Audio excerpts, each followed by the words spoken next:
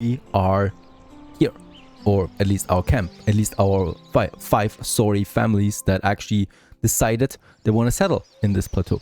Let's build the city. For that, first of all, of course, what we always should check out is where is my fertility, right, for my fields. And we can see, yeah, as always, we are in a territory where it's pretty harsh to have crops.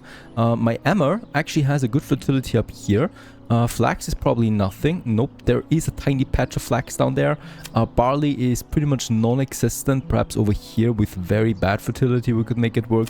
And rye is the same as the emmer. Rye is actually worth it a bit more, but we need to research rye before we can use that. So this area looks like it's going to be my only option that we have, right? So we definitely need to make sure that this area here stays clear of any kind of building that we have right now. This is going to be purely made for farming, right?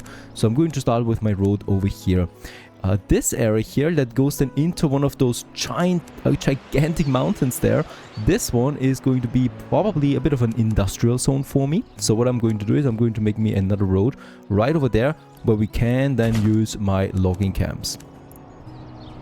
So we also continue with the road then all the way here, going to the central plateau area. Then actually we could make this connection here already with the King's Road that we have. This is actually something we should be doing anyway because we want to start with trade eventually. And then we have up here that lake. I want to keep that patch of green there in the center since the game doesn't offer any park ornaments and stuff like that. Using this as kind of like a park would work out. So I'm going to make me a tiny road that just goes along this area then towards that lake, or all the way actually into that. And here we could make another road that goes then over there again, right? So that we kind of like structure our city around that a bit, also then around that lake. This road is especially tricky as we cannot get too close to the lake there, right? The lake is flooding during certain seasons. So we gotta make sure that I'm building the road so that it's as close as possible, but without hurting those trees. Because those trees I really want to have then for my city. And here we can make another connection that probably goes then over there again. Alright, starting that road structure. There you go, a nice little road setup just around those trees and the lake as well. But of course, you know, it's a camp right now, so we probably should not start a proper city over there, but rather around the camp at the moment where people actually live and breathe. And yeah, we got a few very basic constructions that we need to get started ASAP. First of all, let's have a look at the water vein. There it is. So a well is my very first construction right over here.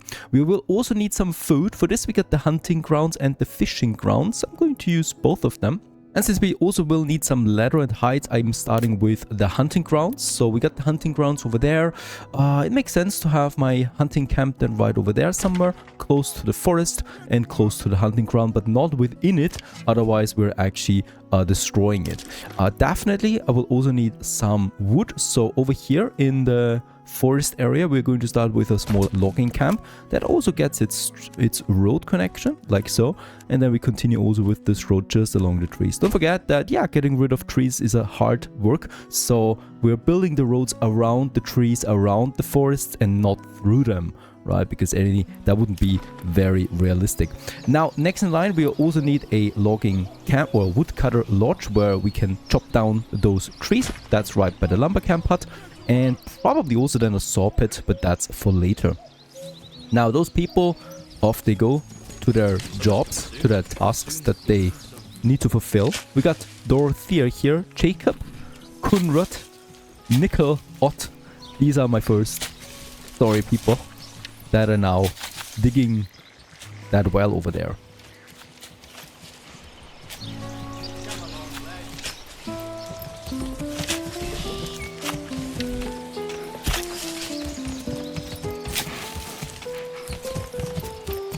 Very important with the latest update, right? The hunters and the fishers and the gatherers, they're not selling the goods anymore themselves, but we need to have a granary and a warehouse for someone to actually sell it then on the market. So a granary it is where we store our first food. Probably have it right beside my farming and my hunting camp, right? So this is farming area, hunting camp. Having the granary here makes sense to me. And we're also going to need a storehouse. That's probably something I'm going to keep then right over here where we have our future industry zone, at least one of the industry zones. It's March right now. We have plenty of time for winter to prepare. Food, we have 2 months. We have no fuel right now, but we don't need it. It's warm enough. Come on, laddie. It's always a great moment, the beginning of a new town. What are you doing there anyway? Oh, he's actually laying out the foundation for the granary.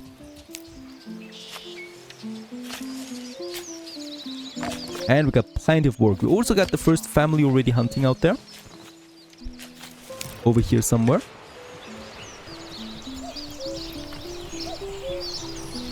Actually a pretty big herd that we have there close to us. That's great for meat and for hides. And he's already working on that.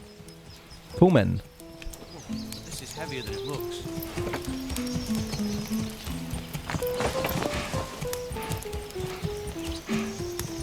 Why do I have to carry this alone? And a little bit later, the logging camp is coming along.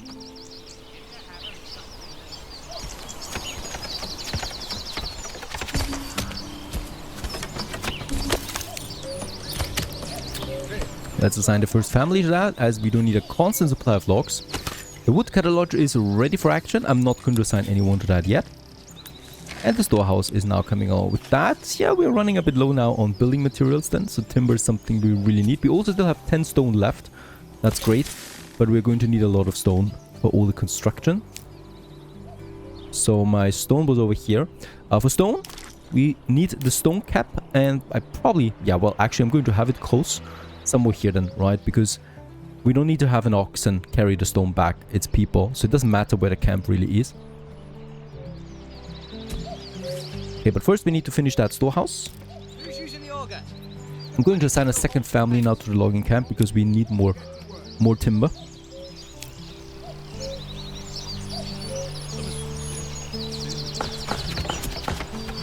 And we're really lucky with the weather, at least for now. There's the storehouse.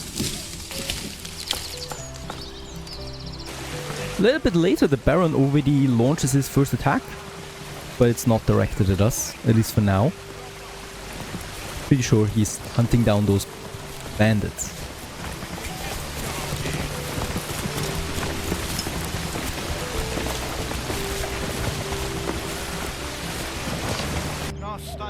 As we're entering April, one problem becomes apparent, and that's homelessness. This is now a penalty climbing, so we need to provide some housing for my population.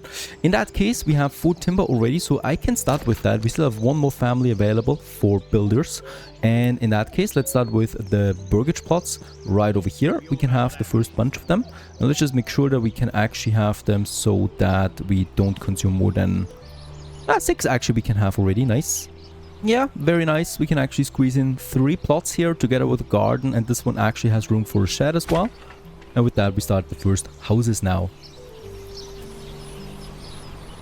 Those people also want to purchase stuff then at some point, somewhere. So let's also build us a market area. We can start with a smaller one just here, I'd say. And why not just by the lake?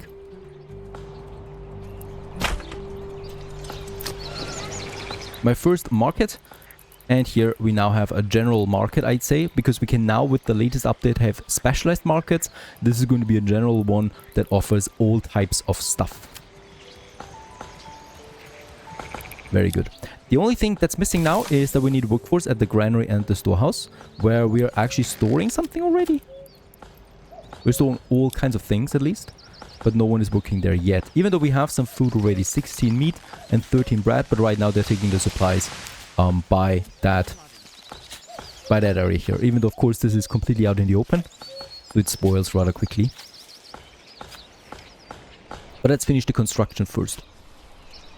And another 3 plots we can actually afford right over here. I'd like to squeeze them in just like that beside the market, right? Then those 3 burgages, because don't forget this is not planned as a city here yet. This is just a camp where we are placing houses. The real city will be starting then over here, where we have ample space.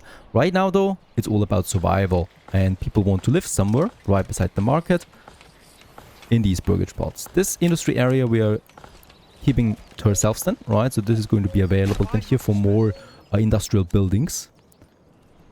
And there's already the first house now coming up. Since we have plenty of timber, I'm actually reallocating one family to building so that we can focus a bit more on building and finish those constructions faster. And there's the first family now moving into one of my burgages. Got a prime spot for her there.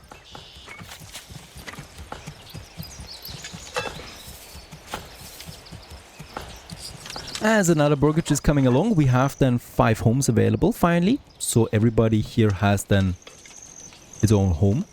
Next in line, we should start with the saw pit then as well, to start with some basic plank production, because with normal logs we cannot build that much longer then. And where should we have it? Probably here by the main road. We can also squeeze in a second one here. Actually, let's just do this right now. Right, it's just conveniently beside my logging camp. We've also leveled up for the first time to a small village. And with that we can also specialize. Advanced pond keeping is something that I'm considering this time around. It's a new tag that we have available, and since we have a lake close by, we might actually just need it soon. But for now, let's finish the last burgage here, number 6, so that one family at least can move in.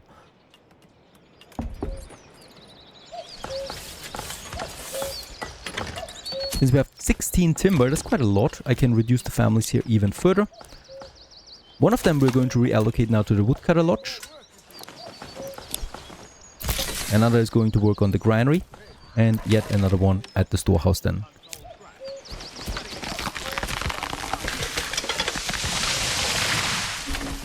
There you go. And with that, we're also getting the first market stalls now.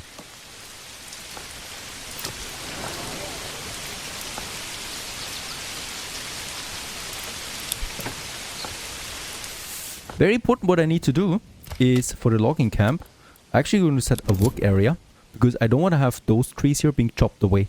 So for logging, we're only going to have this whole area here available in the back of it.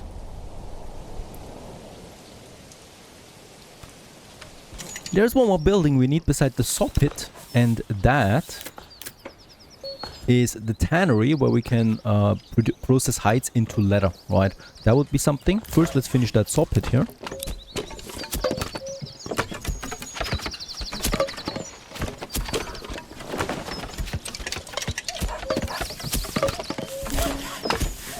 There it is. And I have a family working in there now, finally producing us planks. I've also moved the oxen over here, close to my storehouse. Makes sense to me like that. And we've also started with the firewood production. Even though this new system has its flaws, I think, because we now need to have dedicated workforce for storehouse and granary at all times for the market to work.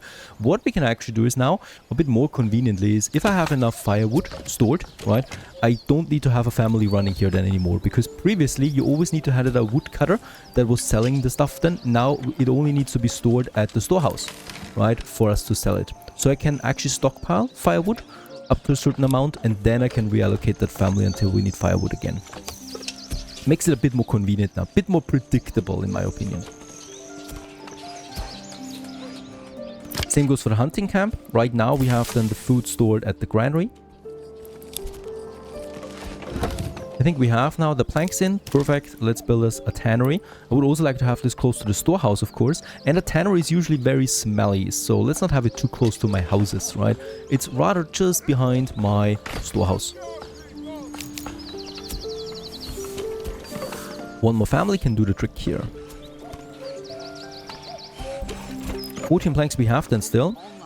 So we're saving up on that church right now, which we actually can build now. And after a bit of saving up, we finally can afford the church. Major building that we have. And yeah, I'm a romantic.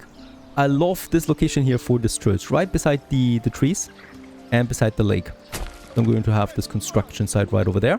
It's the first church. It's not going to be the central church that we have, right? That's probably going to be somewhere over there. But as a starter one, this is going to be absolutely fine by the lake. This is going to take a while, especially since we only have one family right now allocated for that. We have 7 months of fuel supplied already, so I don't need that family here chopping firewood anymore, and they can help out with the construction.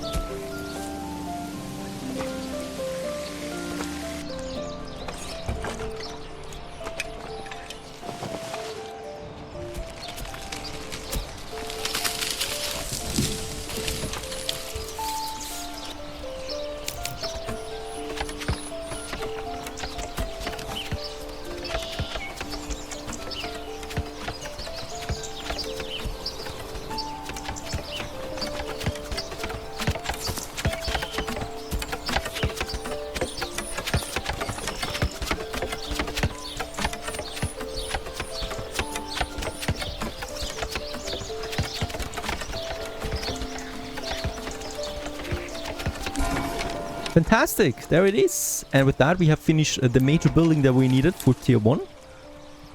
We also have a place to bury the dead for having mass and for, yeah, of course, weddings. Now, in that case, we still have 2 families available. I should work on the needs now. So we have the marketplaces here from the Granary, the storehouse. We have fuel, we have food. Let's start with some leather production in the back of it. Timber-wise, we're fine. Planks, we're fine. So I really just need to wait for people to become really happy now. Also time that the Lord is taking a little tour.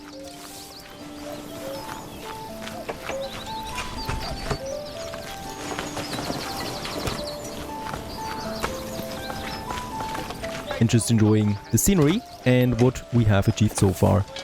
A working economy for a basic small village.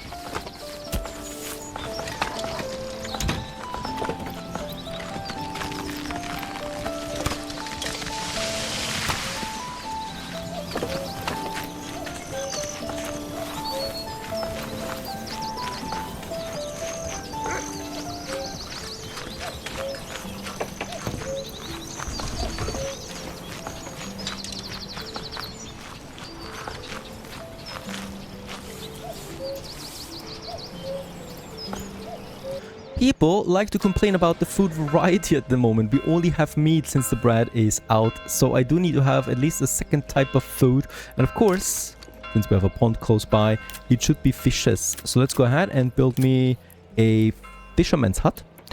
This one here actually does not to be on the pond, right? It needs to be beside the pond. And in this case here, it's probably not a bad idea to have it here in my industry zone. Could probably also have it a bit further down in this area or a bit further over here. But I reckon it doesn't really matter because the fisher needs to go there anyway. And then we need to transport it to the granary anyway, right? We can just as well have it here then as well.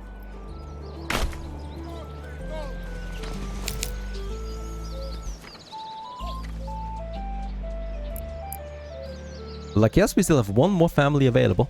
That not only finishes the construction, but also works as the fisherman then.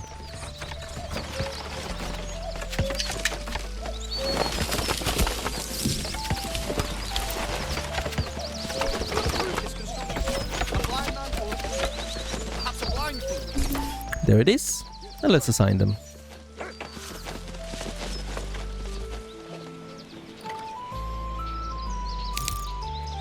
And with the food variety coming in, we have now an approval rating of 53. That means that if we have space available, which we have one more spot available, people can join us. And this should be happening now any moment then.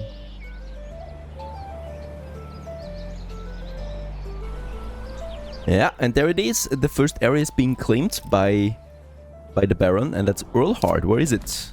It's over here. Nothing I can do about it for now. Was to be expected that at some point they're going for this. And he's probably going for then Linek that we have up there in the north. And then he's going to start claiming my territory. Or sorry, actually we should look at it like this. Then it's the south.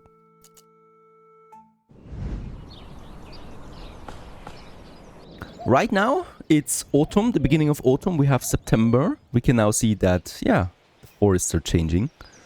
And in that case, we have one family right now that we're using for different tasks all the time, right? So that is now going from the logging camp over here to the woodcutter lodge to prepare more firewood for winter. And then we're going to move it back to the saw pit again to produce more planks, since we're full on timber right now. What I can do with that family too is providing stone, because we need a bit more stone for a manor house, for more trading. Over there we have the stone deposit. And yeah, I'm going to have the stonecutter camp a bit closer to the industry zone though, because that's just how it works the best. And I'm going to have my stonecutter camp over there right now. And in that case, you only need the workforce, right? And here we actually have the construction with the timber, and here we store also then the stone that gets into the storehouse. So this makes the most sense to me. It doesn't need to be close to the stone deposit, right? That just adds more travel time for the families. We don't have anyone for working right now, but I think firewood we're fine, 8 months. So let's assign a builder family to that, to have those guys here. And this road we can actually then have go to this church there, right? So there's the exit of the church. And this is then the path going right through that thicket to my industry zone over here again. And since we have a construction family, I probably should also build me a few more bruggages. I would like to do this. So we have this block here available that I can have for it. So something like that comes in mind. We're also getting the message. Winter is approaching now. It's the end of October. We're finishing those houses. Even with 63 approval rating, no one is moving in right now. We have plenty of space. I hope that we really get at least one more family this year. Supplies are fine. Fuel is a bit low, so that family is going to work on a bit of fuel then again. But let's finish those constructions here.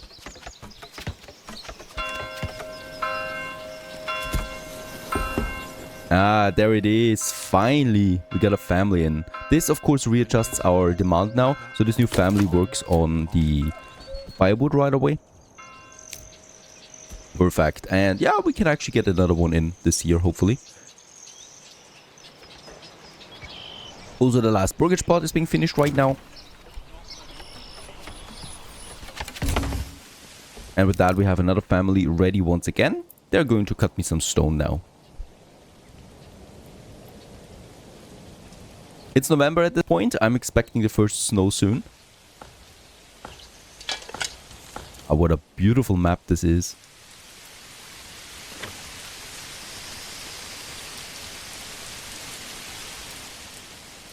Last but not least, for now, I would like to also build me a trading post. We can have one right over here beside my storehouse and beside my granary, because we need to access both of them, right? Makes sense to have this one close by. And we have a direct access to the King's Road over here. So once again, a temporary trading post until we get a real one, then probably somewhere down here closer to the King's Road then. We need a family for this. I'm waiting. We have 9 months of fuel supply, so I can actually reassign them. Right now, I don't need more firewood. And we can finish this one here too.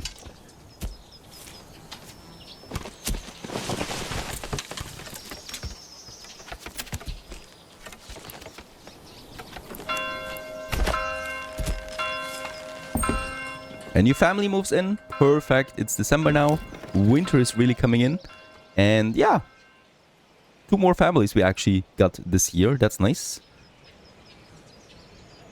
And there it begins to snow as well.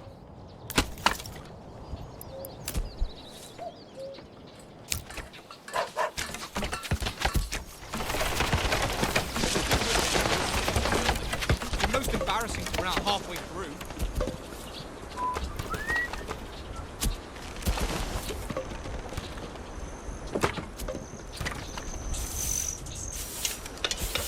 And we can also start with the trading now. We actually have a family unassigned, so this family could do the trading for us. Planks would actually come in handy here because we have a good supply of planks, right? And it nets me some money. Also, the trade route doesn't cost that much, only 12 wealth, 12 coin. Fish is another one that is handy. We have lots of fish right now, so this might be something we can also think about. The thing is though, right, it's winter now, so that shoal of fish is freezing. So we're not producing any fish now for a couple of months. So I rather not go with the fish at this point. However, wait a second, there was something, right? The advanced pond keeping. Workers are able to cut holes in the ice of a fishing pond and use baited hooks to catch fish. Let's go ahead and get us this, since fish is our speciality. And with that, we can actually enable the trade of fish for the 30 coin. There it is. To start exporting fish, let's have a minimum of 50 or so. Fish is also spoiling rather quickly, so we shouldn't keep too much of that in the store. Let's also assign a family to it. And with that, we should be able to make some coin. I might also be thinking about enabling trade for the planks, right? Next, it would cost me then 24 coin. And with that, we could make even more money. Firewood is really fine. Let's reassign them to the saw pit. How's my timber looking? It's fine for the moment. And we also made our first sale of 15 coin. That was a traveling merchant. In that case, we're getting the message here, disconnected from the major trade routes. There's no traveling merchant. It's not entirely true though. We're getting merchants in. The problem is this road here It seems to be some kind of bug. I mean, there should be the road, right? And I cannot build a road over it. So I think it's just a visual bug right now. But we should have that connection to this major road here. However, there's also this major road, right? That goes down into a trade point. So this should be fine here. We do have a direct access to it. It is true though that we're going to get more merchants when we're building that close to the King's Road, which is that one, right? Outside of that, we are only attracting smaller traders and ourselves, which is fine for now. We're making money. 114, in fact, that was this trader here. Who is it? Cannot click on it. That was so much money that we can now do something else, and that is providing chicken to my people. Which costs me 15 coin, and it provides 10 eggs to my village. Let's start with 3, I'd say.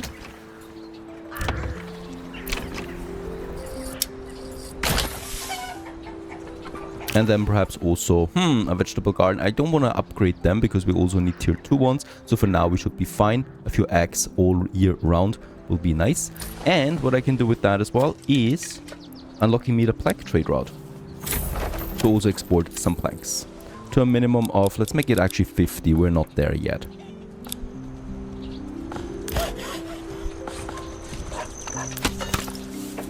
We need more workforce, in fact. We have still 2 more available living spaces, so I'm expecting a family to move in any time.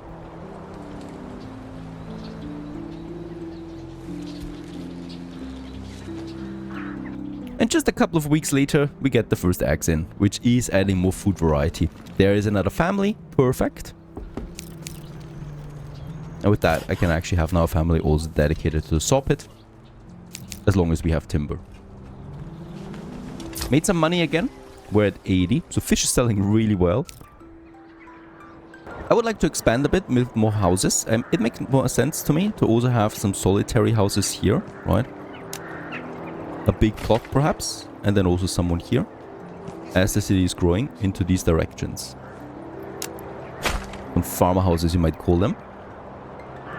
Also provides me some space. And here, it's important that we stay clear of this area. However, here we could make a road, because that's then the end of the farming area, at least in this area.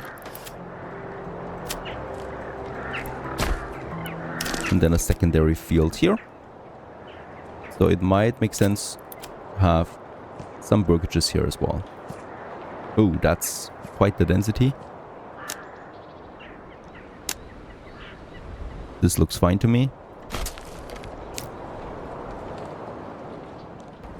And finally, spring is upon us again. The snow is melting.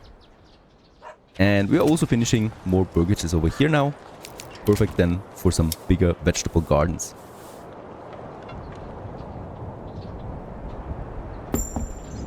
There's another family moving in. We've received reports of bandits of raiders roaming the nearby lands. So we gotta be ready for this as well.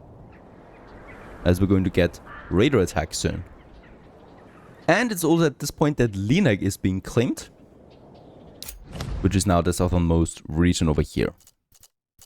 Now, next in line comes something that unfortunately will be a bit problematic since we're so far away from the entrances to this plateau, but it's something I need to start right now for the challenges ahead, right? That is more warfare, more attacks that will be coming in soon. So we do need to start with the manor house. For this, I need to start upgrading now my first villages more or less then as well, but for now we can place it. Now I've been thinking about either this location here, which of course somehow would make the most sense, right? Because here it's just a nice closing here that we have close to the mountain as well, or we have this location here which is very close to the cliffs, and we could have then a wall walling us off here and here. Also, any kind of attacks would go over would need to pass the manor house, which has then also defensive towers, right? So this makes the most sense, I think, to have it here as a defensive position. So that's what I'm going to do actually. We're going to place it somewhere here, right? Let's just check it out. Probably this way. There you go. And we only need the house for now. I cannot afford more anyway, right? So later on we can have then the walls and the gates here that will then pass over there. But for now, this is basically the only thing I can do. One thing we still need is a road connection that goes then in like this. And, you know, we can still move it later if we want to. It doesn't need to be here at all, but the idea would be then to have that wall going over there and also going over here to close us off, right? So that you can't access this plateau anymore on a normal way, I should say, with your army. That would be ideal, especially since we have quite a lot of raiders and the Baron and stuff like that. Okay, so that's that. The manor house is working. We will need to get some construction over there, so it might make sense to have a road going from the pond then away. That goes then through that thicket here, right? This is actually an opening. There you go. And it also passes by the stone, which is just ideal for my stonecutter. And goes then over here to the construction side. However, we're also making quite a lot of money, so what I could do in case of an emergency is we could also buy a mercenary, right? Actually, also the biggest ones would be available to us already. That is something we can always do. We don't have archers yet, so I need to upgrade a burgage plot to level 2 before we can start with producing bows. For this, however, well, I'm not feeling totally ready for this yet, because it will give me a hit to my approval rating. Now, this construction set will take a long time because, you know, we need to get everything over here. That's the stone, the planks, and especially the logs. They'll take some time. But we have 2 families working on that. That's 6 people getting the job done. So this should be easily possible. Now they're also using the new road. And there's also the traders coming.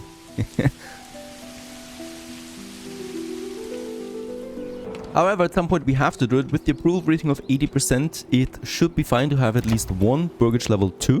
Where should we have it? Yeah, let's have it right here by the main road and upgrade us this one here to level 2. I'm also going to put priority on the highest level, so that we finish that before the manor house. And a new family moved in over here. Perfect. Let's actually have them with a vegetable garden right away. Money-wise, we're really fine. We can actually afford 2 mercenary groups right now.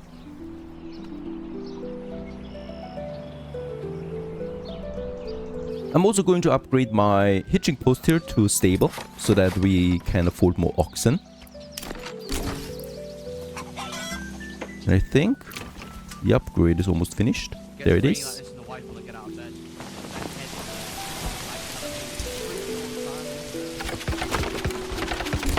And with that, we got our level 2 house, our first one. And those guys here, we can now convert into artisans. And that would be then the boyar's workshop to produce bows for us. The shoemaker also makes sense, because we do need shoes at some point. Let's start with the boyar though, so that we can start the weapon production. It's also a nice export good to boost the economy further.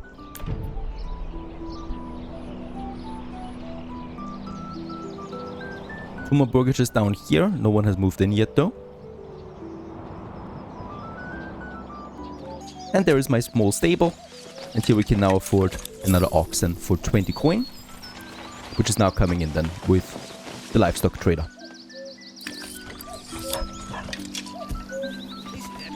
Yeah, with 5 families working on construction right now, things are going pretty well. And the manor house is also coming along. Ooh, there's another family that moved in.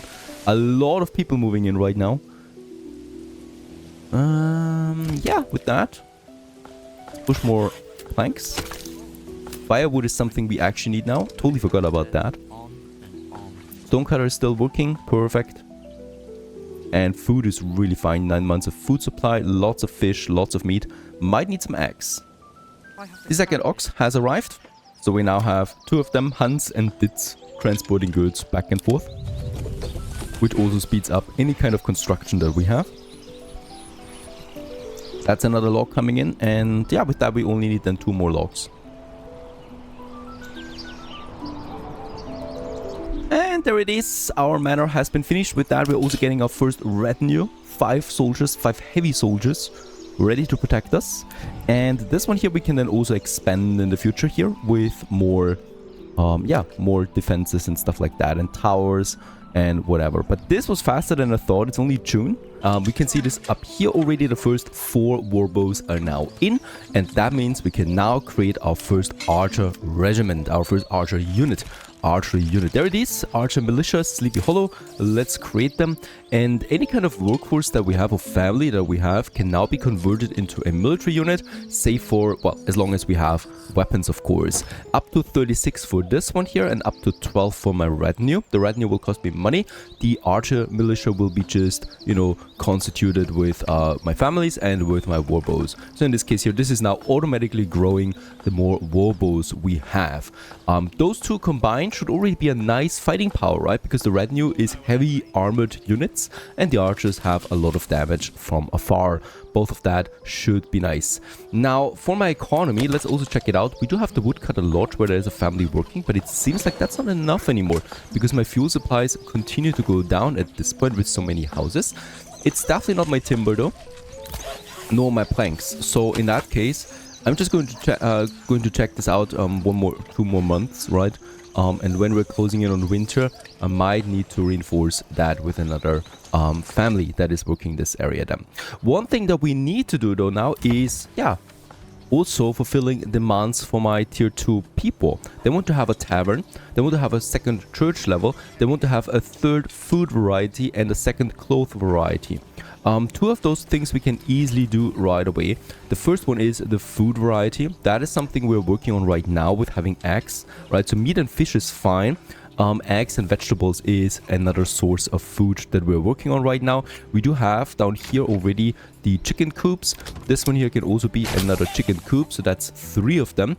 And then I probably also want to have some more vegetable farms, so that we have this good in as well.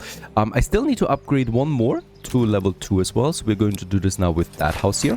This will unlock us the next settlement level, and with that we could go for the apiary, which is then another type of food if I want to.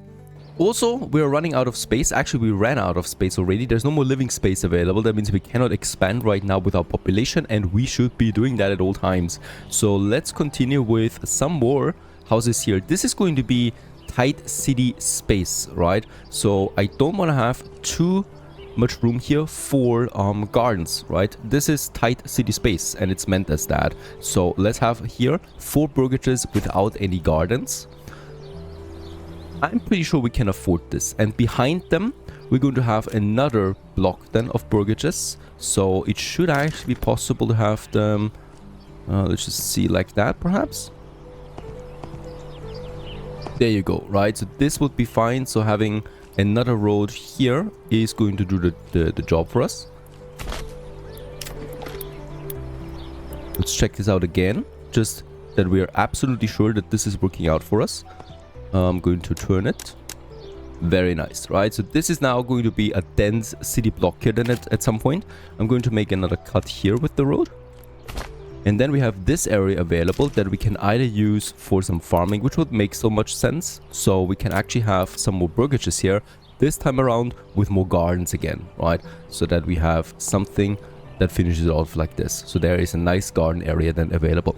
With those burgages though, we need to have another marketplace now, because this one here doesn't reach that far. As you can see, only up to this point here. So those houses already are not fulfilled anymore by the market.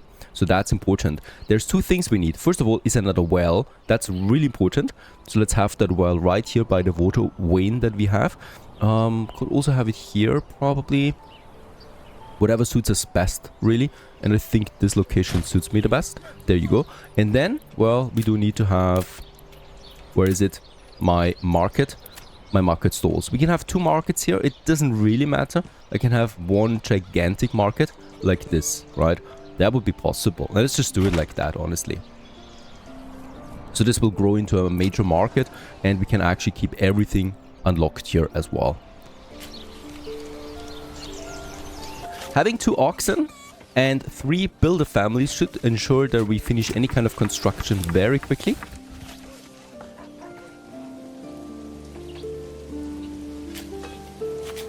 The shoal of fish is really fine, 1,300. We could actually afford a second family here. The thing with the hunting ground is though quite the opposite. We're constantly at the limit of 20. I've set the limit to 20 because that also ensures a fast recovery rate for those animals. The problem is it's still not enough. I mean, it is okay, right? Because we have, yeah, 49 meat in stock, but this is not going to last forever. No berries is really hurting us right now. So we'll just see what we do without them. Probably need to start farming sooner. There is the next artisan leveled up. Very good. With that, we can now have a shoemaker. If I can afford that. We need a tool for this though. And with that, we could then have someone produces shoes for us, which is a type of clothing that my people need. So if I want to keep them happy, we need to ensure that. Let's just check out my trade and see if we can actually get at least 1 or 2 tools in. That would be fantastic. There is the tools. Let's start the import up to... Ooh, it's very expensive though. Up to 10. Let's just see what happens there. Perhaps someone trades it with us. That would be ideal. The interesting thing is, with a second family now assigned to the Granary, we have a second family providing food on the market.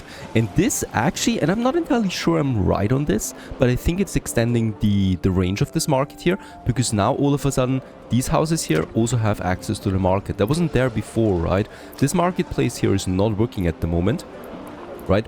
Or it's spreading the area, even though it doesn't have any marketplaces right now, market stalls. It's still spreading that reach. That's really interesting, I think. And in that case, this market is now still providing the need for every villager that we have. These houses here are empty at the moment, right? So that's why they're not covered. Okay, regarding the food, the situation gets a bit more dire now. We're dropping to 7 months of food supply as meat continues to go down. We're not going to go into any food shortage per se, right? Because we always have fish available and I can still assign a second family to that. But the food variety gets a bit more problematic now. Yeah, we have a lot of chicken coops and vegetable gardens at this point, so this adds to it, but we still need a new source of permanent food, and of course it's farming. We do have lots of families moving in right now, so we have 3 available ones at the moment, and that I can use now to finally start some farming. And this is our farming area that I would like to assign for this whole area. And yeah, what we can do here is now, or what we should be doing is, there's my granary. So I'm going to make me a road kind of like over there, like this, right? So that we make this a bit more dynamic looking. This goes then over here into this area. We got to make sure here though that we are not getting too close into the hunting grounds there, right? Otherwise they are going to be hurt by that. And with this we can now assign the farming. So there is then room for a windmill, right? That provides that. So I would like to have it. The bakery and the oven is fine. And then what we still need above all else though is a farmhouse. And that's a pretty big building. So let's just get us the farmhouse probably somewhere out here in the middle of the whole farming area.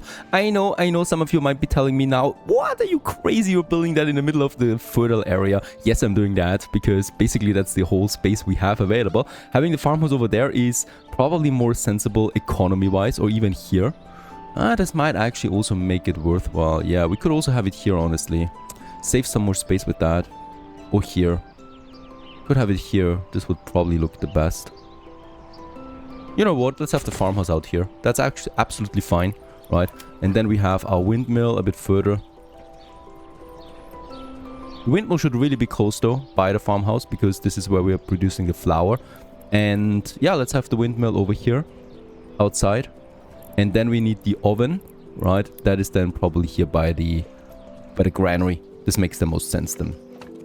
Right, and this can all be farm area now. So the farmhouse, and then we can start with the fields. So we are going to need the emmer. Flax is going to be horrible. Barley, there is at least a bit of barley possible here from time to time. So that's something we can make work here, right? And then we can safely plop down those fields. One here.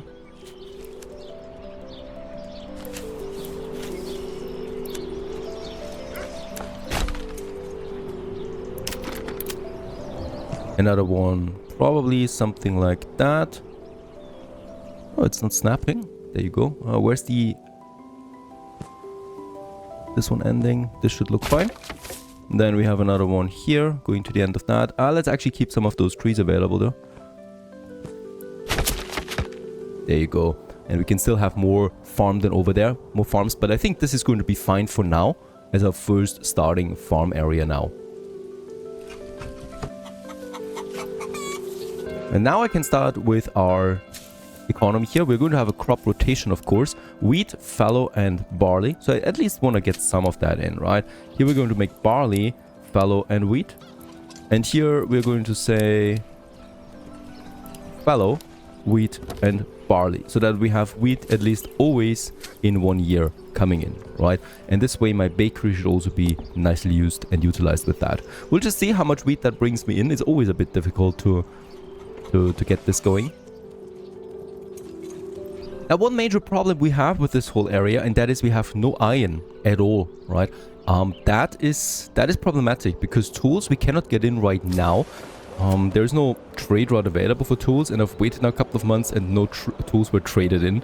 So we really need to do something else here, and that is getting in the iron ore or the iron slabs, because either way we can process that. I'm going with the iron slab because the difference is really small. It's just one coin per price, right? Per piece. And the iron slab we save kind of like the processing building here. So this is safer for me. Let's import iron slab. Let's just say up to, yeah, 20 or so, right? That would already cost me quite a bit. So we're just going to do this once, and I hope that without a dedicated trade route we get this in. Should be possible. And then the only thing we need actually is then a smithy, and this produces us then the tools. Let's just wait for the iron to come in. We need tools at all costs, right? Without it, I cannot even start here my next industries, like the cobbler workshop, which is my goal. Okay, the farmhouse, yeah, it's coming along. About to be finished. There it is. And here we can now assign, let's start with 2 families, right? And whoops, those 2 families are going to have now their dedicated work area here. Gotta make sure that we get the fields in. And now they're working on that.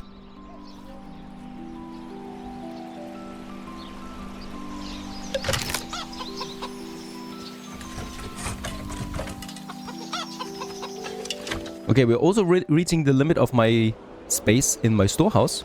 So we can now go ahead and upgrade this. It's a bit cheap, right? But it's absolutely worth it. For the granary, not necessary at the moment.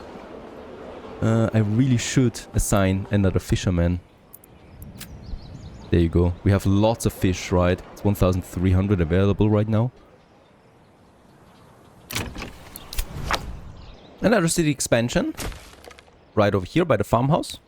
So we can close it with that. With all the remaining timber that we have, basically. Also, the first 5 iron slabs are in. Hooray! That's actually all we need, really. There's not more needed to get the first 5 tools in. Yeah, and with that we can have a smithy. Let's definitely have this one somewhere over here in the back. Probably instead of those trees here. Why not? Do we have it close to the other one? That's really close, but I think that's okay.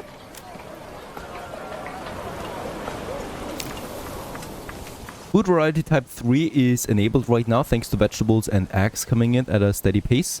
And also these houses are being finished and also upgraded. And this one was finished and there's actually a family moving in right away. That was quick. And I'm also going to have a chicken coop here and also a chicken coop. Or actually, yeah, let's make a vegetable garden. That wasn't the purpose. Can I still change this one? Oh yeah, nice. The chicken coop. Makes sense to me to have chickens by the farm. For this winter we're fine. Fuel is 7 months supply right now, but that's already 2 families working here. And food is 6 months. But it's, yeah, the food consumption is much increased now in the second winter as the town is growing. So the farming area should be my saving grace here in the next year. Let's actually add another field over here.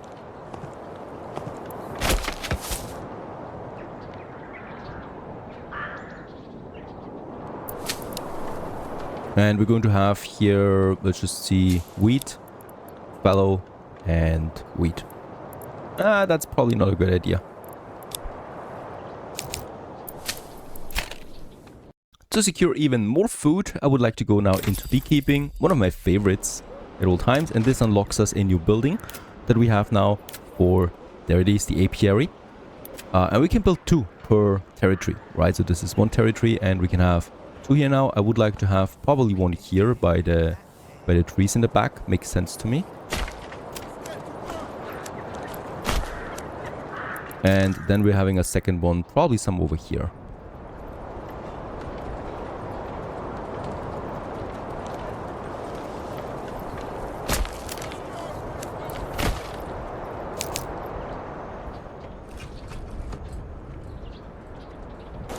And there it is. Yeah, well, also the hunter. But also now the beekeeping. With that, a new source of food, much appreciated. We already got the first honey in. I wonder how that works. That was very fast. Now, what I can see also is that we have 46 warbows right now. We have 36 of 36 archers now. So this is full. This doesn't consume any more warbows because the people assigned to the archer militia, they have the bows in their general storage, right? Which does not count to the overall storage that we have, the 45 warbows that we have in the large storehouse. So what I can do with that, I can make more money, of course. We can start the export of weapons now, and that is the warbows exporting. I'm going to have a dedicated trade route for this, even though this is expensive upfront, 150 coin. Right, it's still going to be very profitable, and we're going to say go down to 30. Right, because with 30 we can get almost a complete archer militia out again. Or let's make it 36 because that is the full militia. So in case of emergency I can get another 36 archers out immediately. The export price is 5 coin, which is a lot, right? And any kind of above threshold now can be sold. So that's very important because we also have quite a few expenses now because of the iron slab import, right? It's 10 that we have. The smithy is here. I'm not activating it right now. We don't have enough families for it, and also not enough fuel. This is consuming fuel then in addition, so I gotta be careful about this. We have 4 families assigned to the farmhouse, so it's going to be a busy farming season now, hopefully. And one thing I probably should also do is increase the radius here to include the other field as well. Since it's winter and yeah, my farms are also rather waiting right now, I can actually reassign them to be constructors. And with that, we can also finish the remaining construction we need. That is a windmill. Let's have this right beside the farmhouse here at the edge of that cliff. What a beautiful location. It also has an efficiency up bonus here because we are in a very exposed position. So there's lots of winds out here. And this is a nice efficiency bonus, right? Think about the efficiency here, like here by that mountain. Holy cow, yeah, it's dropping to 20%. So this is not a good location for the windmill. This side, however, here is very good for the windmill. So that's that. The other thing we still need is an oven to produce bread. And let's have the oven then, yeah, probably here by the fields and also by my granary. And by the way, that granary, while we're at it, let's also upgrade this one right away. The same as the storehouse. We are having no more living space, so also a bit of burgage expansion is required. Where should we have it? We have this location here available right now that I would like to use for some additional burgages. How many though can we squeeze in here? Huh, not that many. It's a bit of a strange shape that we have.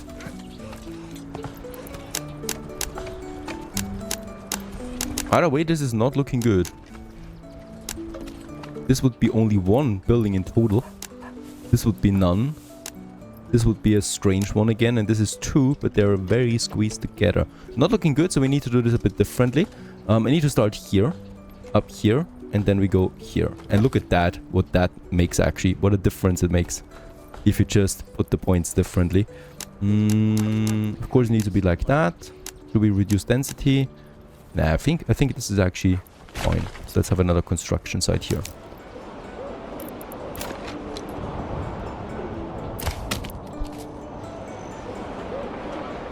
Also, that forest is disappearing. I mean, there's more trees here, right? And there's the dense forest here. But I think it cannot work over the borders, right? So we are reaching... we still have space there. No worry at the moment for forestry. Now, that was quick. Still a log missing, though. And look at that location. Beautiful, you can see down there.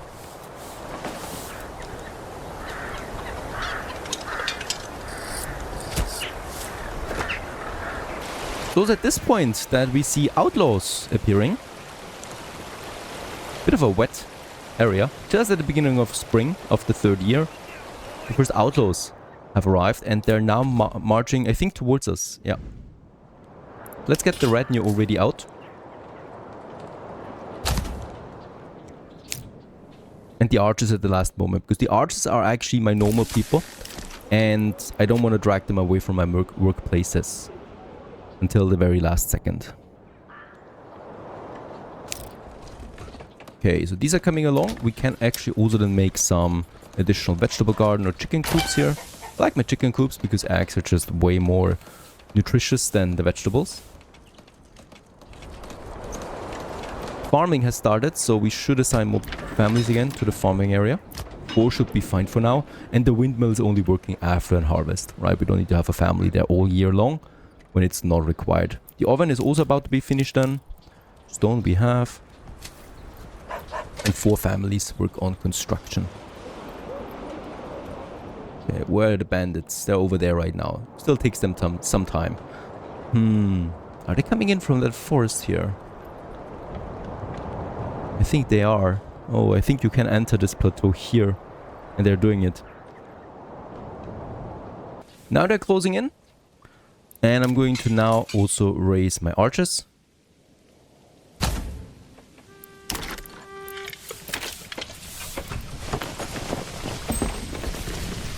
And now everybody that is assigned to that militia is taking their bows from home and gathers here by my retinue, by my professionals. Those are the ones.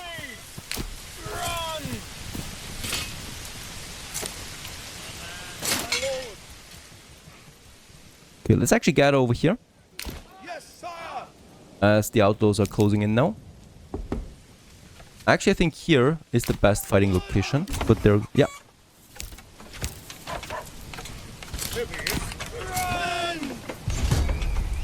There they're coming.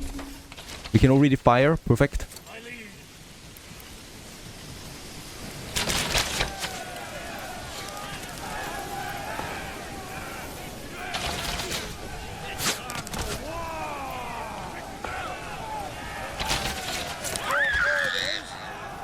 My retinue takes care of them, and we are going to move the archers over here to flank them. The retinue should be fine, really. They're heavy soldiers, even they're vastly outnumbered.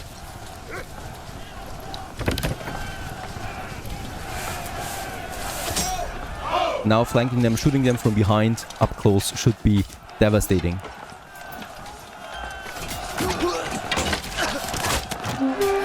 It is, and we already defeated them. And off they run. Perfect. This also gives me a bit of influence. Let's disband, so everybody goes back to work.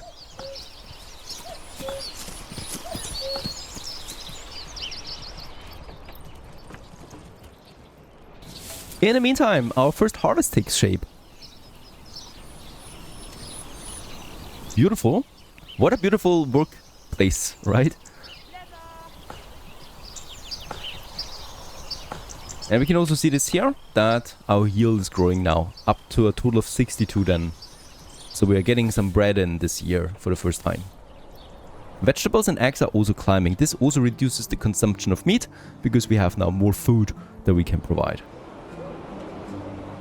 Now once again that market is reaching its limit. We can actually see this here. The supply capacity has been reached. That means we cannot provide our goods anymore to all the homes. So I need to once again assign a family to the granary, and I will also need to assign a family to the large storehouse. We got 6 families already working now on distribution. This increases now the capacity, and with that we should also supply everybody again.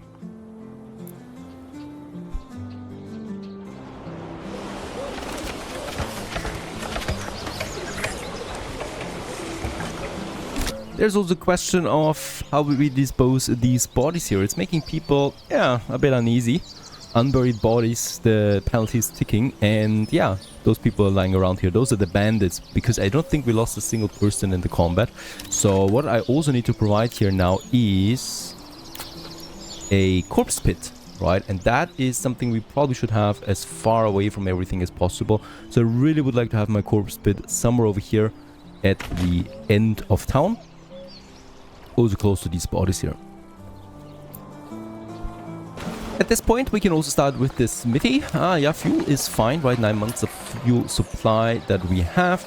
Also, we have 20 iron slabs, which is really already more than what we probably need. So what I'm going to do is here right now, I'm also stopping my iron slab import, because there's no need for this anymore. By the way, we could also have a dedicated trade route, not that expensive anymore when we consider our total wealth that we have already. But at this point, I would like to stop with it because I don't think we need more than 20 tools anyway.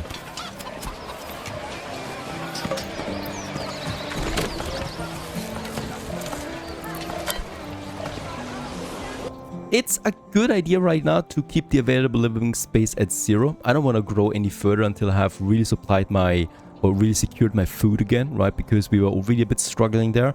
I would like to wait for that harvest. What we can see though is that a huge amount of eggs and honey is coming in, so this is really helping me right now. Assigning more than 2 families to an apiary is still not something I would like to do. I think it doesn't produce that much more honey in comparison, so we're not doing that. The shoal of fishes though always fine, so I could consider assigning a 3rd family to the shoal, but we'll just see. It's just a joy when the smithy begins his work, finally. Still fueling, I guess. Making sure that we have enough fuel in here, transporting. The other one is praying. Katharina, why are you praying? Where are you praying anyway? He's going to church and prays. That's also just something I love about this game, right? They are really having their daily routine, going to also fulfill their needs, and the streets are full with people, not just aimlessly wandering around, but actually having goals where they're going to daily jobs, daily routines, you know, chores, businesses, but also leisure activities. And here on the shore, our fishes are hard at work. That pond is feeding the whole village for years now. And it's still looking fine, honestly. Okay, how's my supply limit for the market looking? Very good. So everybody's supplied now, but we're at the capacity already again, right? So perhaps 2 or 3 more houses, and then we already need a 4th family here working on the marketplace each. So for now it's fine though. And for now everybody gets their goods, and we have very good approval rating with that. We have so much approval rating that it might even be okay at this point to tax my people, to have a land tax in effect. 10% would be something that I can think about, but we're making so much money with the bows that I'm actually not doing that just now, because the bows are providing me quite a bit of money. And by the way, there is actually the trade menu that we have, and as we can see here, we can see you know, what we're importing and exporting. We can see that we spent around 300 coin on iron slabs and 1,600 we made of money, with the planks not really coming in anymore. But the bow's now kicking in with 260 coin. The planks, we have 140 planks in stock, so I would like to keep that. But we don't need to export so much. So I'm actually going to make the planks at a 100, right? The fish is fine, and the bows are fine too. And where's my tools? Where are my tools? We should have now tools in, honestly. I can't find them though here. This is heavier than it looks. There are the tools, right?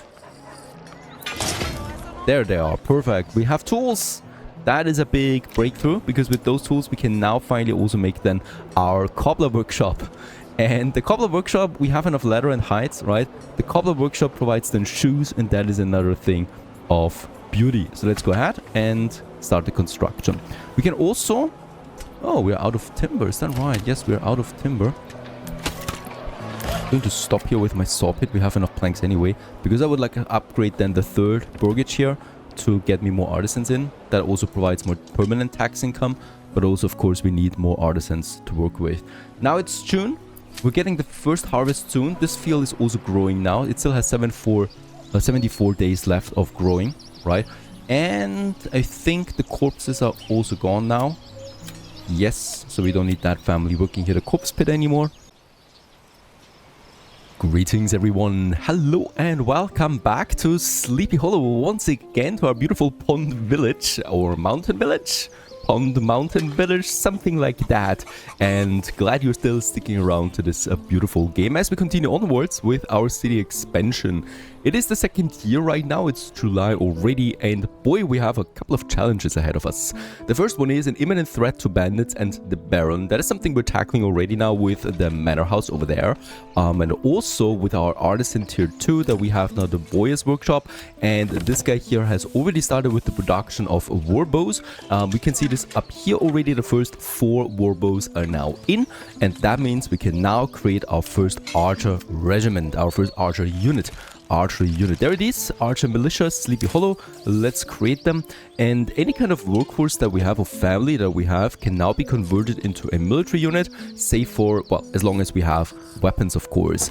Up to 36 for this one here and up to 12 for my retinue. The retinue will cost me money.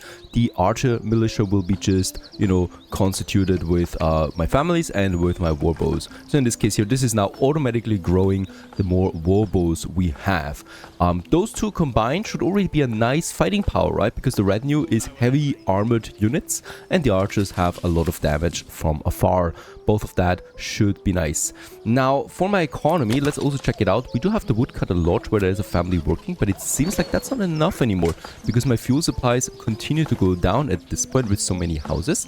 It's definitely not my timber though, nor my planks. So in that case, I'm just going to check this out 2 more months, right? And when we're closing in on winter, I might need to reinforce that with another family that is working this area then. One thing that we need to do though now is, yeah, also fulfilling demands for my tier 2 people. They want to have a tavern, they want to have a second church level, they want to have a third food variety and a second cloth variety. 2 of those things we can easily do right away. The first one is the food variety. That is something we're working on right now with having eggs, right? So meat and fish is fine. Eggs and vegetables is another source of food that we're working on right now. We do have down here already the chicken coops. This one here can also be another chicken coop, so that's 3 of them. And then I probably also want to have some more vegetable farms, so that we have this good in as well. I still need to upgrade one more to level 2 as well, so we're going to do this now with that house here.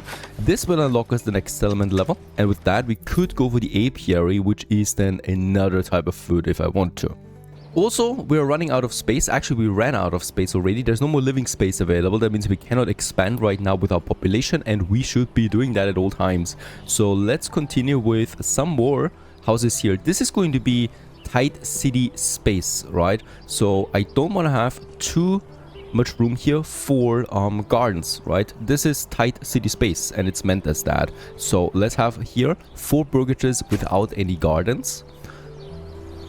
I'm pretty sure we can afford this, and behind them we're going to have another block then of burgages, so it should actually be possible to have them, let's just see, like that perhaps. There you go, right? So this would be fine. So having another road here is going to do the job for us. Let's check this out again, just that we are absolutely sure that this is working out for us. I'm going to turn it. Very nice, right? So this is now going to be a dense city block here then at some point. I'm going to make another cut here with the road. And then we have this area available that we can either use for some farming, which would make so much sense. So we can actually have some more burgages here this time around with more gardens again, right? So that we have something that finishes it off like this. So there is a nice garden area then available. With those burgages though, we need to have another marketplace now, because this one here doesn't reach that far. As you can see, only up to this point here. So those houses already are not fulfilled anymore by the market. So that's important. There's 2 things we need. First of all is another well. That's really important. So let's have that well right here by the water vane that we have. Could also have it here probably. Whatever suits us best, really. And I think this location suits me the best. There you go. And then, well, we do need to have, where is it? My market stalls. We can have 2 markets here. It doesn't really matter. I can have 1 gigantic market like this, right? That would be possible. Let's just do it like that, honestly. So this will grow into a major market, and we can actually keep everything unlocked here as well. Having 2 oxen and 3 builder families should ensure that we finish any kind of construction very quickly.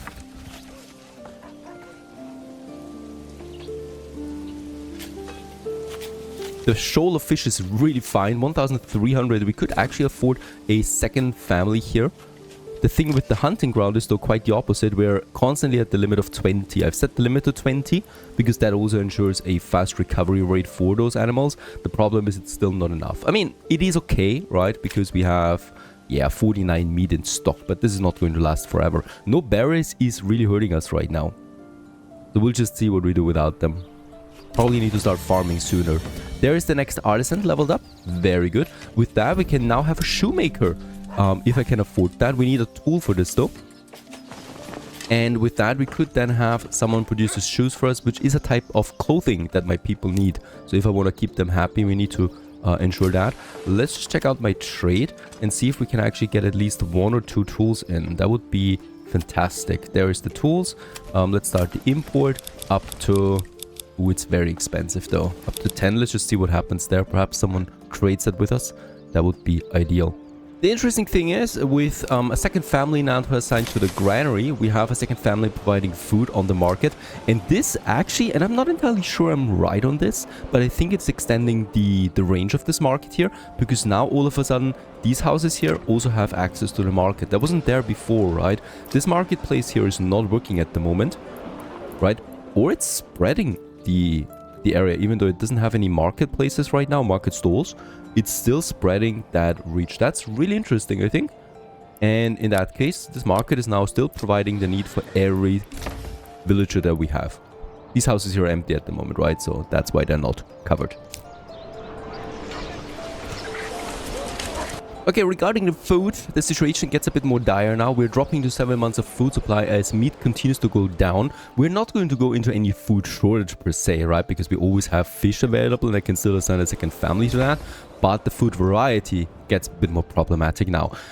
Yeah, we have a lot of chicken coops and vegetable gardens at this point, so this adds to it, but we still need a new source of permanent food, and of course it's farming. We do have lots of families moving in right now, so we have 3 available ones at the moment, and that I can use now to finally start some farming. And this is our farming area that I would like to assign for this whole area. And yeah, what we can do here is now, or what we should be doing is, there's my granary. So I'm going to make me a road kind of like over there, like this, right? So that we make this a bit more dynamic looking. This goes then over here into this area. We got to make sure here though that we are not getting too close into the hunting grounds there, right? Otherwise they are going to be hurt by that. And with this, we can now assign the farming. So there is then room for a windmill, right? That provides that. So I would like to have it. The bakery and the oven is fine. And then what we still need above all else though is a farmhouse. And that's a pretty big building. So let's just get us the farmhouse probably somewhere out here in the middle of the whole farming area. I know some of you might be telling me now, what, are you crazy? You're building that in the middle of the fertile area. Yes, I'm doing that because basically that's the whole space we have available. Having the farmhouse over there is probably more sensible economy-wise, or even here. This might actually also make it worthwhile. Yeah, we could also have it here, honestly. Save some more space with that. Or here. Could have it here. This would probably look the best. You know what? Let's have the farmhouse out here. That's actually absolutely fine, right? And then we have our windmill a bit further. The windmill should really be close though by the farmhouse, because this is where we are producing the flour. And yeah, let's have the windmill over here outside. And then we need the oven, right? That is then probably here by the granary. This makes the most sense then. Right, and this can all be farm area now. So the farmhouse, and then we can start with the fields. So we are going to need the emmer. Flax is going to be horrible. Barley, there is at least a bit of barley possible here from time to time. So that's something we can make work here, right? And then we can safely plop down those fields. One here.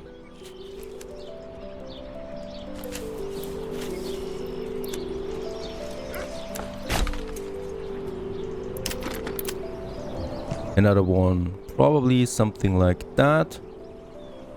Oh, it's not snapping. There you go. Where's the... This one ending. This should look fine. And then we have another one here, going to the end of that. Let's actually keep some of those trees available though. There you go. And we can still have more farm than over there. More farms. But I think this is going to be fine for now, as our first starting farm area now. And now I can start with our economy here. We're going to have a crop rotation, of course. Wheat, fallow, and barley. So I at least want to get some of that in, right? Here we're going to make barley, fallow, and wheat.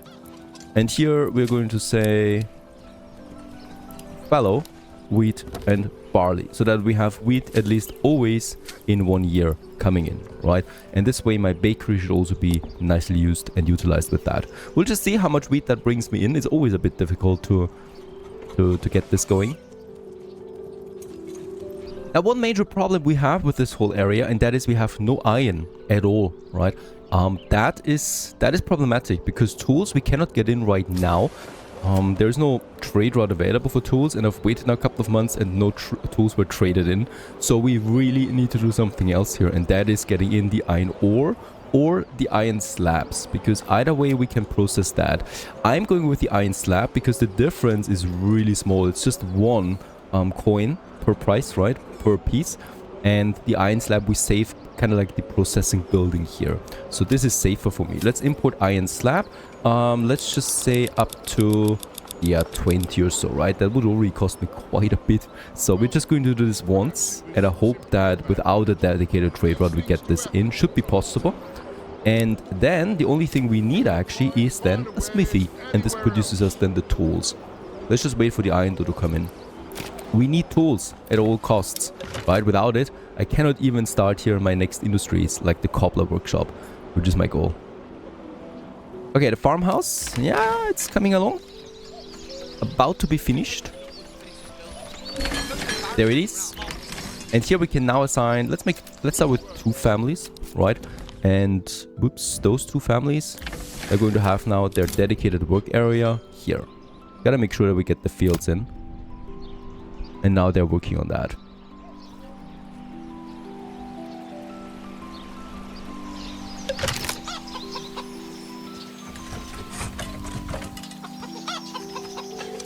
Okay, we're also reaching the limit of my space in my storehouse. So we can now go ahead and upgrade this. It's a bit cheap, right? But it's absolutely worth it. For the granary, not necessary at the moment. I really should assign another fisherman. There you go. We have lots of fish, right? It's 1,300 available right now. Another city expansion. Right over here by the farmhouse. So we can close it with that. With all the remaining timber that we have, basically. Also, the first 5 iron slabs are in. Hooray! That's actually all we need, really. There's not more needed to get the first 5 tools in.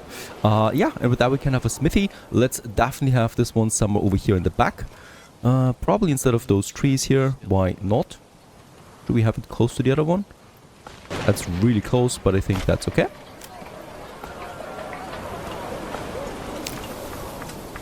Food variety type 3 is enabled right now thanks to vegetables and eggs coming in at a steady pace. And also these houses are being finished and also upgraded. And this one was finished and there's actually a family moving in right away. That was quick. And I'm also going to have a chicken coop here. And also a chicken coop. Or actually, yeah, let's make a vegetable garden. That wasn't on purpose. Can I still change this one? Oh yeah, nice. The chicken coop. Makes sense to me to have chickens by the farm. For this winter we are fine. Fuel is 7 months supply right now, but that's already 2 families working here. And food is 6 months. But it's, yeah, the food consumption is much increased now in the second winter as the town is growing. So the farming area should be my saving grace here in the next year. Let's actually add another field over here.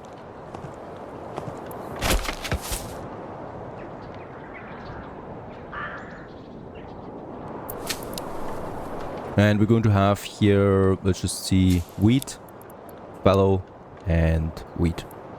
That's probably not a good idea. To secure even more food, I would like to go now into beekeeping, one of my favorites at all times. And this unlocks us a new building that we have now for, there it is, the apiary. And we can build 2 per territory, right? So this is 1 territory and we can have 2 here now. I would like to have probably 1 here by the trees in the back. Makes sense to me. And then we're having a second one, probably some over here.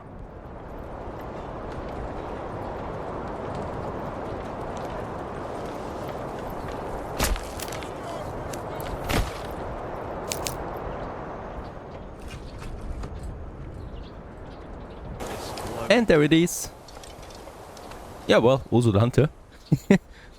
But also now the beekeeping. With that, a new source of food, much appreciated. We already got the first honey in. I wonder how that works. That was very fast. Now, what I can see also is that we have 46 warbows right now. We have 36 of 36 archers now. So this is full. This doesn't consume any more warbows because the people assigned to the archer militia, they have the bows in their general storage, right? Which does not count to the overall storage that we have, the 45 warbows that we have in the large storehouse. So what I can do with that, I can make more money, of course. We can start the export of weapons now, and that is the warbows exporting. I'm going to have a dedicated trade route for this, even though this is expensive upfront, 150 coin. Right? It's still going to be very profitable, and we're going to say go down to 30. Right, because with 30 we can get almost a complete archer militia out again. Or let's make it 36 because that is the full militia. So in case of emergency I can get another 36 archers out immediately. The export price is 5 coin, which is a lot, right? And any kind of above threshold now can be sold. So that's very important because we also have quite a few expenses now because of the iron slab import, right? It's 10 that we have. The smithy is here. I'm not activating it right now. We don't have enough families for it, and also not enough fuel. This is consuming fuel then in addition, so I gotta be careful about this. We have 4 families assigned to the farmhouse, so it's going to be a busy farming season now, hopefully. And one thing I probably should also do is increase the radius here to include the other field as well. Since it's winter and yeah, my farms are also rather waiting right now, I can actually reassign them to be constructors. And with that, we can also finish the remaining construction we need. That is a windmill. Let's have this right beside the farmhouse here at the edge of that cliff. What a beautiful location. It also has an efficiency up bonus here because we are in a very exposed position. So there's lots of winds out here.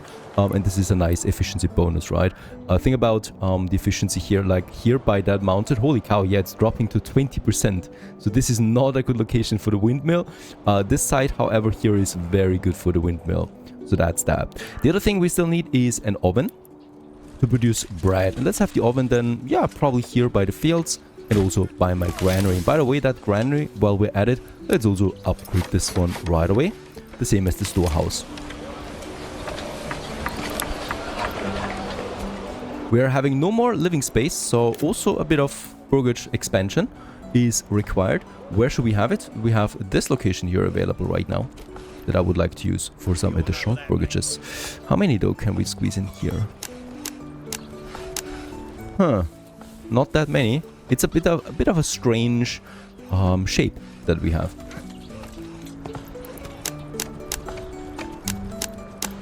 By the way, this is not looking good. This would be only 1 building in total. This would be none. This would be a strange one again. And this is 2, but they're very squeezed together.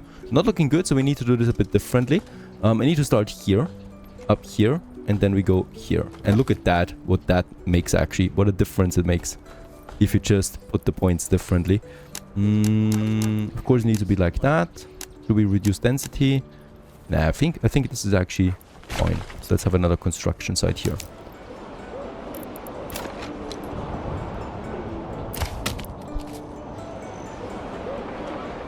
Also, that forest is disappearing. I mean, there's more trees here, right? And there's the dense forest here. But I think it cannot work over the borders, right? So we are reaching... we still have space there. No worry at the moment for forestry. Now that was quick. Still a log missing though. And look at that location. Beautiful, you can see down there.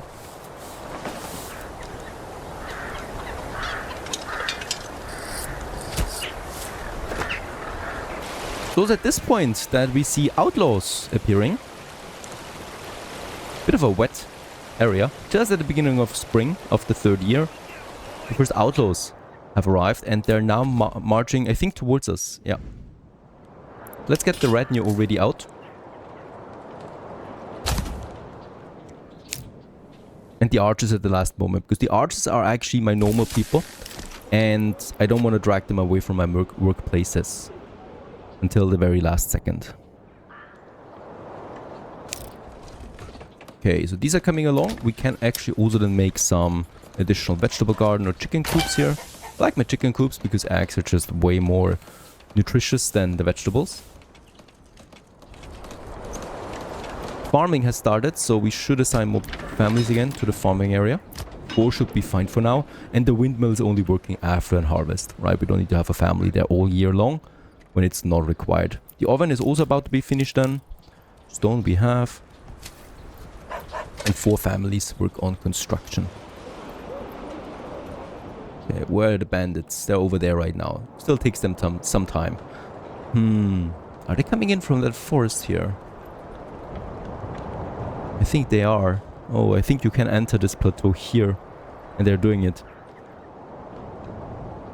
Now they're closing in. And I'm going to now also raise my archers.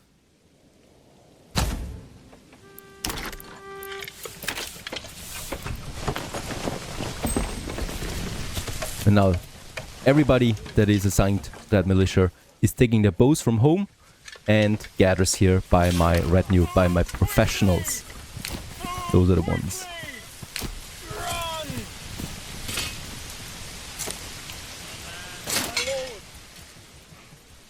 Okay, let's actually gather over here. As the outlaws are closing in now. Actually, I think here is the best fighting location. But they're... yeah.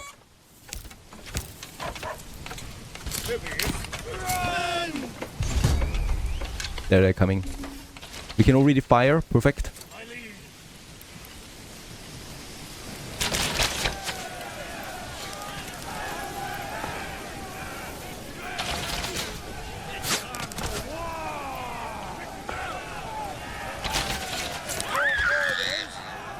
My retinue takes care of them, and we are going to move the archers over here to flank them. The retinue should be fine, really. They're heavy soldiers, even they're vastly outnumbered.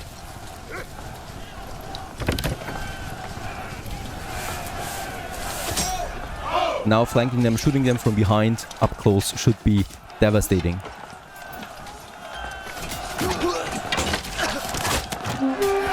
It is. And we already defeated them. And off they run. Perfect. This also gives me a bit of influence.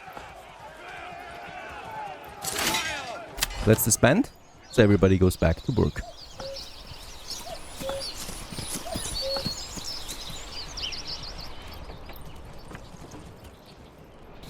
In the meantime, our first harvest takes shape. Beautiful.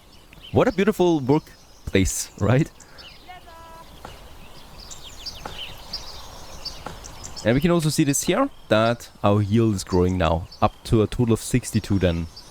So we are getting some bread in this year for the first time.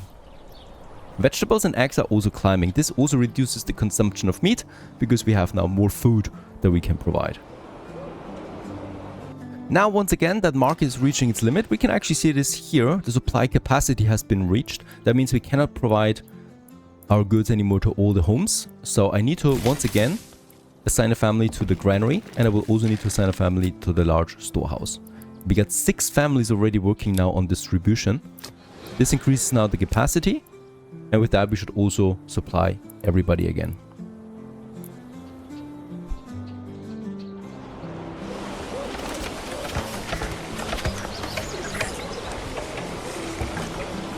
There's also a question of how we dispose of these bodies here. It's making people, yeah, a bit uneasy.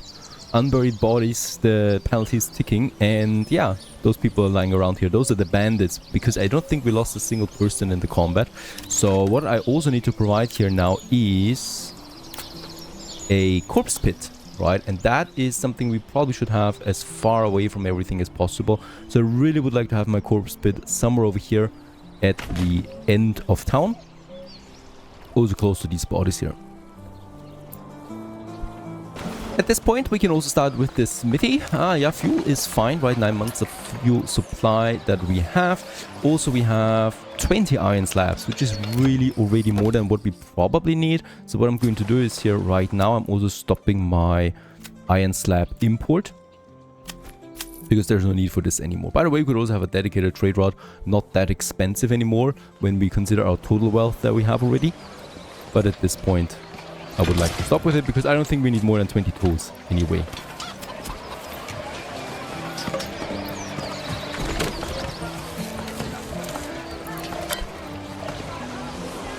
It's a good idea right now to keep the available living space at 0. I don't want to grow any further until I have really supplied my, or really secured my food again, right? Because we were already a bit struggling there. I would like to wait for that harvest. What we can see though is that a huge amount of eggs and honey is coming in, so this is really helping me right now. Assigning more than 2 families to an apiary is still not something I would like to do. I think it doesn't produce that much more honey in comparison, so we're not doing that. The shoal of fish is though always fine, so I could consider assigning a 3rd family to the shoal, but we'll just see.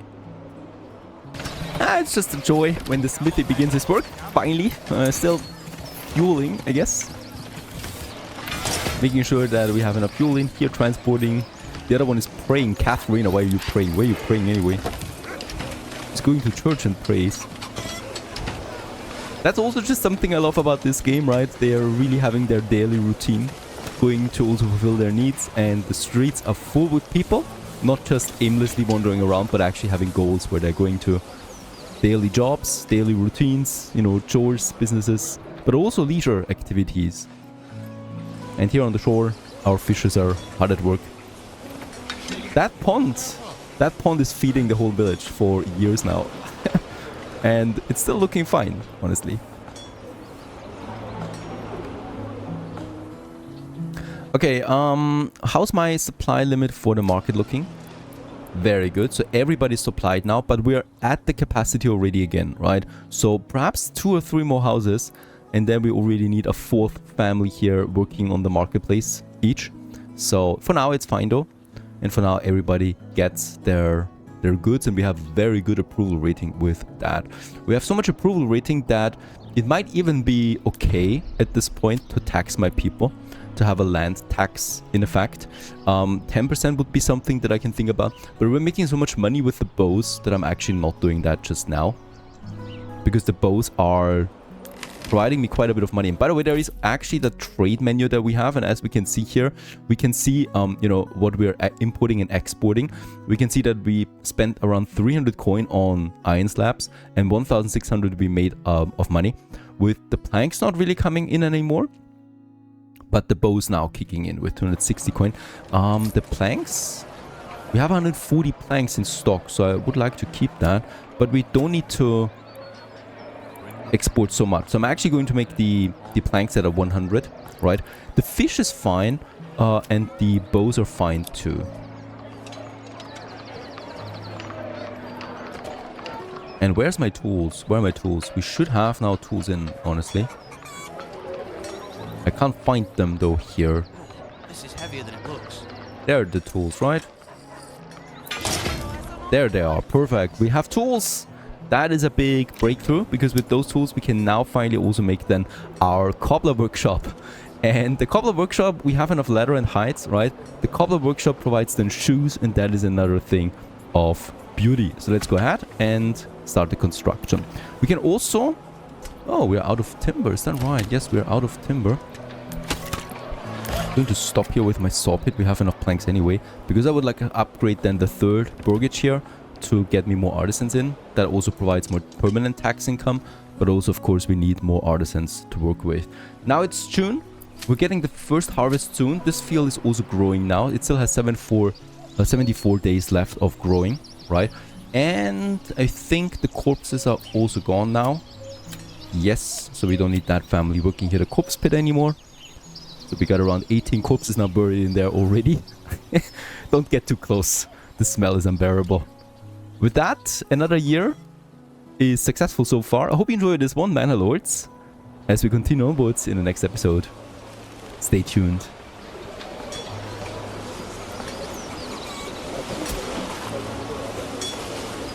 Next though, we have a whole bunch of things to do. The first one is that the first harvest is coming in this year. That's actually really important because food variety is suffering a bit.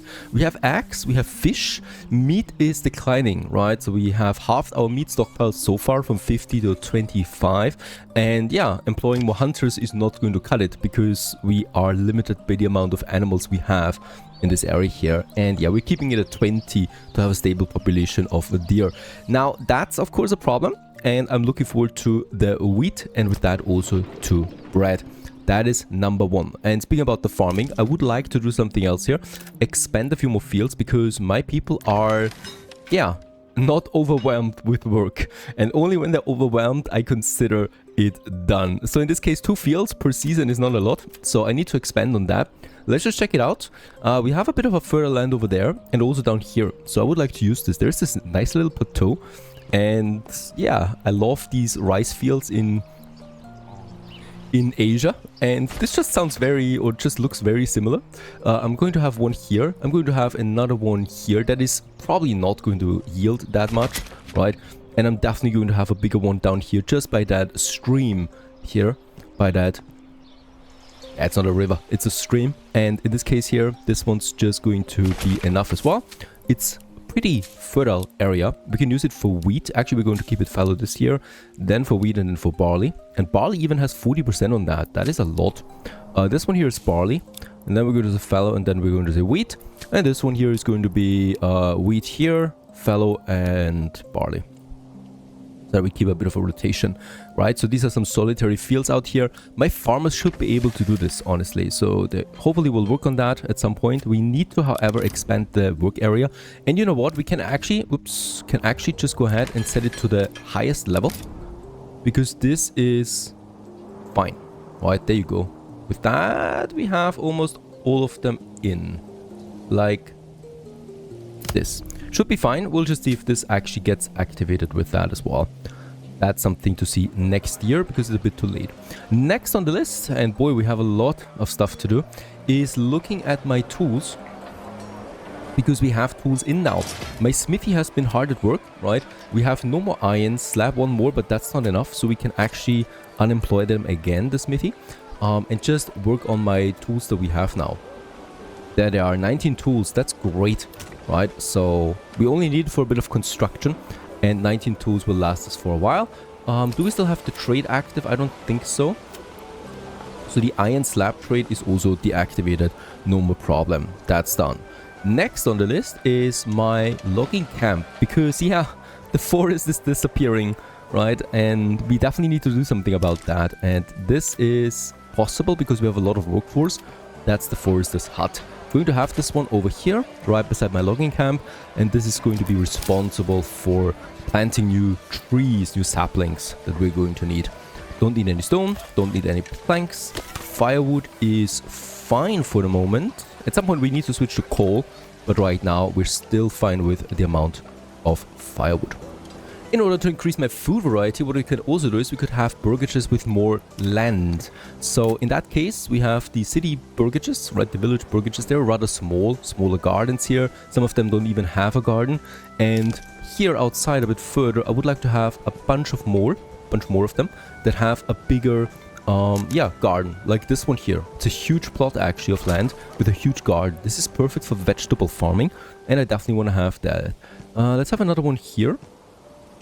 We can also reduce the density. I don't even have timber though for one more, so I'm going to keep it that way. And this looks strange though. Go like this, it would be possible. We'll just see. I need to wait anyway for timber. But some bigger plots like this one here add more vegetables to the mix.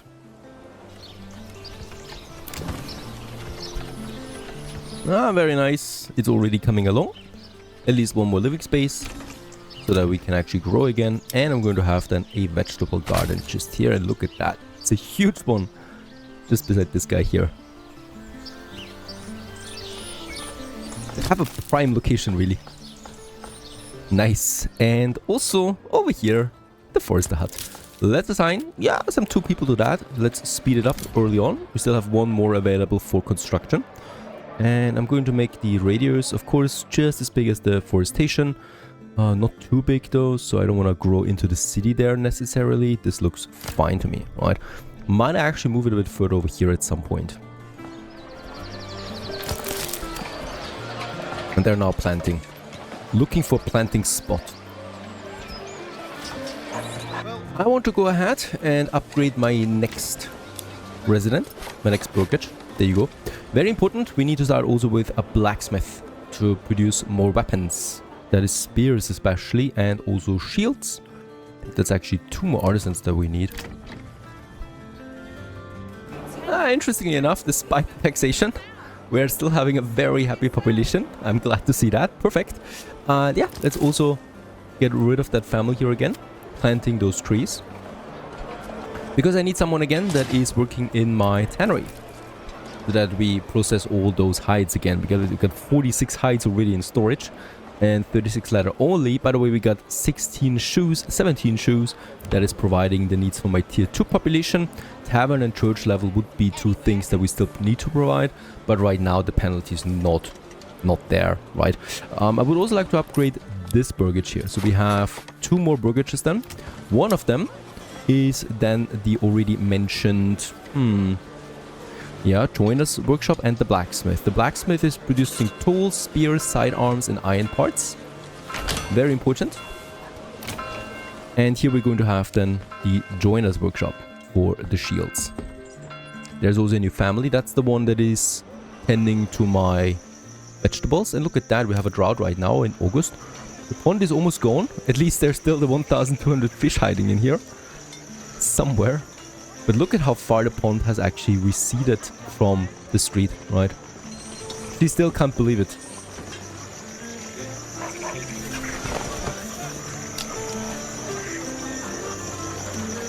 Yeah, that drought is hurting us. We are losing the yield. I'm going to force an early harvest on this one. And on this one, before we lose any more. There wasn't even a message about it, right? You just have to notice it on the vegetation.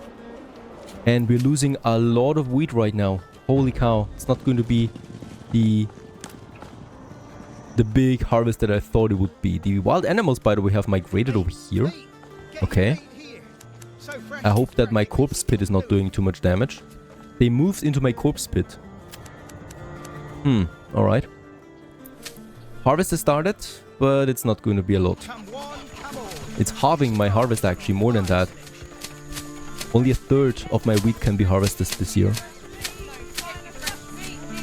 Unfortunately, stuff like that just happens. The next burgage plot has been finished, and we can now have the joiner's workshop.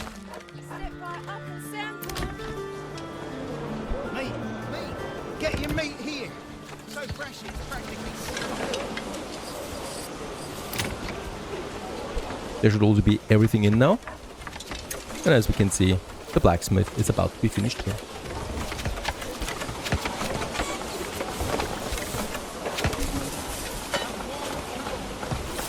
Well, it takes quite some time, this little hut there. And there it is. And yeah, we can now go for spears, for example. Because my goal here right now is to start with... Let's just check it out. The militia polearm we need. That needs... Oh, the halberds. Okay. We could go with the spears or with the axes. Either way, we need some stuff in. And that would probably be the spears. Yeah. Or the halberds, honestly. The polearm, sorry. Because we have the retinue, that is the heavy armor, right? For protecting, for defense. And the polearms are doing a lot more damage. So this is the one. We need iron slab for that. We can easily afford this. But we need to resume trading again, as long as I don't have my own source of iron anywhere. Import up to 20. And let's have a dedicated trade route for this to speed it up too. Very nice. Okay, the harvest is in the meantime. Not a lot, it's pitiful to say the least. It's not everything is in yet, right? So they're going to thrash it now. And I can then also... Oh, I can't. We don't have any workforce left. Because the artisans are working then. They're no longer available. So I just have to hold out and see how much we get out of it at the end of the day. That was pitiful. Why do we need to have a drought in our very first year of farming? Can't believe that. I hope that pond stays dangerously low at this point. Yeah, and now the fish is also gone. And yeah, there it is. Sleepy Hollow is being claimed by the Baron. He's attacking us. Okay. We have paid more taxes. We got a treasury of 470 now. I would like to use this to buy me more retinue. Let's just check it out. I have a bunch of them available. We can decide on what we want to do, right? More of defense. We got Fritz here, free line, and here we can now recruit more. Go ahead and do this. Let's push it to 10, I think. And then, shouldn't we be able to also upgrade them? There it is. Getting more and better armor out of that. But it costs. How much money do we still have? 117. 117 is enough to get us a big mercenary group in. This one here would probably be already enough, and it's only 45. Together with my 2 units here, I think we're looking at a good army. It's still going to take a while, so I'm going to wait.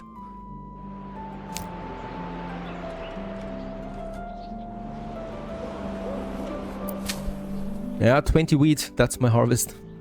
Not going to be much bread. They've already started with the plowing again. I still don't have the invention, right? Heavy plow would be great right now. But what can you do about it? We needed it for the honey. At least the drought is gone. The lake is coming back.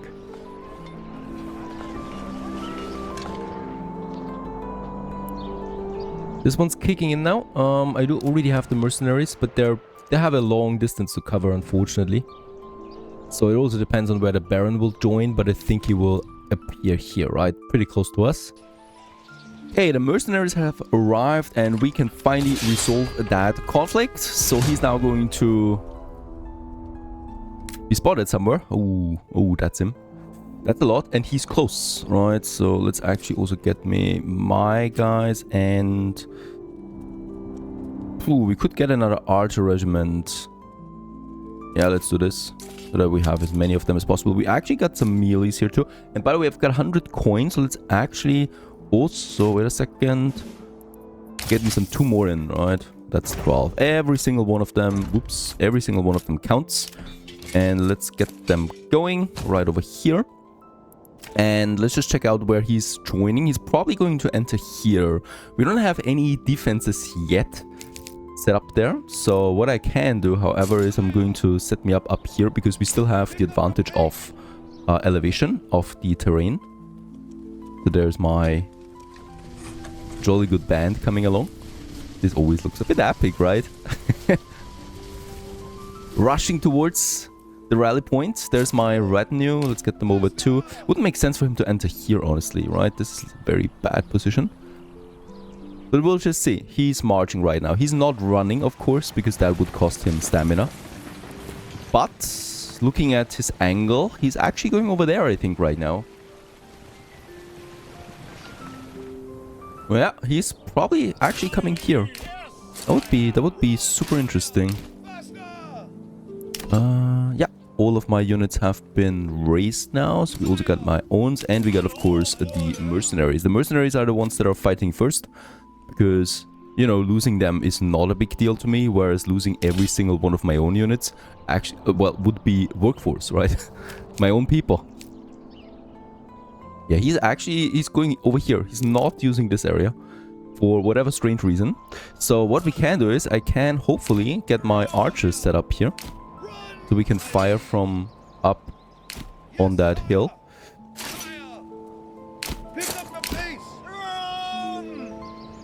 Most interesting. Oh, he's splitting. Yeah, he's splitting. He's trying to flank me.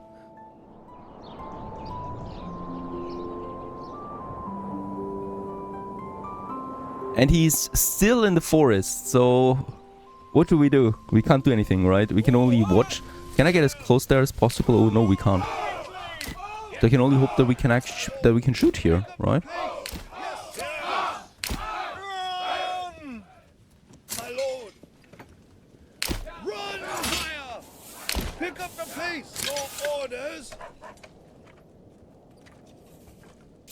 Where are you going? Okay, now some of his... He's got 36 retinue. Holy cow. That's a lot. Yeah, and we can shoot already. That is super nice. He's also coming from that side, so I will need to have some troops. Probably going to take my retinue, because that's archers, actually. Yes, sire. He's not losing anyone yet, though. My liege. Charge! Men! Why is he not losing any soldiers? I mean, we're raining down on him, right? And he's not losing anyone. Like, those arrows need to kill someone.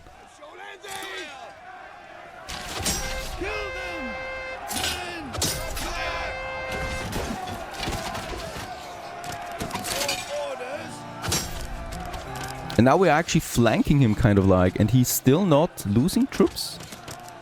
How's that possible?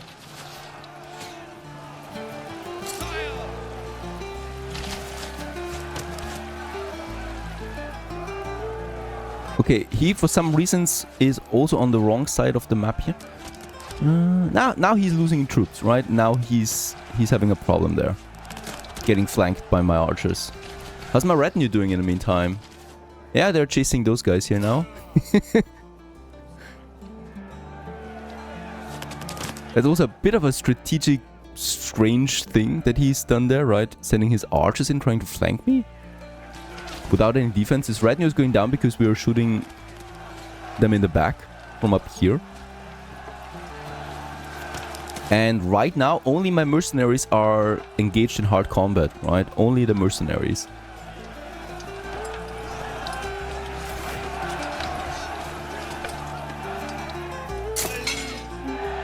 Broken. There's still those guys here. And broken. Perfect. It's a retinue that's also broken now, and we've won. Basically, we've won at this point. Save for the archers.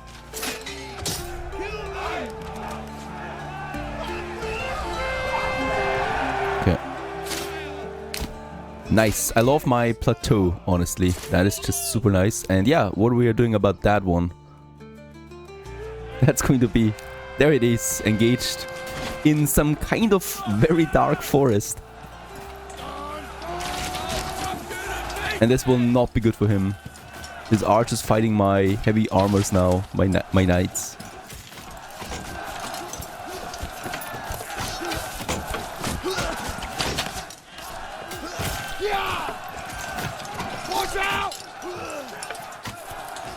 And for some strange reasons, we're losing this one. This is impossible. Like, his archers are... Yeah, we are fleeing. His archers are stronger in melee combat than my retinue? Are you kidding me? Okay, so he's advancing now again. Yeah. Take the mercenaries. Just what the hell? I mean, it's not decisive, right? We're still winning, of course. He's hidden right now. I cannot attack him. But let's face it, that was just very strange, right? Shouldn't be the case, really, that his retinue is... My retinue is weaker in melee combat than his archers. But okay. That was the last one, right? Or do we still have enemy units somewhere? I don't think so. I think it looks clear. He might send in reinforcements, though. That is entirely possible. And I think my retinue comes back once the war is over, right? Will take them some time. Because of course we haven't lost all of them. Just up to, I think, 8 were still left before they decided to flee. Okay, we got some money in again, so theoretically I could also hire once again some mercenaries, right? These guys here look great, and they would actually also spawn in Sleepy Hollow right away. So in that case, even if he gets reinforcements in, we still have our plateau. We barely lost anyone, by the way. So overall, this was super successful. I'm going to keep the...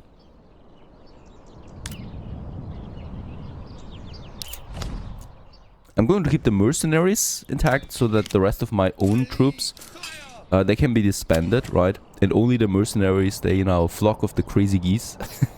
They're going to stick behind and protect my plateau here. Just in case there's still something coming. The rest needs to work again. Also, bodies need some burial. We don't have that much workforce. Yeah, the wheat is still waiting too because I think they're plowing the fields. Yeah. Not that much I can do. So 66 days. He's most likely sending in reinforcements again in a couple of days. So we'll just see. We should get a message about this. Okay, we don't need 2 families anymore for the logging camp. And as we can see, the reforestation takes place. Or it takes shape. So we can already see now lots of new trees growing everywhere. This is super helpful. And by the way, there's still lots of logs here that are also ready for pickup. I also don't need a tanner. And firewood wise, we have 10 months of supply. Plank wise, we're still fine. This is something we just need to check all the time. Let's have 2 families taking care of the corpses, otherwise this is going to be quite the penalty. And you don't want to have taxation, winter and corpses as your penalty. And I really would like to keep my taxes up. Why do I have to carry this alone? Normal life continues. For now. Okay, so it was to be expected. And there we have the next attack. That's just one of the things that I really don't like about this game, unfortunately. Those reinforcements, they're just in full force again, right? It's the same amount of troops. Also full 36 retinue again. Yeah, and you basically have to fight them again. And the thing is, I can't do anything about it, right? So I still have the same troop number because we don't replenish that quickly, of course. And also I don't have the money for any, yeah, reinforcements because I need to pay my mercenaries all the time here. So the next payment is already due in 17 days. And that's that. And for an early battle, this is just very hard, honestly, right? I mean, we're playing on challenge mode. So in that case, you have to face some challenges. But this is just, yeah, it's one of those things that I don't quite understand. So let's get those archers up here again. And have my units protect them here somewhere. Yeah, probably somewhere here so that we can flank them, right? So if I keep my archers here and they attack my melees here, then we can actually flank them on the side again. This is my goal. Using that terrain advantage again. The problem is, yeah, he's flanking once again with his archers, and this time around also with those brigands. This is nuts. This is going to hurt me. Okay, he's not doing it. He's actually moving down again.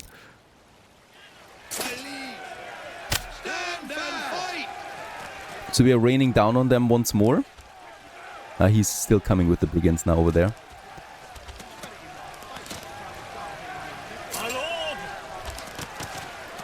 So I need to take care of these guys here with one of my archer units. What is that? Why is no one attacking them? Would you please engage in combat? What the hell? Now we are having them, you know, we are shooting them in the back. So this is maximum damage. Should be maximum damage.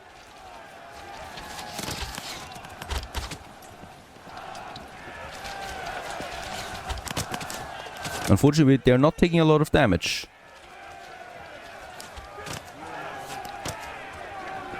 What is this going? They're also not dying here. Not a single one of them. I mean, they're... Okay, now the first ones are flying. What is that? What are they do? What are they doing? Yeah, it's 3 of them left. Okay, at least that's one. And let's try to do this while we still have some units here, right?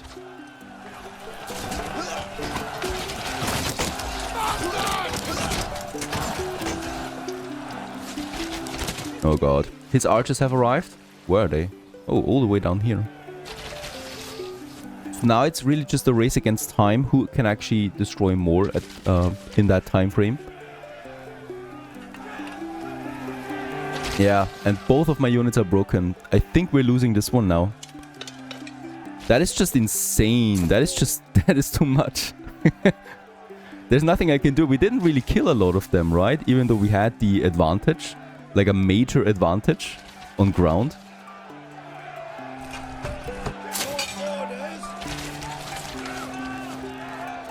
Let's still try to kill as many of them as possible.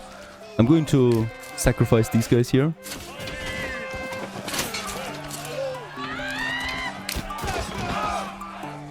Yes. Forward.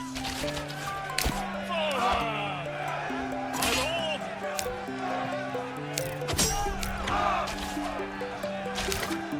What is that? Why are they not dying? Like, it's 36 archers shooting on 2 units and they're not dying. This game can be such a pain. And yeah, you can see this here right now. So they're of course now completely wrecking my archers because, you know, we have the odds reversed. Last time we had no chance with our retinue to destroy the archers of him. Now he's just wrecking my own units. And we've lost the game with that, right? So that's the end. That's the end.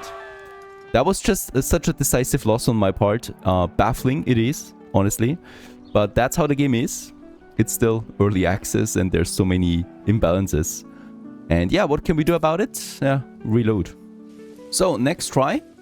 And he's now starting again. This time though, he's not moving so quickly. So, we still have 8 days remaining to actually just hold it out. I've got my troops here once again. So, that's what you definitely should do when you play Manor Lords. You should always save just before a battle. Because the outcome is just so vastly different every time. Sometimes, you know, my units get wrecked, sometimes the enemy units get wrecked, and up to this day I really don't understand the combat techniques behind it that much, because, you know, like, if 36 archers can't defeat two spearmen from afar and from close up, then I have no idea what's going on. Those 2 spearmen must be heroes with mythical abilities. In this case here, it's December already, so he's not going to have that much time anymore, right? Because when that runs out, he's losing the fight. So this time he's actually not advancing. Which is also a pity, because I would like to see a different outcome. But we also need to work again at some point. I'm using my wheat right now. It's being, yeah, into grains. So we have a family available, so let's use a family on the windmill. Let's activate our windmill to produce flour now, finally, over here. But he's not going, he's giving up actually. That's also okay. That's another outcome you can have. That he's just not advancing. There you go. Let's disband my units. And save up on money again. I realize some of you might be disappointed with this outcome now. Because he just didn't advance on the second try. But you know what? It doesn't matter. He's coming again next year or the year after. That's going to be an ongoing battle from now on. Nothing we can really do about that. Okay, there's the flour. Perfect. That's what I like to see. We have 6 families here now working. Let's actually tone it down to 5 and have one of them working in the oven. Right, so for the first time we can make bread this winter.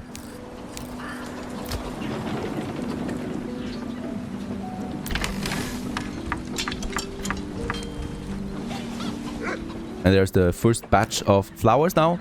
Jacob is transporting it over. Most likely to the granary and then from there to the bakery. Lovely. Next year is going to be pretty big, by the way. So we have, I think every field is active for next year. This one's not. Those 3 and this one here. 4 fields. Should I continue to grow? 8 months of food supply. It's not looking so bad. Lots of eggs we have. Lots of fish. And now some bread is coming in. Yeah, let's... I mean, I don't have anyone construction-wise. No, I really don't have that much workforce. I mean, the windmill will stop working again soon, once we're out of grain. Ah, nice. The bread is coming in. There we have it. 6 bread already. Why do I have to carry this alone? It's not 1-to-1, right? Like 1 grain is not 1 bread.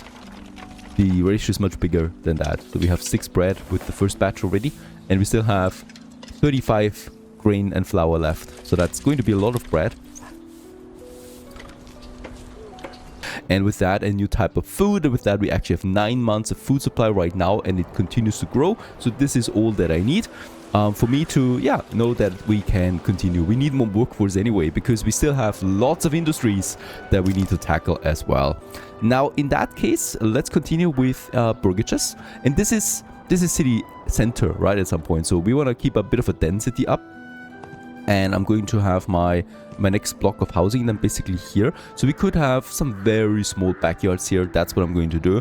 The backyards are just fine for either having an artisan here living, right, with the expansion of a blacksmith or a cobbler shop, or having chicken eggs, for example. It's not very good for vegetable farming or goat farming and stuff like that. But for a high city density area, this is going to be absolutely fine. Let's also have this road then that continues over here. Yeah, it's not that easy to see, right, with winter. The thing is, what I want to do here is I want to squeeze in a church then here. So this is going to be a tier 2 church that we have. And here we can have a tavern. That would be my go-to here. Just by the lake. That should look beautiful. There's already my market, right? So from the market away, we are going to see then more housing. So this way, we can now continue with that road, right? And yeah, this is a bit more grid-like, the city center, as we might call it. We could also have then already here those guys, but I'd rather have more with farming and with chicken coops, and yeah, with also goats, by the way, that we should start with. Let's have a quick look at my production for this. As we can see, hides and leather both is going down. Actually, we have some hides again, but not that many. And the wild animals over there are fine, but it's really, you know, it's nasty. So this is not going to last us for that much longer. So I need to find new ways of getting this in. Yeah, we need construction families. I think one farmer can't hurt for now. And by the way, my windmill is still hard at work, right? Yeah, we still have lots of grain left. And the bread continues to grow. 26 bread now. Right, so what one small harvest can do. It's crazy. That oven is busy all winter. Beautiful.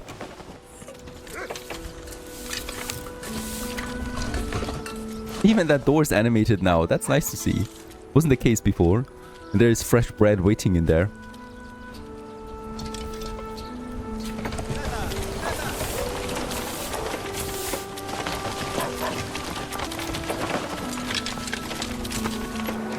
Yeah, it's always just a thing of beauty when something new appears.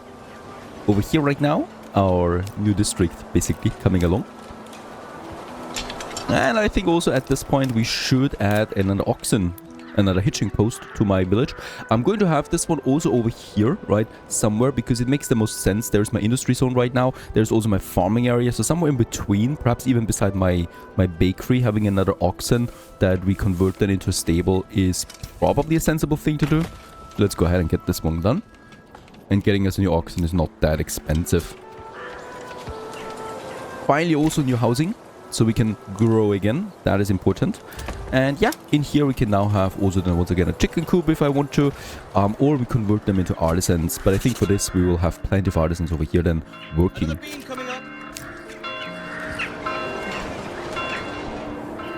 So this area is then reserved for a church, right? A stone church that we're going to upgrade. So I'm going to make my road connection somewhere here behind it then. So this is going to be a bigger church plaza or something right there, right beside the big market then.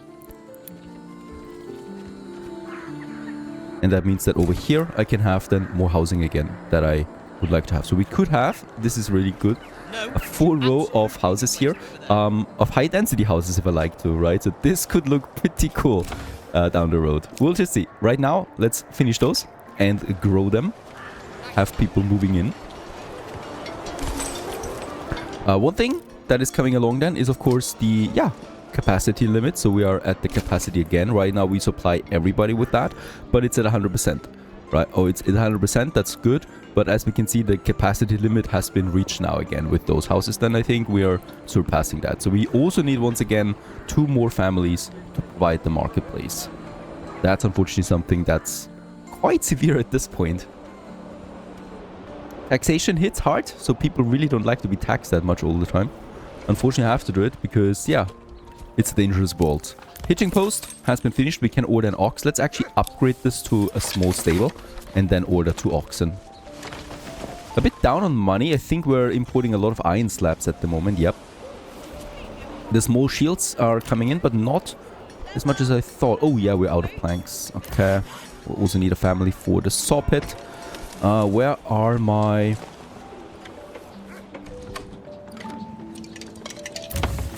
The boy at the workshop? You're still working, right? But we are full on war bows. So I'm going to say 62 war bows. That's okay. Let's make 60 as my limit. So whenever we sell bows, he can produce more. But he shouldn't endlessly consume my planks, right? The same goes here with the shoes. Let's have a production. We have 108 shoes right now. Way too much. Let's say 50. We could even sell shoes. But since leather is actually something that is very rare at this point, I'm not doing that. I'm not selling shoes. It's not worth it. We need the shoes for my people. And you're still producing nothing really. Let's go to polearms again and have a production limit of let's make it 30, because that's one regiment. And this is interesting here. Iron parts, that's new. I don't know what this is. We'll just see. That's great. Finding something new. And the joiner, you're making the small shields.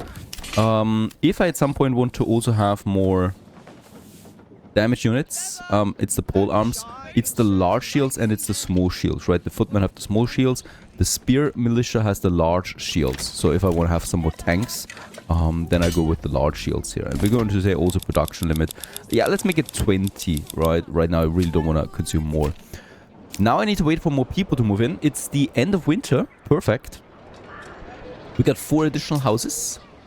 So I'm expecting something. Oh, we're dropping hard though because of taxation. I probably will have to reduce it. Let's reduce it to 10%. Right, this halves the penalty that we had. Look at that. Almost 60 bread. That's just so beautiful. We can actually get rid of the family working the windmill right now. He's just finished, right? So in March he was finished with his task. So now we've... not quite. We still have 2 grain left, but I'm not going to be that pickish. So in that case, that's fine. We need a family for the tannery. Ooh, that was a lot of money coming in. Perfect. I need that family for leather production again, because we are out of leather. That's crazy. At least we got the 108 shoes. And then I hope that someone moves in, please. There's now the stable upgrade, so we can now order oxen 1. This will take some time. And then we can order a second one. You cannot order 2 at the same time, unfortunately. Bandit raiders, track their movement. So we have 365 days for another bandit attack. Which is okay, because that gives me influence. And influence is something we need for claiming territory. Never really knew what the claim with King's Favor is. But with influence we can. I could go ahead and tax my people further with the tithe. This would give me influence. But it's not a lot. And it's the food especially, so I'm not doing that. I'd rather take bandit attacks any day. We need to expand, by the way, so let's just quickly have a look at the map again. Because over here is iron. I need iron, right? Without it, we are severely limited with our economy. Only iron will really truly push me to another level. And down here we have berries, which is also important because it's a rich berry deposit. And we need it for, yeah, basically all the juicy stuff that we have, right? Food variety and food surplus. There's also salt, but we have salt in my own territory. And we also have a bit of clay in my territory. That is something I can also try to get this year. Might be a good goal for this year to get the clay deposit. But really, we need more people. So I'm waiting on that. Also, we need more soldiers, of course, right? We got 2 archer regiments. The retinue is gone, unfortunately. So this is another bug. The retinue, when it flees, sometimes it gets completely disbanded, and for me there's no way of actually getting it back, right? Not at the moment, anyway. We could try and demolish the manor house and rebuild it, but I'm not doing that just yet. I'd rather have a bit more treasury, and we can then order some more mercenaries. That's my go-to here. The oxen. Are you in? Yes, Heinz is in. He's working now. And what a luxury! Right now we have a full year of food supply and fuel supply for the whole village. bread is still going down, but what I can see is that eggs is going up and also meat again, because of course the more food variety we have, the lesser each good is being consumed. So that's very good for meat again. There is also this new building here, by the way, the butcher, that I might consider at some point. Right. There it is. With that we can use meat and hides from surplus livestock to make sausages from salt and meat. I would need to get the salt though done first. It's not a big salt deposit. Where are new families? No one out there who would like to join a small town? A small promising town? Finally, there it is. Another family moves in into this block here.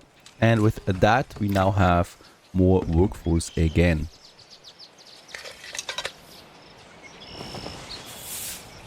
Workforce that we need right away. For more timber, definitely. So let's have a family there assigned again. And since we have a lot of fields this year, I might also need another farmhouse family to ramp it up to 5 again. Firewood is fine with 2 people, and there's 1 family working the saw pit right now, though we have 100 planks, so I don't need them again, and I can readjust. And then we have 2 families available, and I would like to use this now to get the mining pit going. So this is the one that we need, and we need to actually place it on top of a deposit, right? So you can't have this close to the village anymore, so we need to have it somewhere here. And it doesn't need an ox for construction, lucky. I just want to see that we don't uproot that many trees, so that's 8, that's the minimum. And then we just need to have a road going here to the King's Road again. Right, and with that, my 2 families will hopefully construct this now, and then we can start with the clay mining. And there it is, finished, and we can assign a family to that now. They're going to mine now. It's not that much, right? So it's only 160 clay that we're going to get out of this. And then we can delete it again. Nothing permanent. Okay, a second family moved in again, so we have 2 more living space available. 14 timber, so we can continue with the burgage construction. How should we do this here? Probably... That's already the 4th one? Yeah, that's already the 4th one, so I need to be careful here. And go up here. Here. So we could do it once again like this. High density, that is, with smaller courtyards, right? That's 16 though. That's all the timber we have, but I think we can afford this, and we should. Let's go ahead and do this. That's a major construction project now that we have on the way. The new families, by the way, that moved in here and here. We could now start with the animal pens. Now, let's actually have also some bigger burgages than outside, because those guys here are primarily chicken and stuff.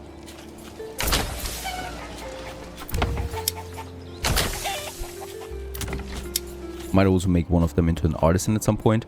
That's always a possibility, right? You lose then the coop, for example.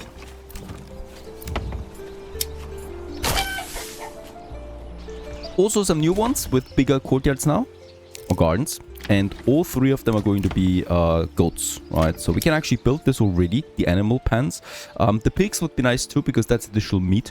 We'll just see. The goats give you hides and meat at the same time, so that's also something to consider. But let's just build those 3. You need to build the sheds first, and then we need to import the livestock.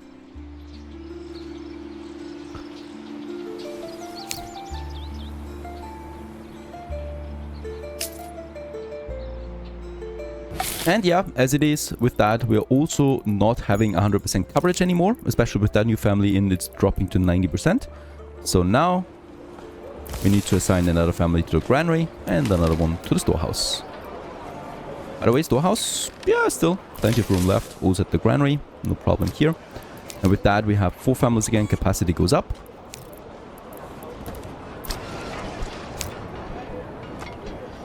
And then we have now the ability to order pigs or goats. The same price really, but the pig is providing 2 meat every 150 days, and the goat is providing 1 meat and 1 hide every 150 days. And I would like to go ahead and order me some of these goats here with that. It's a new harvest season. There was no drought this year. Barley at least is also coming in a bit, right? It's not like we have a lot of barley. So it's 15. I think it's going to be 30 after this harvest season. So that means we could make a tavern work at some point now. We'll just see. But the next harvest, that's great. And as you can see, we still have bread left from last year. So we're not completely running out of it. But don't forget, it's September. So the new bread is coming in January, February, when the farmers are idle. We can reassign them.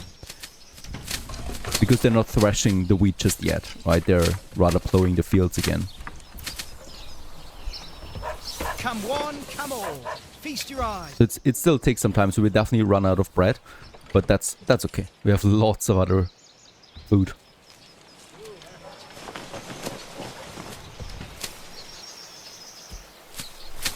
I love this menu here. This is pretty new, the production limit. So we can now set also for planks. For example, let's make 70 planks.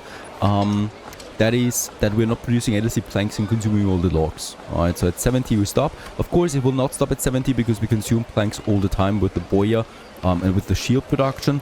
But of course, when it drops, then we can produce again more.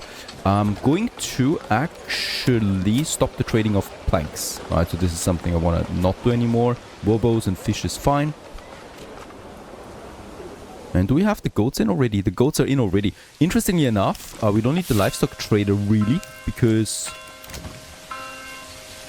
my trader is bringing in the animals anyway. There's no one living in here yet, so they just have to survive that long without anyone tending to them. Pretty sure they survive. And with that, another year is slowly coming to an end once again. One thing that we can do is have a look at my weaponry, and as I can see, we have now lots of small shields, large shields, and even polearms, like 31 polearms. So I can finally add a bit more diversity here. 2 archers, and then we have also a polearm militia now, and there's 22 immediately for that. So this is high damage, right? Lots of damage from these units. However, they cannot really sustain that much damage. That's for these two here, the footmen and the spear militia. I was hoping that my retinue somehow would come back at some point, because that's the one that takes the most damage. But unfortunately that's not the case, so we'll just see how we tackle this one without retinue. Probably with more mercenaries down the road. The only way how I can think about that. We'll just see. Now, we also just need one more Brokerage Plot 2. And I would like to do this now. Let's just check it out. Who could we upgrade? Yeah, probably here. These guys here right away. These high density ones. Let's go ahead and upgrade one of them. This will push us then to the next level, to large village status. And that's something I really want to achieve, because that gives me something new.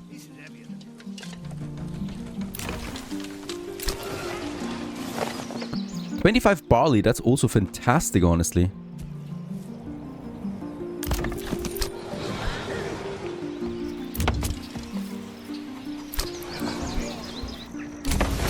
And with that, there it is. And we get a new development point. Now we need 3 level 3 ones for the next upgrade. So this is going to take a bit longer. But for now, what I can push now and what I should push now is the orchards. Now, of course, the heavy plow is also fantastic. The problem with it is, though, that we can counter that with more workforce, right? Whereas the orchards is unlocking me the rye. And the rye is the most powerful crop in this game. And if we really build a large town or city even, we need a lot of food, and rye cultivation is the way to go here. Plus we add orchardry, so apples to the mix here. That's nice, right? Because look at that, what we have a very bad fertility for Emma, really. So that's the wheat, right? Over there a bit, but that's it. There is a bit of yellow ground here too. But for rye, it's looking much more different, right? We have green here, green here. We have even a green patch in here, the forest. If you look closely, you can see this. Right, and we have lots of deep green over there. So this is fantastic. With rye, we can sustain the whole city at some point. That's the goal. So I need to go for rye. The downside is, of course, yeah, that we probably will never get the heavy plow. Now we should probably still be able to do this. Small town, there is probably the medium town coming after that. We'll just see. For food, we can now add the apple orchard.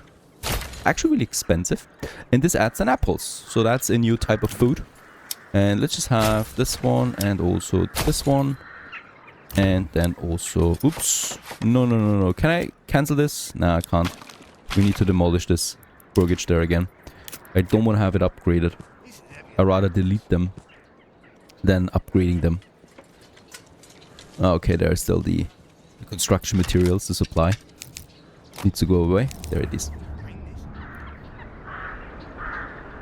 We're out of bread in January, but production of the new bread started just now. And I will also need another tanner again, because we're full on hides, but leather is running out. So that's also something. With that, we're down to one family again that is available only. In 60 days, we're also getting a raider attack. Should hopefully be prepared for this. And another thing I would like to do now too is... let's check it out real quick. 95 clay we have in stock. Perfect. That means we can now have a new industrial building, and that is the clay furnace. And this one here produces then roof tiles. And roof tiles are important for upgrading major buildings like the church. And also very good to export. So let's get us this building then, yeah, over here somewhere. Just behind my trading post and my large storehouse again. New construction. 8 stone it takes. We have stone though, so that's okay. And we're spending so much money on importing, right? Yeah. Iron slabs, that is my biggest expense that we have. But we need to keep it steady right now. It's fine, I think, right? We have lots of polearms. I could tone it down again. 320 wealth, it's fine for now. Let's just wait it out a bit further. And there is now the clay furnace coming. That's gonna be important. That unlocks me the next construction material that we need.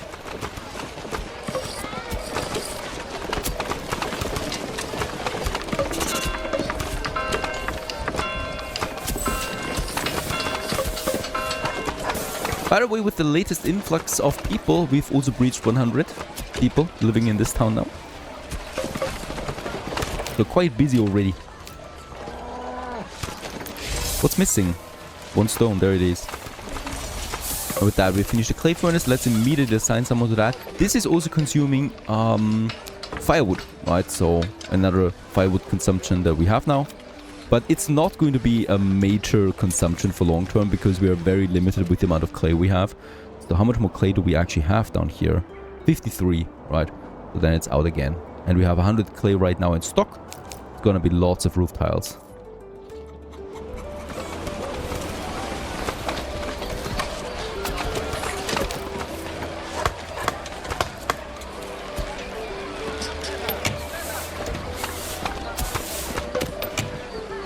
And there's the raid attack. It's bigger than I thought. So it's 4 units with 18 each. Marching now towards Sleepy Hollow, in the same area where the Baron is landing usually. We can already go ahead. I mean, I'm going to wait a bit longer, right? So also ordered some mercenaries. That was only 70 coins, so that's something we can easily afford. It's primarily light infantry because we are heavy on the archers right now and the polearm there, but it's not something that can sustain damage. So, can only do damage. Okay, where are they coming? No one is coming from here at the moment, even though sometimes they tried, but most of the time they're entering from this area. So, let's get my units going.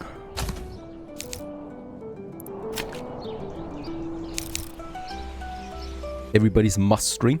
And yeah, we can already go ahead and set it up here again. Oops, like this. And then also the archers here. The polearms probably over there somewhere, and the mercenary archers also here somewhere. I've waited until the last moment, probably could have raised them a bit faster, but it's fine. Just as they come out of the forest, we can fire on them now. I just love this terrain, honestly. This is just... it's beautiful when you fight. Not that my archers really hit anything, like they're super bad with that, but at least we have the opportunity here of fighting from up on this hill. This is going to help us out a lot, always, right? Really, they're not going down though, right? So my archers can't hit their target at all. Only when they're here engaged in combat we can flank them, so then it really helps us out. And there's the first one down. I love the influence gain from that, so we should be getting a lot of influence out of that.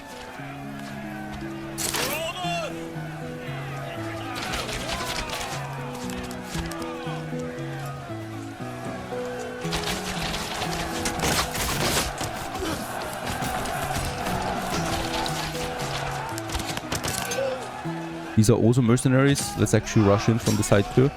So only the mercenaries are engaged in direct combat. Next one down, we're at 1-6 on the influence. So pretty sure after we defeat them, we'll be able to claim our first territory then.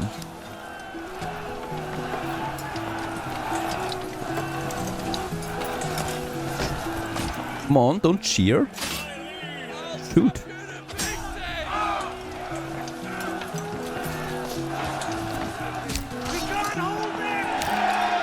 2k influence, there you go. And it's just this one here now. Down as well, 2-4 on the influence. That's it, right? No more bandits coming, so we have survived this attack. We can disband the units. All of a sudden, there's a lot of people. We have corpses again, though, littering the street. So I need to have my corpse pit organized. That's actually assigned to families right away, so that is done quickly. Lots of bread still left. It's March. We just got the bread in, so we're still getting bread in. Do we still have someone at the Granary? Yep. Can also unassign that again. And living space is at 2. That was really nice. So with that, we have 2,400 influence now, which means we can now claim a territory of our own choosing. However, that would be against the Baron again. So for this, we would need to defeat the Baron. So we definitely should ramp up a few more soldiers, right? Wait on that. So that it's important that more families move in, because that's more soldiers. Money is fine, so we'll be able to get some mercenaries for the war as well. And right now, I'm also thinking about moving that manor house here to that side for good, because attacks are only coming in here. So fortifying this area might be a sensible thing to do, so that we can funnel them in here more often, or for certain, so that they don't split up anymore, like with the Baron they did. I don't know. We'll just see how I'm going to do this. How we build that fortress at some point. Okay, it's April, so a new harvest starts, a new harvest year starts, so plowing the fields. I don't know why this one here is yield 39. It's growing already. Was this ever harvested? That's the question. Well, another Baron attack. It's the year 5, so was to be expected for this year. Yeah, the mercenaries are already on their way, primarily melee units this time around, so mercenary infantry. And also we have the archers and we have a polearm, so that's, yeah, 6 units. It's probably not going to be enough, so I'm going to get me one more. We have these here. Then we have crossbow units, but they're super expensive, so I'm not doing that. I'd rather take the smaller contract here as well. That's one more archer unit and one more melee unit. Actually, no, it's 2 more archers. That's great. That's great. That's why they're so cheap. And they're joining over there. So I'm going to give them a bit more time before I declare. But we need to do this now. Otherwise, we're losing the resolve here. We're losing the claim. So I need to do this now then. And yeah, unfortunately, we're still fighting without retinue. So we already face a major force of the Baron. And on top of that, without my own retinue. This is just brutal, honestly. Now, what we can do though, before we go to the battle, yeah, expand my town. I would like to do this over here now. So just before it's going down here, right, I'm going to have another row of buildings that will be possible with backyards. So this is great. I could actually make it a bit bigger, like this, just so that we have that going. And let's also reduce density a bit, so this looks a bit more clean. That's 14 more logs we consume here, and that's basically the end of my town over there as we move down to the cliffs. Let's declare the war. Where's the Baron coming in? Where is he? There he is. Okay. Down here again, he's got 36 retinue once again. Joining forces. Marching now. Boy, we have to pay a lot, right? In 1 month, we have to pay another 155 coin. I already had to raise my taxes now to 20%. Otherwise, we would be running out of money. Still, with that, we still have a positive approval rating. No more living space, so doesn't matter right now. 4 families that will do the construction here. And there's my reinforcement, my mercenaries coming. And yeah, already need to start rallying now. So we're going to rally here, of course, standing our ground again. Together with my Polam unit, we're going to use them as protection just in case they try to flank me, which is possible. So I'm going to have my Polams here set up somewhere. And my archers, of course, as always, they're going to shoot from up here. It's always the same tactic, really. It's proven at this point. There's still 2 more archers coming in. Oh, they're late to the party. The Baron was fast this time. Not fooling around too much and also attacking. So once again, this is that. Is he flanking us? Yeah, he's trying it. And we have the Polams ready. You know, really, the Polams should just wreck the archers. There's just no way around that. So any other outcome is just pure bugged, I'd say at this point. The archers are coming. Let's rush them. I don't care about stamina, really.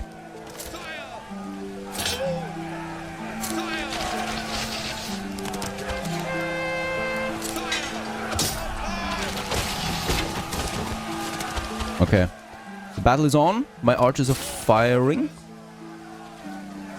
They're not going down again. This is just... It's a bit aggravating, honestly. Now we've hit someone in the knee. He's going down. Something like that. Where's the archer? Okay. Oh, he's shooting on my archers and he's hitting them. That's the strange thing about it, right? He's actually hitting them. Just so strange, really. These must be sharpshooters.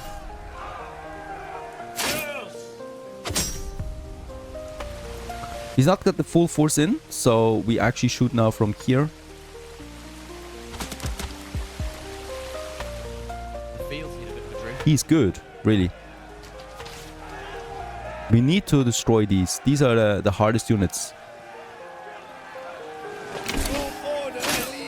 The problem is he can really hit me from down there. That's just incredible. Yeah, he's shooting at me again, and he's... That's just crazy. Yeah, okay. You know, it's clipping through the stone here. Look at that. It shouldn't be possible. Right now he's not hitting me though. So perhaps it's just a visual glitch. Oh no, he's hitting me. That's just... yeah, stupid. Let's get over there.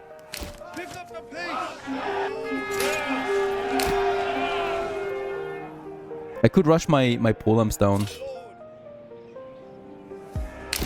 Okay, we actually defeated the Baron over here, so the battle is already won. That is just so stupid, right? Because that negates my whole advantage that we have on him. And he's now shooting again. I'm actually going to... oh, wait a second. I'm going to move these down.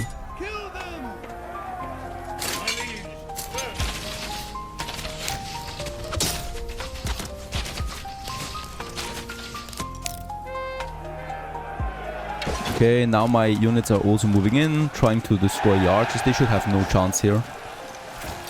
I mean, they have a bow. A short sword. Fight for, but that's it. So he should get wrecked there. Yeah, he's broken. Broken here, so for now it's fine. Let's reorganize, because he's going to come in again, right?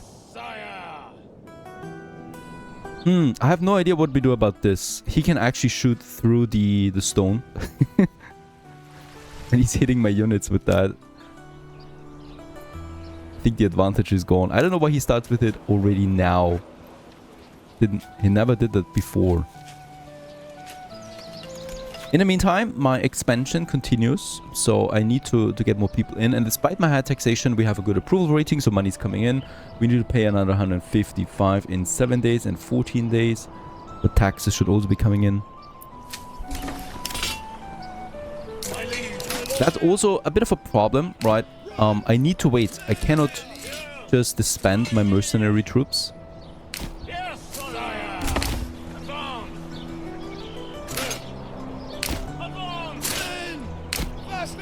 Because he might very well attack again in 70 days. So I need to pay 2 times those mercenaries.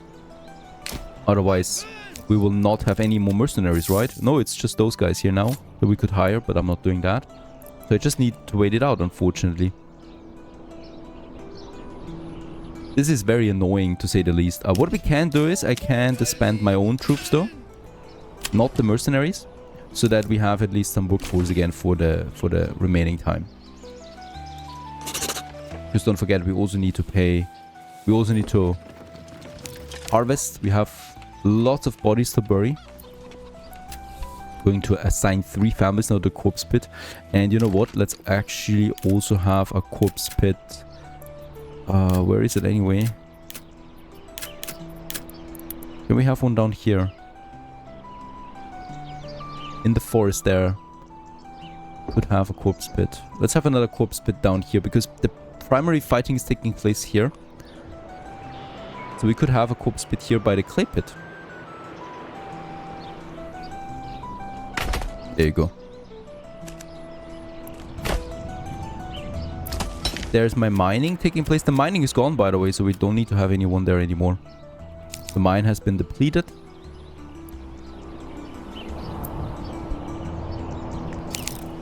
And we have 24 roof tiles. We're working here, right? Clay furnace. Yes, producing. But it's not a very fast production. It takes its time.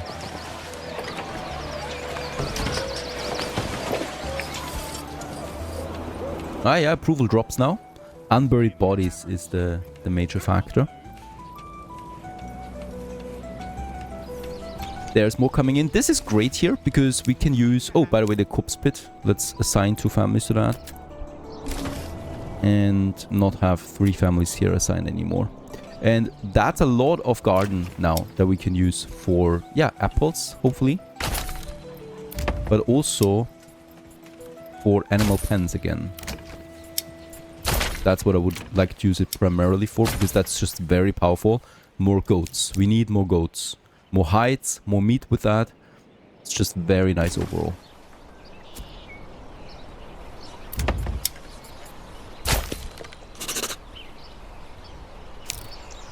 Okay, we paid them again. Now we need to pay again in a month. We can afford the next month's payment. It's still 2 months though, right? So I need to keep the high taxation enabled right now. Another thing is probably now the case. Yes, once again we need to assign families to the storehouse and to the granary. There it is. 2 more families consumed with that. Providing now the market stalls. So this market is getting really busy here.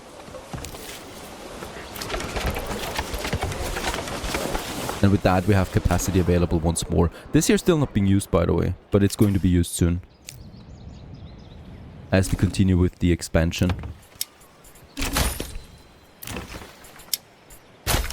This is all going to be goats. So here we now have the apples. And here we have now the goats again. Right, goats, goats, goats, and goats.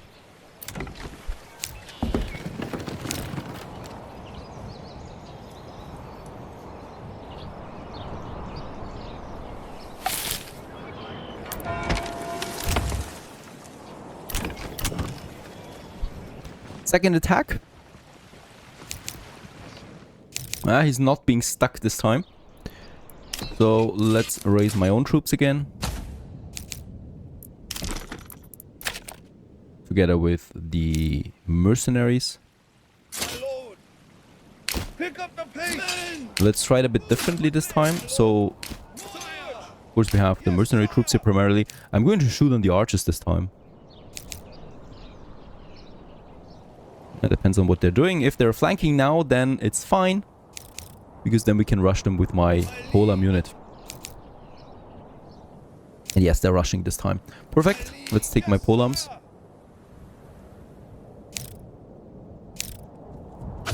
Then I'm going to attack them with the polearm units, while the rest of the fighting takes place here.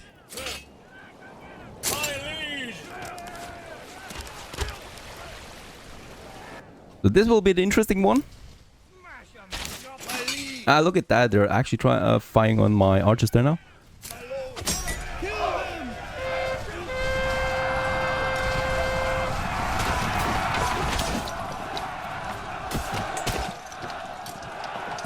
They should get wrecked from this, and I think they are.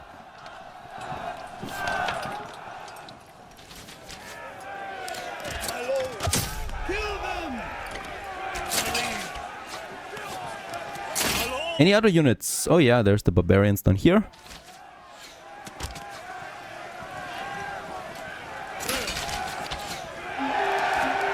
I think the archers have already been destroyed. Yes, nice.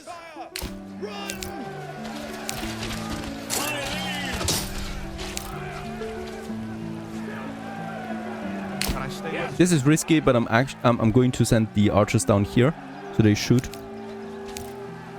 But yeah, that's the end of them. Unfortunately, we're not getting any influence out of this victory, right? It's just a defensive war. So it's really just survival. That's it. Nothing we gain out of it. And the second force was defeated. So we can now disband my own troops again. And I could be quick about it now and just spend the mercenaries again. In 10 days we need to pay them. So there is most certainly not coming a third attack. Okay, 12 more days. What could possibly go wrong with this? I'm going to keep though my mercenaries active all the way to the end, because otherwise sometimes if I disband them, well, seconds later he launches another desperate attack because he sees perhaps that, yeah, we're not up for it anymore. So let's rather keep them in the area. Very nice, and with this, the battle has been won, and we can once again disband everybody. I wonder why we can't go for a ceasefire or something like that. That would make perfect sense under the conditions, that we could force him into a ceasefire or something. We'll just see. Now, it is August, harvest-wise. It's raining, that's good. This is going to be epic. We have over 90 wheat waiting here for us. That's great. That's a nice big harvest that we can see here. Also, the barley field out here is coming along, so this is fine. By the way, we're going to need a second farmhouse over there at some point, I know. Right now though, that's what we can work with.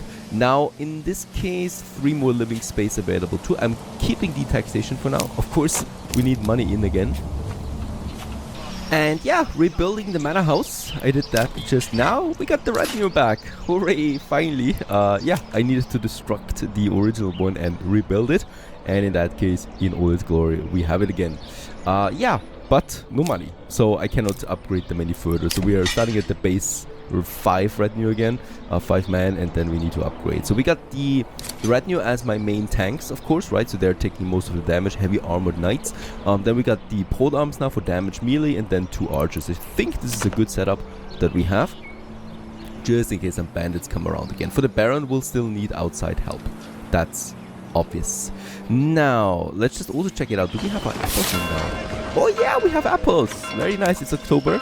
The first harvest is in for apples, and with that, cider, I hope, at least at some point. And yeah, with that, another type of food comes in as well. And also here, the Dex chicken pen. And with that, we're down to 2 living spaces again. How's my marketplace looking? Still 100% coverage. Very good. And by the way, we're now looking at the last spot for the storehouse and for the granary. So this is going to be interesting, how we proceed after that, right? So this market here is only coming to an end now. It has a free store location, 63. I don't know how you can squeeze in 63. I guess it's actually combining both of them, right? That would make more sense. And since we have a very good amount of builders right now available and also building materials, I would like to do 2 major constructions that we should get out of the way. The first one is the tavern now. This one I definitely want to have in that spot. It's a lovely spot for a tavern, honestly. We have got a lake, we have some trees in the back, and also the marketplace right there. So it's a prime location for any tavern. Where's the entrance? Is looking towards the market. I guess we could make it so that it looks towards the trees here, so people have a look, or we look at, yeah, you know, looking towards the houses here is problematic, so you don't want to have your major customers going through the houses there all the time. We could make it so that, make it a bit mixed perhaps. Yeah, honestly I like this the most, because first of all we have the back then more or less towards these houses here, so the poor souls don't have the noise all the time. Also the nice sitting areas here by the looking towards the lake and the trees, I think this is just better. And yeah, behind it we have the marketplace, so this is fine. I'm actually going to make it a bit misaligned to the road, as you can see, so I think this makes the most sense here. And there you go. There we have it. It's getting its own road connection here then too, and we might also make another one going over there, so that we kind of like have this plaza in front of it. We'll just see. I can remove that again. Want to see how it looks then when it's finished.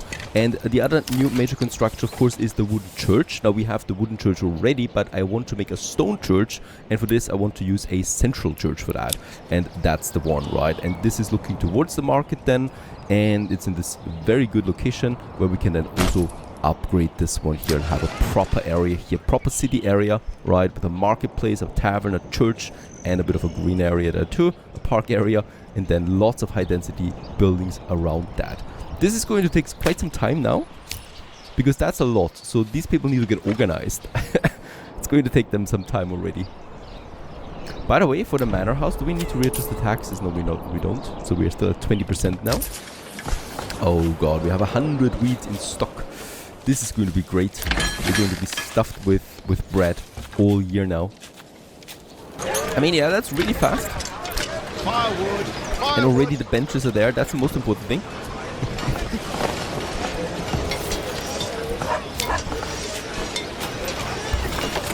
We also have already 51 barley in stock. So that's already going to be quite a lot of ale. The only thing we now need then is the malt house. So we are not providing any ale right now. It's just a building per se. Yeah, I think I like this the most, this setup here. And in that case, what we can also do here is then adding a shrine, or yeah, a shrine perhaps. Will not snap to the rope. Perhaps we can squeeze one in here like that, or we'll just see. Honestly, let's just finish all of that. We need more ornaments, more decorations. There's the church. Looking at my resources, we probably will be able to upgrade it then right away as well. And let's have another family here as a little logging camp again. Look at that. This is looking fantastic. Lots of new trees in this area. And with that, we can also add a bunch more houses over there. Right. More high density blocks. So not every house now needs to be with a courtyard. Right, so this is already fine. Can I reduce density a bit? Well, let's actually go with that. That's another 10 timber. I would like to do this to clear this block. And then we have a bit more space here.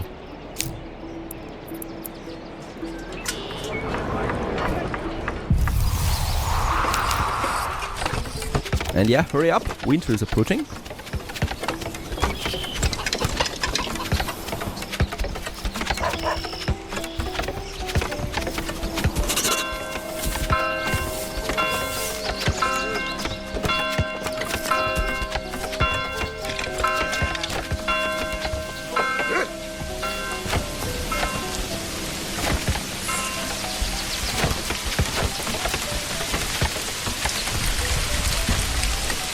We're not going to be idle. There is also the next burger just coming along. I would like to expand right away also behind that church. This is going to be another high density area, right? So it's going to be... need to be careful. Yeah, something like that, right? So really just lots of smaller ones, so we can have another one, another row than here. I mean, in this game you just have to take in the sights as well, because it's so beautiful. And yeah, winter is creeping in right now as we're finishing a few more houses, and just look at the scenery, honestly, and also the distance you can view and the elevation in terrain. Fantastic. Now, wintertime means busy time for the baker, and he's already hard at work. The bread is coming in, and yeah, as we can see, there's 56 grain and 7 flour left, and that's just not all of it as well, because we also have one in the storage. So that's going to be lots of bread that will supply us then also the whole year, and it is year 6 at this point. And there's another thing we should start building now, and that's the malt house. So with this we can then refine the barley into malt. And let's have this one, of course, in my industry zone, where we already have everything set up.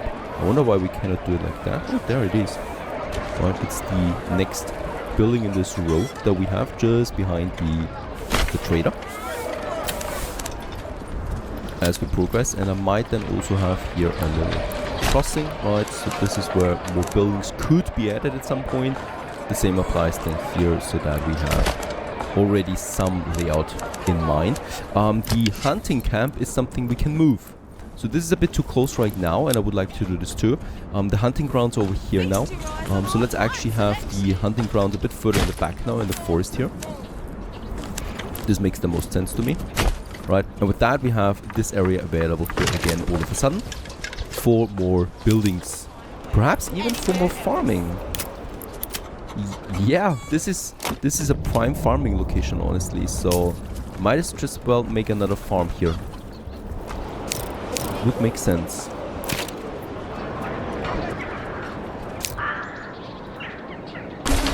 And there it is, our mold house.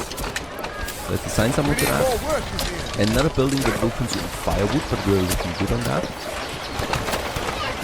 And then now producing then mold basically forever. We don't need barley for anything else, so just produce as long as we have the barley. That's the important thing. This is however not leading to ale just yet. We also will need a brewery.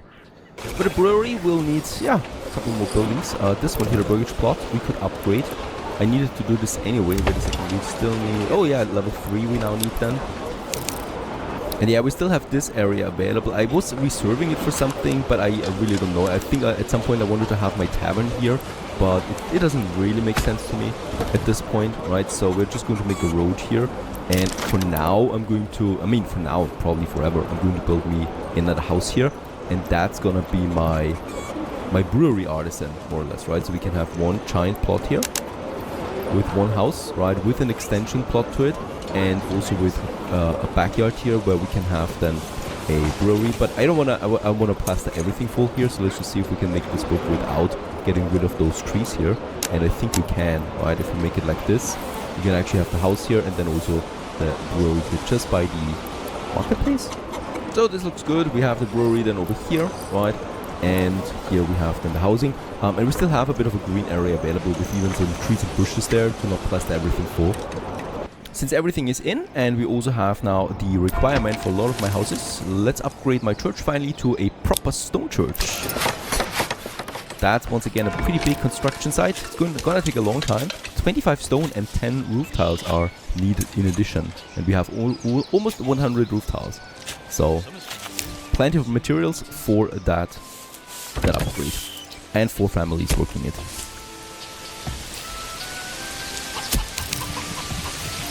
As a lord, of course, it's our duty to supervise the construction.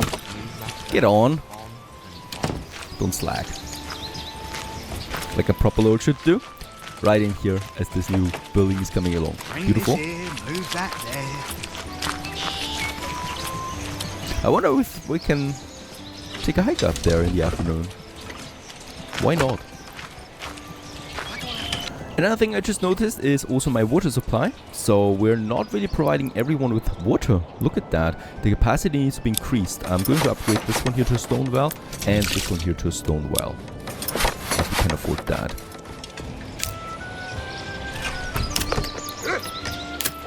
Would be interesting. No, I don't think so. If we have, let's just check it out real quick. There would be a water vein. Look at that. We could have another well here by the tavern. Yeah, going to do this actually.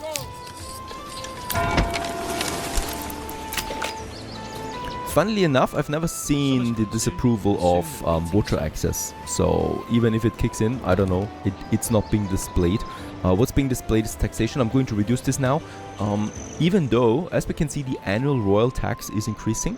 So the bigger we get, the more taxes we need to pay annually to the king.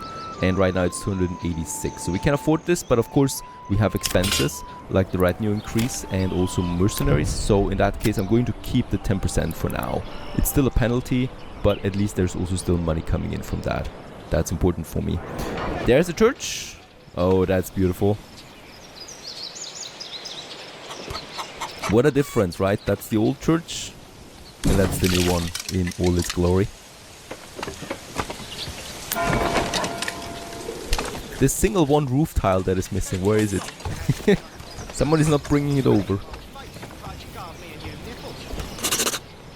And yeah, there it is. We get actually also 250 influence out of that as well. And with that, a new building, a new major landmark building really that you see from afar has been thus created, constructed in the city center, in the future city center. It's not really city center yet, right? It's open here, but it's gonna be. And yeah, we could assign someone to that, of course, but that's not something. I mean, we can ring the bells. That's just the best part of it. Outside of that, we don't need to have anyone employed here. Church is working by itself. The only thing is, if we have dead soldiers, we can bury them here, like we did already over here. There's the crosses, right? And this is where, yeah, people are buried then. I want to have a beautiful big cathedral in the center of my city at some point. Now, city development-wise, we have 13 living spaces available, so I'm not going to expand any further for now. We rather should wait for people to move in, and yeah, otherwise we would have too much open space, or too much empty space, actually. When I look at my commodities, basically everything is fine. We're definitely producing too many small shields. 160 we have right now. How the hell do we amass this one here? Of course, I don't have a production limit, right? That should be set at 50 max. I could switch to the large shields for now. Let's make a production limit here of 40 or something. This is just arbitrary, I know.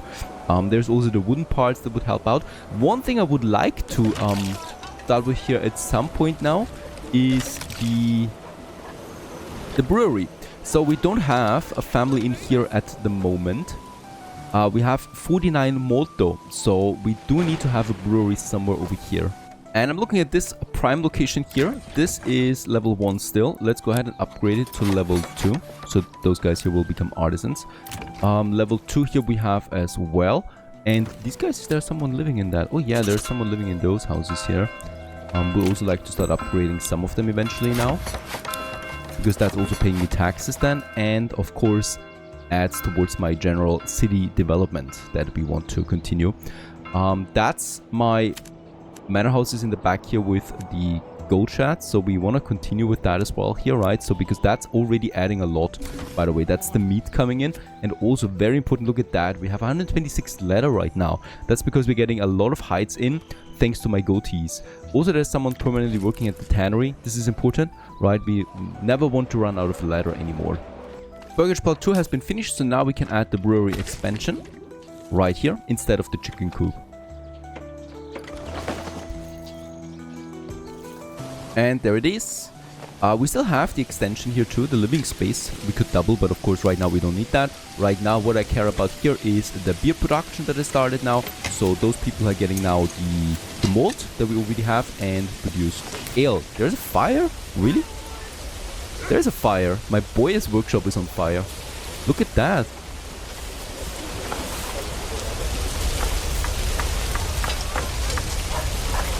Rush for your lives. I mean, there is a huge lake just beside that, so you might want to get the water from there. But the well is also close enough. Could be fine. The most important thing is that the boyar artisan is continuing his work. So we'll just see. Oh no! Oh, it took some damage. Look at that. Like, it needs to be completely rebuilt, it seems. Interesting. That's a shock. I guess he had the right insurance and is able to afford the whole thing here. Yeah, it's the boyar workshop again. Perfect. Now the ale is in. The only thing that's missing now is that we assign someone to the small tavern. There's only room for one person, for one family that is working now. They're transporting in the ale now from the brewery over here, hopefully. And then supply. So Kunrad, Nickel and Ankness. These are now my tavern keepers of Sleepy Hollow. And they're going to provide now ale. There's a reserve that you can potentially go for, but I don't see the reason for that. So we're just going to use it now, right, whenever we have ale. And with that, entertainment supply is kicking in the first 14%. This goes higher now, the more ale comes in. And yeah, with that, we're finally able to upgrade to tier 3 our first houses. And it's going to be the high density ones right here in the town center. 1, 2, and yeah, let's also have the brewery upgraded to tier 3 right away. And this is important because with that we reach a new step here. Oh no, I need 2 more level 2 burgage plots as well. So let's just check it out where we could upgrade. Here in the center probably. This one and this one to tier 2 as well. Those are going to be some beautiful houses. And with that, we should reach the small town status.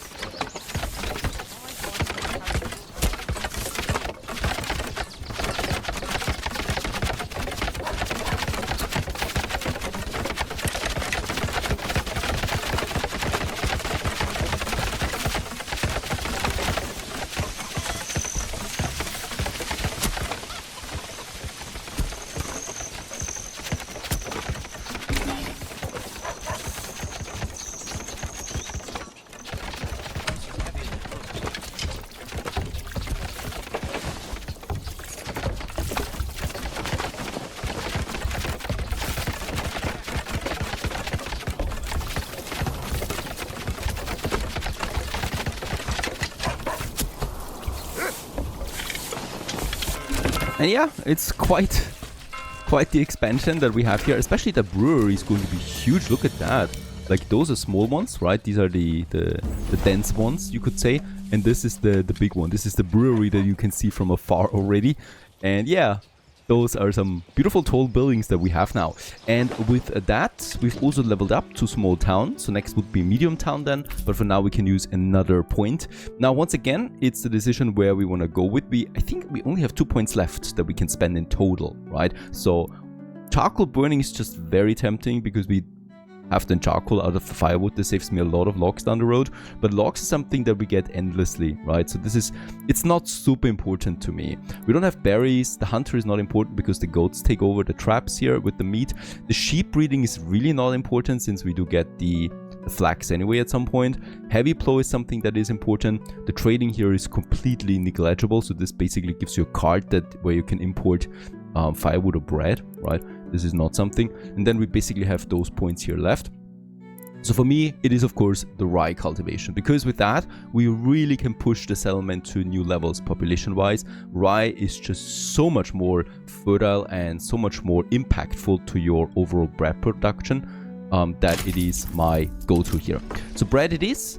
And with that, what we can do now is we can switch any kind of wheat that we have so far to rye. And look at that, where there's wheat 69% fertility, we're now pushing to 100% fertility on the rye here, for example. Here it is rye with 100%. Here it is rye with 100%. Here it is rye with 100%. Basically, that's a huge difference, right? I'm going to make this here too. That's only 90%, but it's okay. Here we have wheat to 100% again, and here we have wheat to rye 94%. So that's going to make a difference. I would also like to add another field here once again. Yeah, I mean, it looks nice, this area here, right? But we gotta be honest here. We need food. And we're going to need a lot more food in the future. So goodbye, trees. There's going to be a new field here. That's going to be, once again, rye cultivation. I might try 2 times rye on this one and just see how it affects fertility over the years. Since rye is so powerful, perhaps we are not even losing any fertility. In this case, that would be something. We still have trees, right? There's new trees here popping, hopefully. And I want to also look at that. The wild animal is full. Oh, moving the hunting camp actually led to no hunters here. I was already wondering where my meat is going. So in that case, there's like 20 deer to slaughter. Go ahead.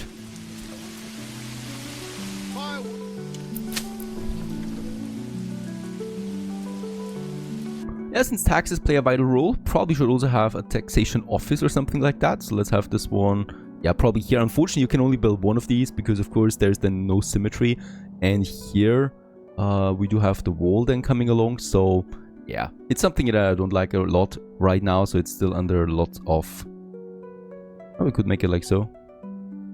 Lots of development here. So let's just have it here, and then we have a little plaza there in front of it. And let's commit to this construction. So this is going to be 4 more timber that we need. Purely cosmetic zone for now, but it makes sense to me at this point to have a taxation office. And speaking about taxation, we have enough money. So let's boost my retinue again. These guys here. All the way to 12. And then we can also start upgrading them, right? So this will lead them to not only looking absolutely fantastic. I mean, look at them. But also it, of course, offers more armor, more protection. And I'm totally ready for Henry and his adventures when I look at those beasties here. Oh, that he's going original. That helmet looks very strange. This looks better. Looks like a rat. And yeah, let's just upgrade all of them. This is the best helmet, I think, in my opinion. And I mean, this is probably a good one for if you're heated, right? Like, I'm constantly sweating, so in this case here, that's probably the best helmet for me. Now, in this case, we have 12. We can still push this one beyond. But for now, it's fine with 12 that we have. They're also upgraded, so this is a really powerful unit. Now, I gotta be careful here. In 160 days, the next taxation is coming in. Plenty of time, though. But of course, it's getting tight then with the mercenaries. I would like to keep my approval up right now, so we can really get some more people in. Pushing towards 200 now would be my goal. Now, there's also something new that I would like to use, and that is the overstock mechanic. So right now, as we can see, we have 5 families for the Granary and 5 families for the storehouse. This leads to around 90% coverage right now of the city. And if I push this overstock, we'll just see where it goes, right? Because according to this one here, workers will deliver extra resources to the burgage plots. This may help reduce supply fluctuations caused by lengthy logistics, travel times in large towns. We'll just see. New family started moving into a plot 3. Ooh. Yeah, those plot 3 have a second room, right? So there's 2 families that can reside in here.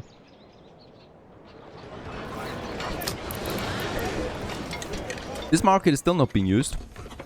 Probably the case when I build a second granary and storehouse, which at some point we'll have to do anyway. Oh yeah, especially my storehouse is getting quite full here. Outside of that, let's also add the last family now to storehouse and granary.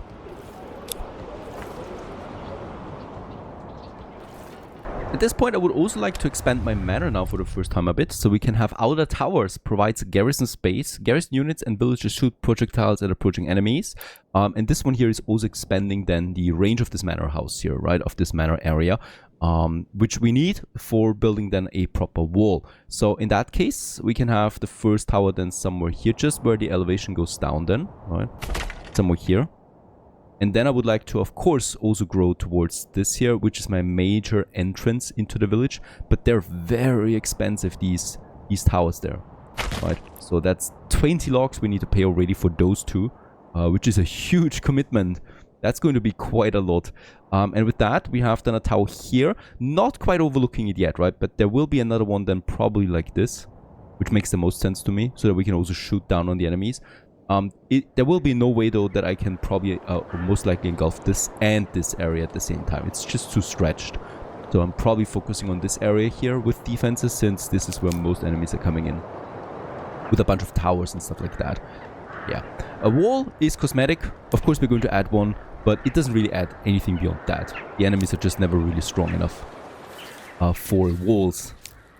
At least not for now.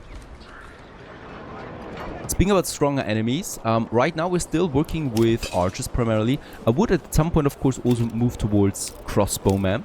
And for this, we have the money to start some trading again for the iron slab. So let's start importing that again. And the iron slab we can then use at the local blacksmith. There it is. To produce iron parts. And iron parts, let's make a production limit here. Let's say 20 is the max that I want to go ahead with that.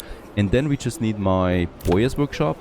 That instead of bows, because let's face it, we have way too many bows anyway. I mean, we're selling them as well. Oh, wait a second. I could have a second bow production up and running, of course. Let's start with the iron parts production for now. Let's just see how far it goes. And then we can start with crossbows. And holy cow, crossbowmen are really powerful.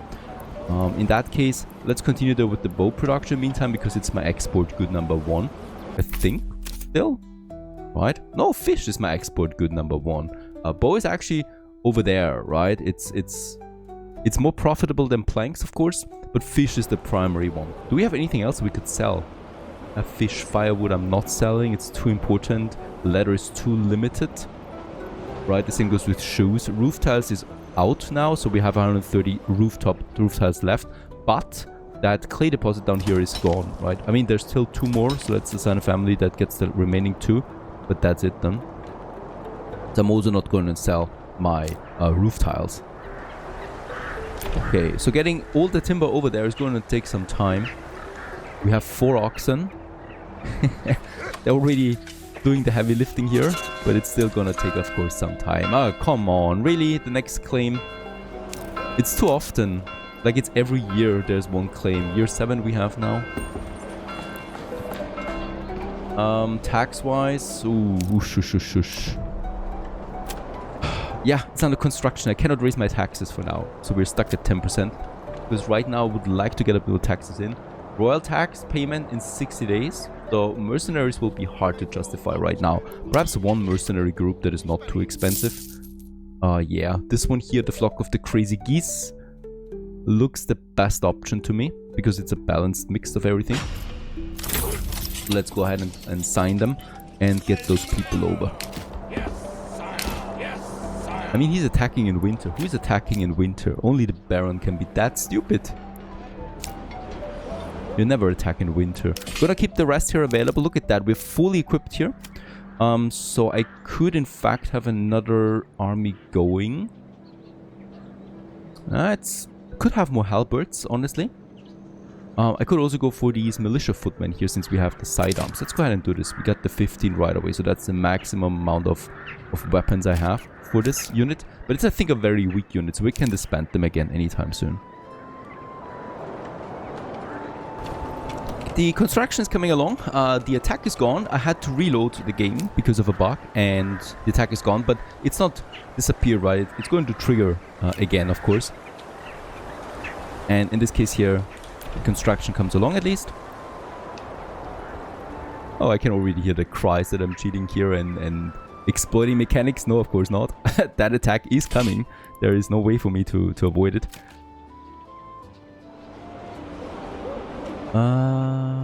And I think the windmill is looking again. It wasn't a very good harvest though. And we have, by the way, 14 iron parts in already. That was fast. So with that, I am going to stop now my bow production for now and start with the crossbows. This is consuming now planks and the iron parts then. And we're going to say make a maximum of, yeah, 36, which is I think a full unit, right? And that's it. Okay, the manor expansion was finished, so we have those 2 towers now. So I guess the people that are living in here are going to man them at some point to shoot down on the enemy. Something like that. Honestly, I've never used them before, so we'll just see how they actually fare in combat. Of course, they're too far away from any kind of entry point. I mean, of course, when the enemy tries to flank me from now on, I'll be a bit more protected. That's the upside of this. And as expected, there's the claim just a month later, so he's going to come for us now again. So let's go ahead, resolve the claim on the battlefield. Where are my mercenaries? There they are. Where's the Baron? There he is. Okay. It's actually a normal attack. There's the archer. There's the polearm units. And let's raise my soldiers. It's winter, so they shouldn't be too busy right now. Yeah, some 2 crossbows are already in. Gonna be great.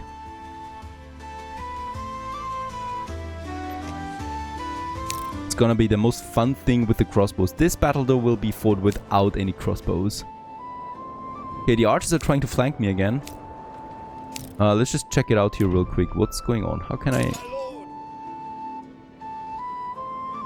Can I station those towers? No, I can't do that, right? They're being stationed automatically, I think.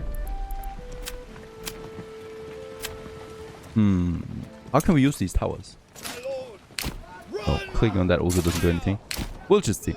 Let's go ahead and station my retinue, of course, here in the forefront, together with my melee units, and have the archers then over here somewhere shooting down again.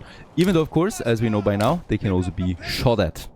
There's my mercenaries coming in. They're going to stay right here at the front of the whole thing.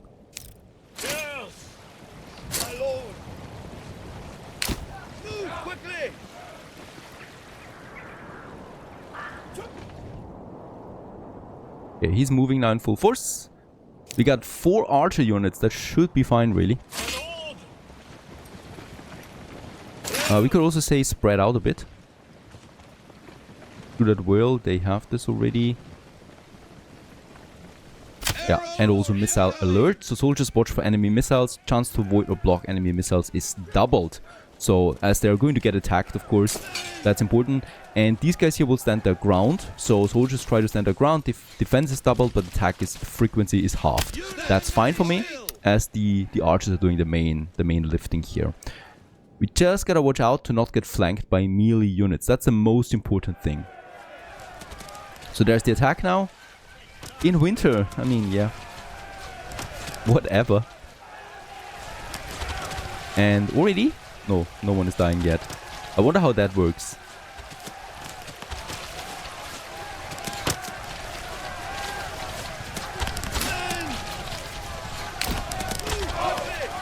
They're always just rushing here at the outermost edge, right, where they can do it. So in theory, I should in the future just put everyone here.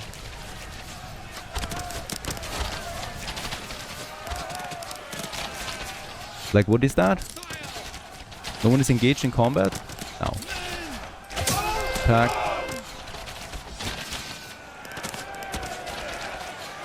There are the other archers. I think they're already trying to shoot at me. I have no idea what you're doing here. Hiking or what? On the cliffs, it seems.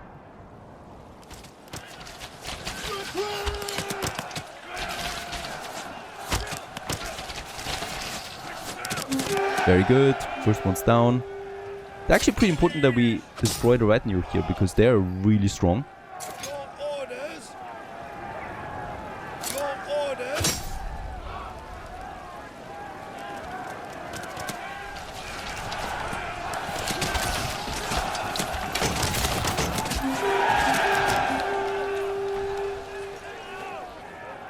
Enemy archers? There they are, trying to shoot on me now. It's just unfair, of course, that they can do this, clipping through the rocks, but what can you do about it? The retinue has been disbanded now too, so now we can really focus these archers here. Perhaps those guys? Pick up the pace. Perhaps you are going in for the attack. We'll just see. It's really just taking them down now. Yeah, they are not even trying anymore. Even though this could lead to some casualties. Come on. There you go. Behind you! Behind you!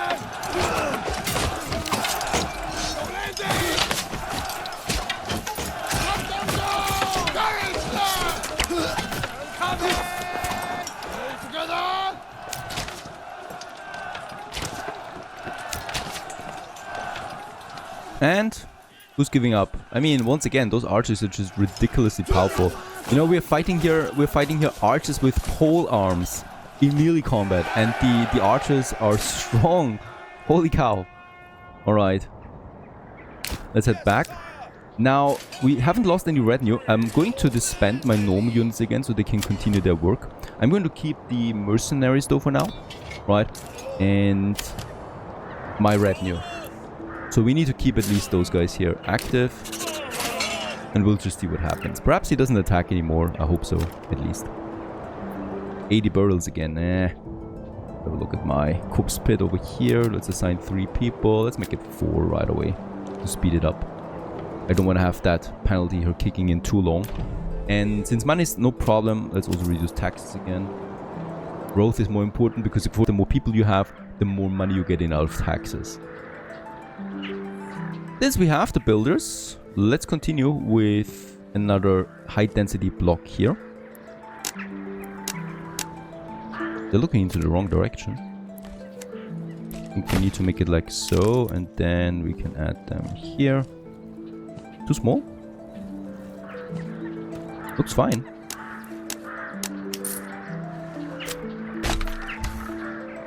There you go, this is working out. And then we can have normal plots again here. This is probably also going to be high density, but high density with some construction here in the back, right? So that we at least have the possibility of having artisans here, because these blocks here, they have no ability to add any kind of production to them. So they're really just city buildings. These here are a bit different, right? So they can also produce. And the ones with the garden are a bit further outside. But that's already lots of housing. And these are the last ones, right? Because I don't really like the economic, useless, high-density blocks here. But they just make sense in the city center, honestly. But they're not good for the economy. Because we are not getting anything out of them other than people living in them. Easier producing, right? That's the important thing, really. Okay, 47 iron parts. We have way too many anyway at this point. Should I stop the import of iron slab? Or I just stop the production of iron parts again? Because we really have way too much of them now. And I'm moving back to... yeah, pole arms. For the weapons there. Even though we have pole arms, but I love them. Or, wait a second, we're going to make spears to make high defense units there as well. I don't like the militia footmen really. So I'm going to switch to spears. And we're going to make that. And let's just say 40 is the max. Since I don't want to deplete all my resources. That's that. And at the boy's workshop, he will be busy. We got 36. 8 right now. Paid the royal taxes. They have increased again to 340 now. And the Baron is launching a second attack. As expected. So my archers, of course, still keep. Oh, we lost a lot of footmen there. I don't have the right equipment for all of them anymore, though. So I hope that we get some more spears out. Other than that, we should be fine. Should I just hire some more? Nah, we should be fine, honestly, if I flank them again. So he's basically always using the same tactic. I wonder if it changes once we move to another territory then. This time, though, he's rushing a bit more to flank us.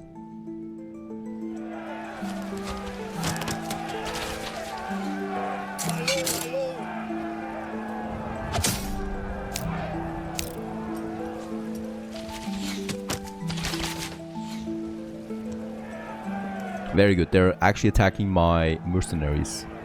That's what I was hoping here.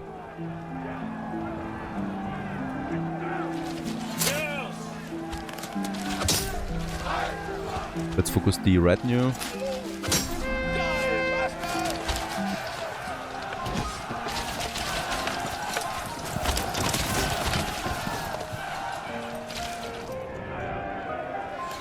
Yeah, there's also some going down already, so this should be fine.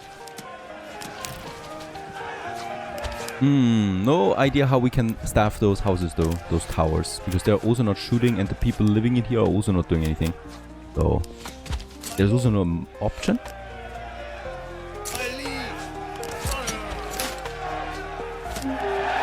Okay, the archers are gone.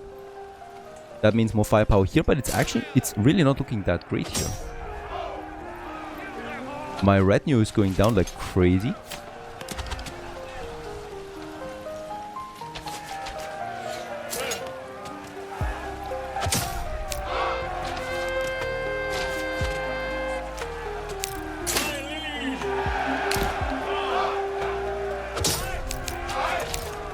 Dude, please. Okay. Yeah, that was actually really dangerous here. Okay, broken again. But holy cow, look at my retinue. Down to 2. And my militia footman is completely gone. Yeah, with that we lost some people. And this is broken now too. I hope he's not launching another attack. We'll need mercenaries then. I still have my 2 mercenaries. I can disband the archers and the polearm units again.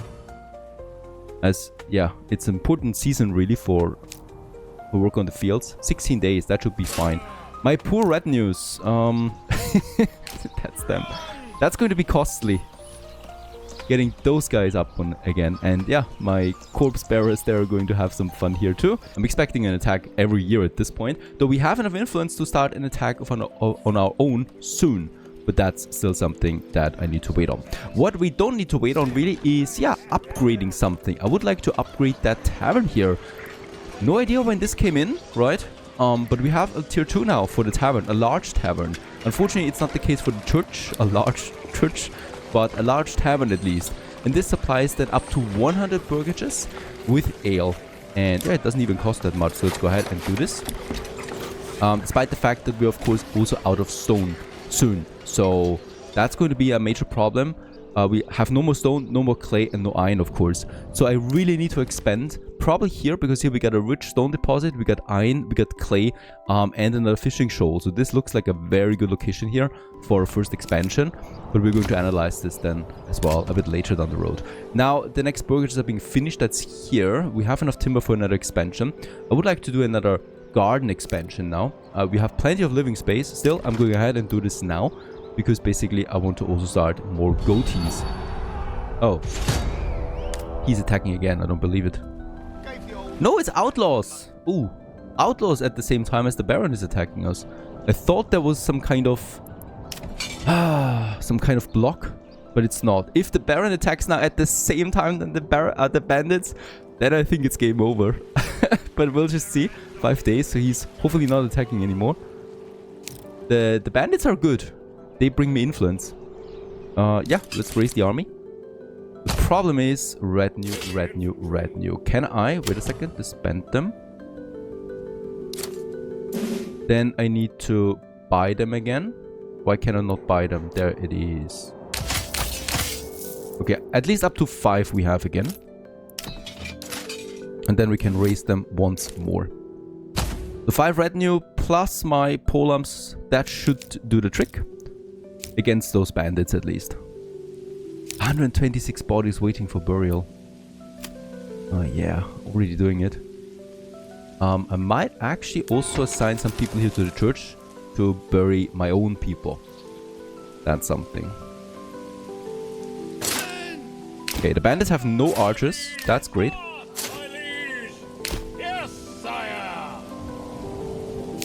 And they're also not trying to flank. At least according to what's happening right now. What? Oh no! We weren't able to pay the mercenaries. This is bad. Taxation is already 20, right? No, let's increase to 20. Holy cow. This is not looking good. We won the battle against the Baron. But that bandit attack is looking like a nasty piece. Move quickly! So only 2 archer units now. While they're moving, they're very hard to hit, obviously, so this is not going to work. And then they're getting, like, cramped in here, and now we should really take care of them, please. Okay.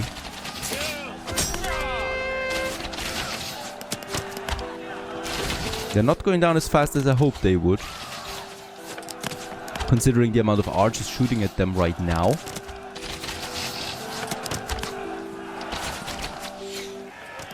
Are you really hitting your target here?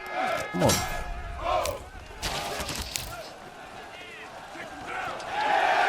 Okay, there is at least one of them breaking. These are going down, I think. Yeah, they're losing some here now. They are attacking now. Oh, they broke through.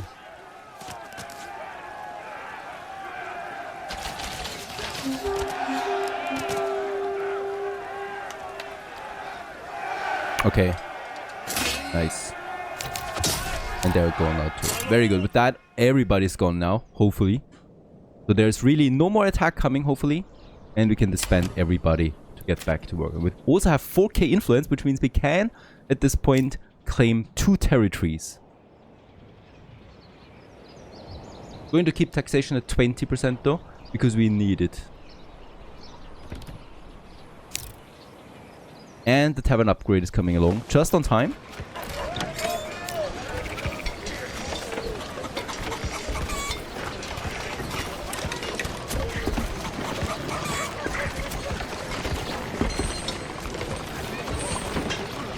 My food supplies are dwindling a bit.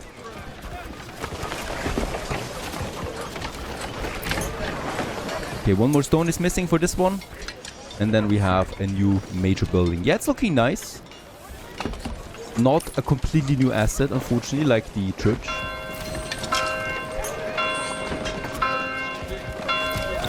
There's the last stone. There it is, finished. We can have now more families in here. And that's about it. Bigger tavern now. Bigger is always great. Always better. And yeah, I would like to have more gardens. So I'm going to head and we're going to make another burgage area like this, right? With big sheds in the back here at the edge of town, where we can have then more goatees and stuff like that, because we really need to push a bit more. I would like to do the same thing, probably some over here for the same thing for with chickens then. Yeah, vegetables primarily. So that would be this expansion here. And then we have another road.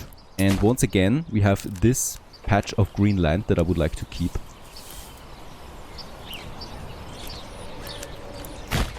Right, so that we have a little garden, a little park area there again, and then this road continues up here to the north into that forest once again. Okay, as the royal taxes increase, we really face the problem that we're out of money right now. So real treasury that is almost non-existent. However, I also want to continue to grow as my approval rating is really low right now. Let's check out why. We're actually providing everything for my people. Tavern supply, yeah, we're out of ale, okay, but that certainly can't get the approval rating down so much. So I need to go get my taxes down again. We should be fine with that. Also, this area is fully developed now, so there's only the people missing, but we can already add the animal pens now. So that's more goats, as I already said. A full row of them. And these gardens here will be then, yeah, more diverse again. Probably could also have another bigger manor house burgage plot here for more vegetable gardens, just like this.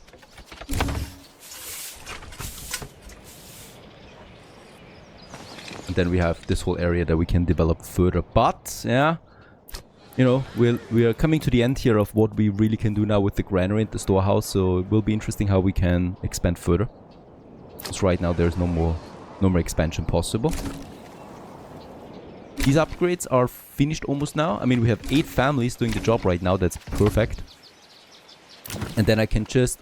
I'm also out of regional wealth. That's because, of course, we stopped the export of bows. And fish is still fine. So we sold some fish again. I stopped the iron slab import because we don't need it for now. What we need, though, is bows again.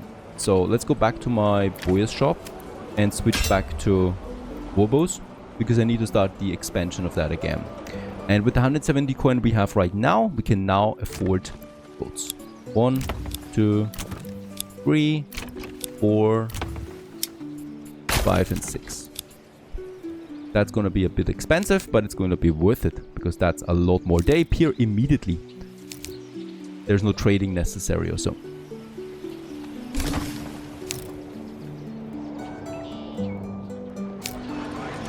Here we got the burgage plots ready. I mean, we got 23 available living space right now. It's too much, of course, right? So it's going to take a long time for all of this to grow.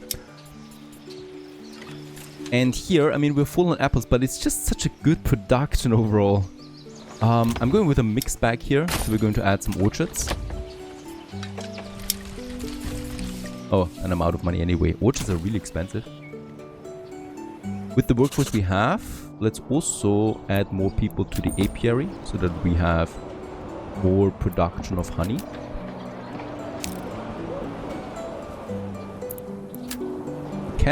We can afford to make it full, right? So that's something. Corpse pits are empty right now, and the church also doesn't need the family anymore. Now that's going to be great. We can finally afford crossbows. We have 31 in stock. Let's go ahead and get the crossbow militia going, and these guys are powerful. 24 we have now, starting with. We are basically missing recruits, right? We don't have that many people. And the spears and the heavy shields are also ready to have me the spear militia. I would like to create them as well, right? So every new person moving into Sleepy Hollow now will have to provide one person. Every single family will have to provide one person to get us more soldiers. And yeah, that's the retinue, and now the spear militia with heavy units. And then we have the halberds for the polearms for strong melee damage. And then we have the crossbow and the archers. But the crossbow is just out of this world when it comes to precision. So in that case, I'm feeling more secure now. We need to become independent from mercenaries, right? That's the most important thing. I can't afford to spend so much money all the time on mercenaries. And looking at my approval, it's a hard balance right now. 10% taxation and immigration. If I raise the taxes further, we're probably not going to get that many more people in. And every single family gives me more soldiers, so I'd rather focus on that for now. I'm also not expecting any new attack from the Baron this year. We just had one, and that should give me ample of time to grow. The major thing, of course, is we need to provide the taxes, though.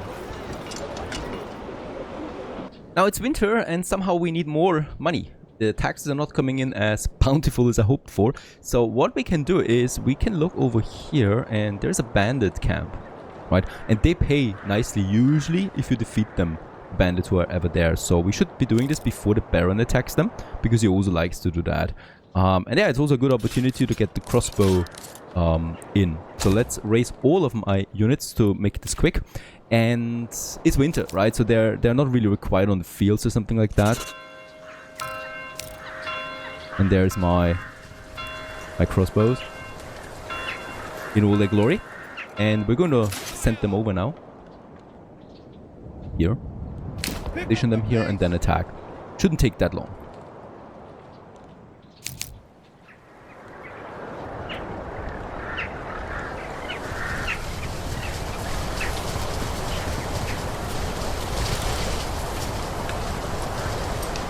Where are the bandits? I don't see them yet. I think there are no bandits here. I think they have been killed already. We can safely loot it. Yep, perfect. Even though I would have loved to see the crossbows working here. And we can now decide what we want. Do we want to send the resources to the nearest town, or say well, it belongs to my treasury. And of course we're doing this. And we get 100 coin. Yeah, that's okay. So we can pay the royal taxes. Oh my god. And let's get those back. Yes, sire. And let's reduce taxes. I don't care about mercenaries right now. What I care about is more people. Pushing to 200 people is important right now. And I agree it's a bit broken, but we produce meat here and hides, even though there's no one living in that, right? So no one is working in these cottages right now, in these burgages over here, right? And yet we're harvesting them. So might be something that needs to be fixed, but right now it seems like it's working as intended, even though there's no one living in them. How's it looking for the chicken? Because there's also no one living in here right now, but there are no eggs. Yeah, watch it still takes time anyway. But yeah, some of them already have input without anyone working there really. Okay, 7 months of food. We're really dropping there right now with the food. It's a bit of a problem, honestly. Eggs, fish is keeping me afloat right now. And we most likely will also need to start with another farming area soon. Can't be avoided. Yeah, the royal tax is coming in and we are able to pay them, but it's close. And it's increased again. The funky thing is it's being increased right before collection, right? So not after collection. Do we pay them? There you go. So now we have a year again, and with 10% we should be fine, safe that we are not using any mercenaries for the time period. Okay, there's something we need to really do now, and that is farming, right? We're dwindling, and there's nothing we can do about that. I need to start more farming, and for this we need a new farmhouse, and it's rye, of course, my main focus. So we do have, as we know, rye here and rye over there. So it makes sense to me to have the farmers here. It's gonna take some time for those people to move over here and work, I know, but it's the only way we can do this on that map here, right? There's just no more space anywhere else, and this is city space, so this is out of the question for me. Even though it looks tempting to use it. Having a farmhouse here though is okay. Everything's gonna take a bit longer, but it should still be fine to be used over there. That's something. And with that, we can then also assign those fields. So we're going to have basically here the road that goes then over there into this farm area, right? And just check it out. I want to, of course, have a nice income here, and we're going to have a bunch of farms basically that we are using like this. I can make the same thing on the other side. This looks too strange. Better. Right, then we have a bunch of them in the green area, and these are going to be the high yield ones. just amazing that this shape is possible here. And then we have another one over here that goes a bit further. And there's still room for more, just in case, right? Just in case we actually need more fields then. Oh, of course we need. We have this area. And for rye, we also have then, of course, this area, which I also like to use just along the river here. Even though the river doesn't count as a point, right? I don't want to build over the river though.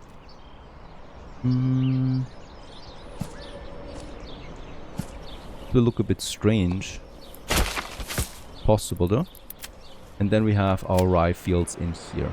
Just by the corpses. There can be another huge one. Like so. Right. So this is basically the whole farming area now. And then we have the farmhouse. Already has the 3 timber. That was fast.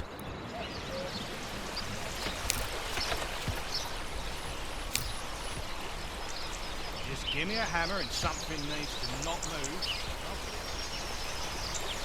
In this beautiful little valley here. I mean, just look at the game. It's gorgeous. Really, there is no denying it. It's gorgeous. You can just sit down here somewhere and just enjoy the day.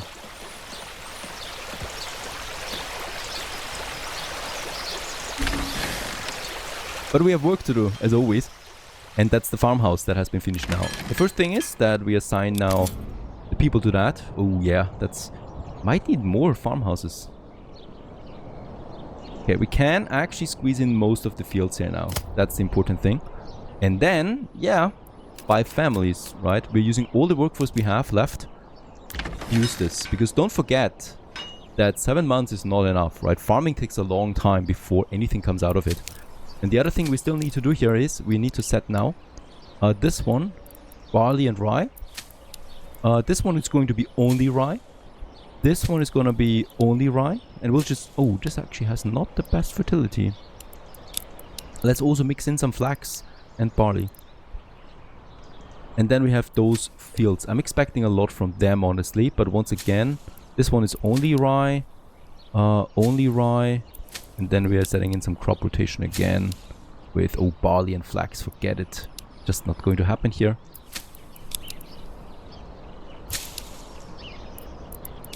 Okay, so that 1 fallow year and 2 rye years. That's pretty much the only thing I can do here. And I'm hoping that we're getting some good stuff out of it. They're already starting with it. Now, of course, the most important thing will be the heavy plow. With fields that size, we need more plowing. So that's really something that's going to take some time here. Good approval rating, good taxation, good growth, right? But of course also good consumption of goods, of food especially. No more bread. Harvest season is still taking time. That's going to be a good barley harvest here. That's going to be a very good rye harvest here. And that's also a very good rye harvest over there. So there is some bread coming in again. And this one's already being harvested already. This one's never been serviced here, unfortunately. They're too far away. Yeah, it's probably gonna... It's too many fields probably for one farmhouse. We're just going to see it, right? I'm already using 3 fishers for that shoal here, so... we could add a second fisher hut, honestly. Oh, we're losing. We're losing so much food right now, it's incredible. And there it is also, 200 people live in Sleepy Hollow. Another milestone. We have doubled again, and... looking not so bad. It's actually rather stable on 7 months right now. Since there's also a bit of honey coming in now again. Yeah, meat is probably gonna be gone soon. Bread is hopefully gonna be something. And look at that. 138 yield here on the rye. I'm really hesitant. We could force an early harvest at this point. Before any drought happens, before any attack happens. Where I need to get rid of my farmers. Or we just leave it be for another 44 days and get even more yield out of that. Should we be so greedy? Or should we start the early harvest? That's the question here. If the Baron attacks, we can always start an early harvest, right? So let's just wait. Just too good here. This is my saving grace, right? 140. There's another 46. So exceptionally good barley harvest there too. The new fields are growing a bit already, so this is something, but it's not enough, of course. But at least they're doing something here. At least they're starting something. And at least there is some harvest coming in down here already this year. Was not expecting that. 200 days left for the royal tax, and we already have it. It's 400 now, by the way, and we have the 400, so that's something. With 10% only, right? And at this point, we could afford some mercenaries again if there's a big attack coming. And with the money we have, I'm going to import iron slab again. So that we may produce more crossbows to have a second regiment of crossbowmen available soon. That would be also nice to have. Let's make the iron parts to 20 again. And then my boyar can produce crossbows again once we have... Oh, we have iron parts, so let's continue with that production right away. Ah, there it is, the claim. Let's force... Ah, it's harvest season. Bad timing on this. I should have been greedy. I should not have been greedy. They're harvesting all now? Yeah, it's quick, right? And... will we make this work without mercenaries? That's the question. We have lots of soldiers, but it's my people that we have there. I might be thinking about getting at least the melee fighters in, right? These guys here, it's not that expensive. We can afford it easily. That we have someone in the meat grinder that is not my own. Might be something. Let's just wait it out a bit further. There's, by the way, another upgrade here coming along now, because I would like to have a look at something else. We're stuffed with leather. Right, so we have so much leather that I have no idea what to do with it. It's 300 leather. That's of course with all the goats providing it. And here we can now add then the... This is heavier than it looks. There it is, the tailor workshop that I would like to have. Because with this we can produce clothes, cloaks and gambeson. And this is consuming then leather as well. But I think we still need dye for this as well. It can't hurt though to already go ahead with the upgrade here. Right, the tailor workshop. We have the workforce for it. The worst that happens is that they're a bit idle. And look at the orchards as well. Beautiful when they're fully grown. Adds a lot of greenery to the game as well. Those mercenaries. Yeah. Yeah, let's... I don't want to risk it, right? It's just I don't want to risk a town like this anymore. So I'm playing it safe. And we're gonna get the mercenaries over. There they are. Please. Get over here. And then I'm going to resolve the claim on the battlefield now. Enemies declared. There he is again. It's always the same amount of units, right? I think just the regiments are getting bigger. So we got now 36 full, 36 full. There's one that is not full yet, that is only half. So I guess next attack he will be full as well. Harvest season is behind us. Holy cow, we have a harvest. Looking fantastic. But right now, getting units out again is stupid, right? Because people are still busy on the fields. There's still lots of rye to collect that is spoiling otherwise. There's lots of plowing that we need again. But there's also fighting, unfortunately. Okay, yeah, we already take the weather damage here. Can't be helped. We need to wait every second. Come on. Because I really need to get that rye into the farmhouse.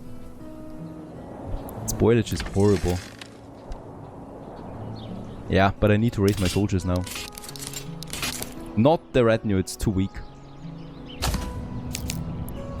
They should still be working here though, because it's a family, right? So the husband is gone. Oh, the son as well. They're both soldiers here. Only the women are working now. They're transporting. That's her own personal battle. Can't be helped. We need to fight. As always. The Baron. He's going to pay. He's going to suffer at some point. But right now, he's not. There you go. Let's once again ramp them up here. Just along the cliffs. And my soldiers and my crossbow especially going to be lined up here.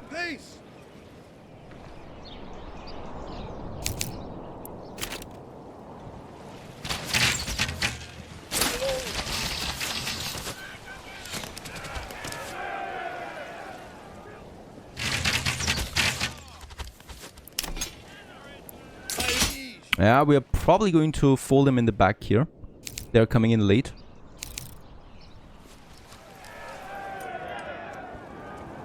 Once again, they're undecided what they do, so that's okay. Where's my crossbow, man? There they are.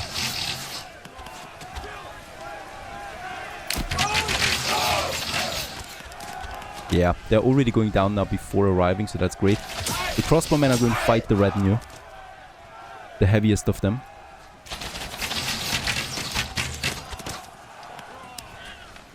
Okay. Yes, sire. Gonna have them run around. That's, of course, it's bad, right, for stamina. But we need to get my melees in here, otherwise we're losing too many soldiers. Getting shot at now from behind as well. Shouldn't be too bad though. Holding the ground, the retinue is almost completely gone.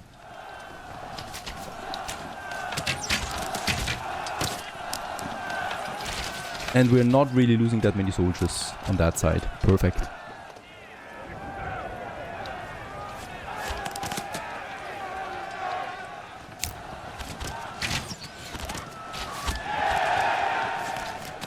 Yeah, really, that was a waste of money, honestly. Those freaking mercenaries. They're coming in now, but of course it's too late. Let's actually have them rush the archers down there. And one of them is helping, but nah, it's all broken already. They were useless. So I know of course that we don't need the mercenaries anymore, right? For defensive war, we should be fine from now on. The crossbow really did a lot of damage. I'm pretty sure it's them because the numbers went down really fast. The problem is, of course, we lost quite a lot of polar militia here. So that's my own units that we basically lose. Yeah, we need to get those people back on the fields.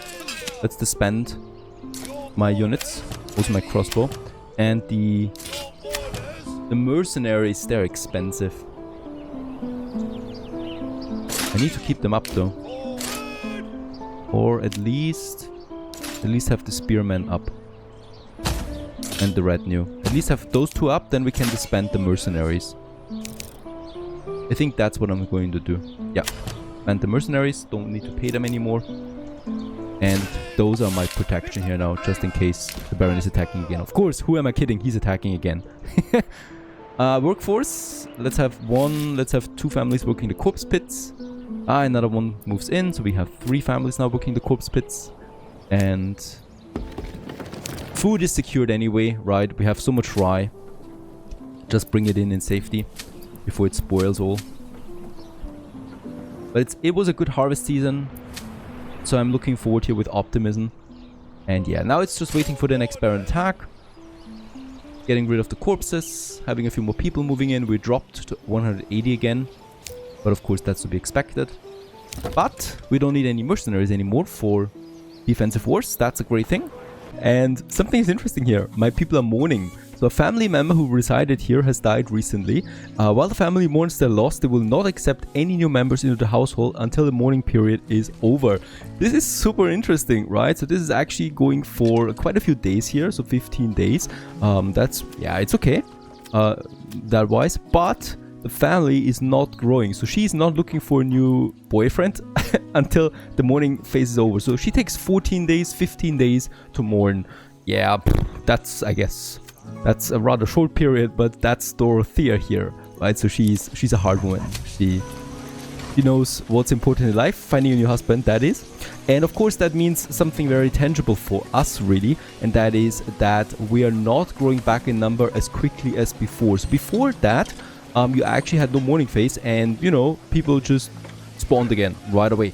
Now you have this mourning phase, and it takes a while, and until then you don't grow back to the original size. So it was kind of like a bit broken before, because your army lost the soldiers, and after the battle more or less immediately replenished, right? And now it takes time, right? Now you just don't have the numbers back so quickly. Now we have an unassigned family that is needed for construction. Yeah, I don't have any families right now. 12 living space is fine though, so in that case plenty of space, but already going down. That's good. And food-wise, ladies and gents, we have 200 rye in stock. It's October, so they're preparing the fields, of course, again, transporting and stuff. right? And then also plowing, and only then will they thresh and make grain out of it. And that grain we can then use in the windmill and then in the bakery. But we're going to need more workforce for the windmill and the bakery here, right? So this is something that we of course need to keep in mind. I'm still waiting for this battle here to be over, 59 days. That is important. So we learned an important lesson also out of that we can survive without mercenaries, at least quite easily now. The main focus now is though expansion, right? We want to go for a new territory. That's going to be something. And that's something we're going to do then as early as next year.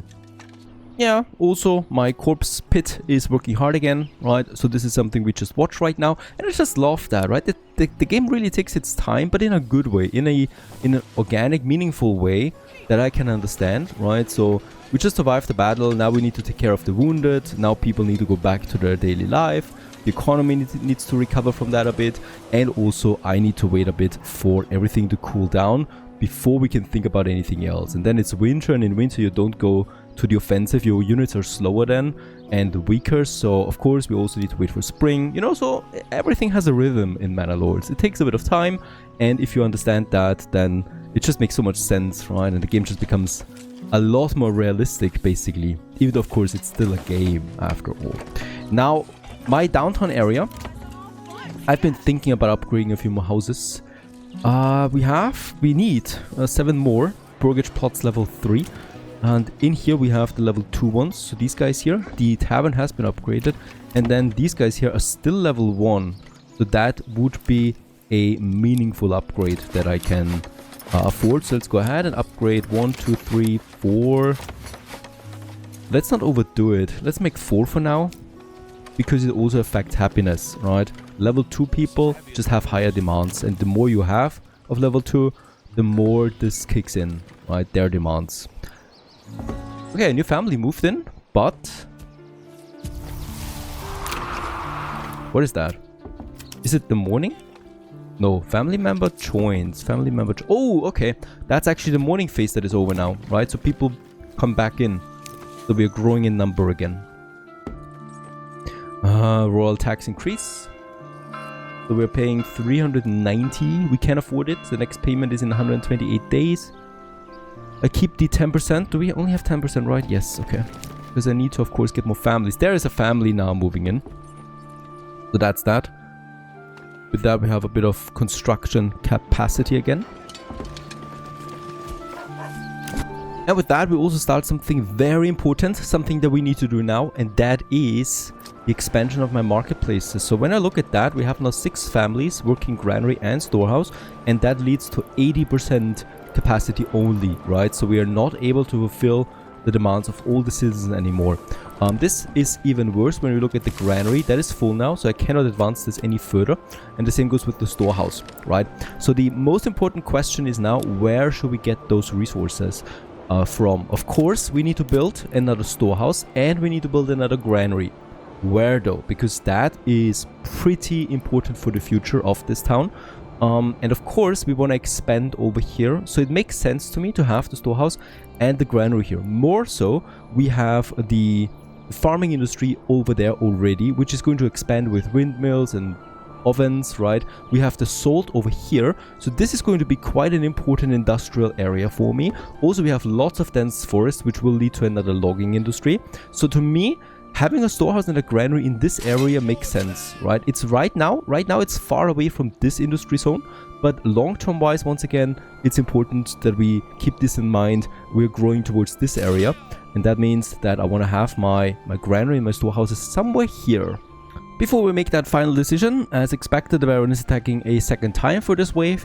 And yeah, please also let me know how much more combat you want to see. It's at some point it's the same thing, so we're just going to speed this whole process up, because basically it's the same enemy movement. You know, sometimes they're flanking, sometimes they're not, and it's always the same 5 units that we fight. Now we just have more crossbowmen. It's always a joy to just watch them as well. And by the way, I'm also playing Kingdom Come Deliverance 2 soon, and in this game you also have a crossbow, so I can't wait for that.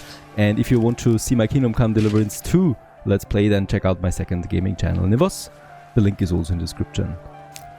Now, as always, we're waiting, we're standing the ground, and yeah, we're funneling them into this whole area for that clash. And after a short time, all 3 of them were broken. Now it's just the archers left, and we're also going to shoot at them already.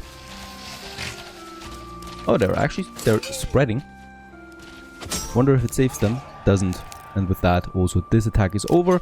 And I'm going to put everyone back to their work, except the retinue. They can stay. Construction upgrades continue. And another family moves in. I'm going to keep them right now as constructors, as builders.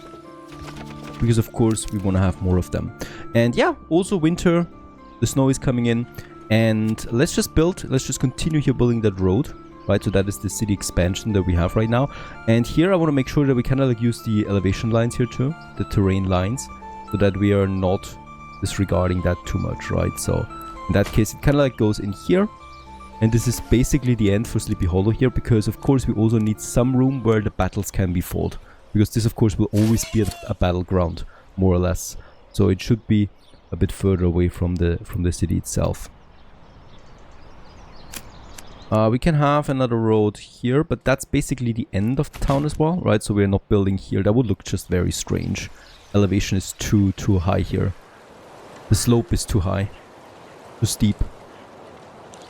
And yeah, that brings me now to my storage area. And think about that. The people are coming into my town on this King's Road, on this main road. Then they're going to get deeper into the city here. So we're going to see more burgages. Then we got a field, and then we got the storehouse area. I think this makes the most sense to me, right? And at some point we're probably going to have a wall here then also to the other side. Once we know what to do with that manor house. But for now, this is the perfect location for this because, you know, it's kind of like on the other side of the city. You have then this central marketplace in the center, between the storehouses over there and between the storehouses here. And also it's kind of like not that far away from this industrial center here, right? So it makes the most sense to me. And in that case we're going to have a storehouse here, yeah, like this, right? Then we're going to have a granary, also going to have that somewhere here, and just behind that we're having a hitching post, because of course we will also need oxen for all of this. And let's just have it like this so that we can still have a road in between, so that there's also a road around then my storehouse and my granary and then my hitching post, right? And here we can have some more service buildings at some point, probably a well as well, even though I haven't checked up on this. So perfect. So this, just as we like we planned it on purpose, right? But the water here is just a coincidence really, but it's perfect, right? So we can have it here, we can even have it here if I wanted to have a little, yeah, probably a little area here that is open. Right, that makes sense. And while the game doesn't really support double roads, I'm very much inclined to actually use something like this. It also looks strange, right? Let's have no double roads for now. The road is getting bigger. Anyway, once this is working, right, then it becomes like that. So used roads are getting bigger automatically in this game. That is also a fantastic feature, by the way. That's something I really love, because usually I'm a person that builds, you know, 2 or 3 lanes of roads to make it more realistic. And this game actually does it for you already by broadening the road once it's used. Really fantastic. I can't exaggerate here. It's a feature that I've never seen in any other game so far, and I love it. Okay, that is definitely over here. Let's just spend also my last retinue. We're taking care of the... Alright, no, that was a mistake, right? I mean, they've lost though. Yeah, battle won. Okay, they shouldn't do anything now. They're just moving. But as did you see that? I disbanded my last unit, and he used that to spawn 2 more units.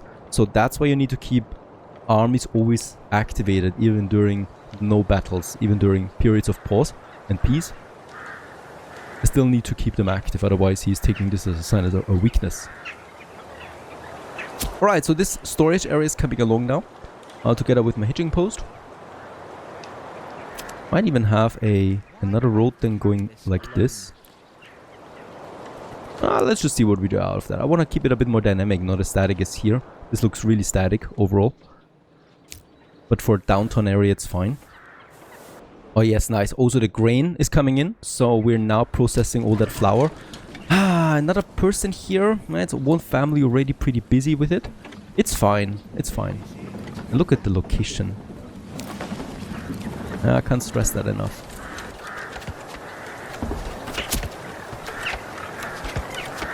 And we're past 200 again also, with people coming back. Or, you know, joining us, because they're not coming back from the dead.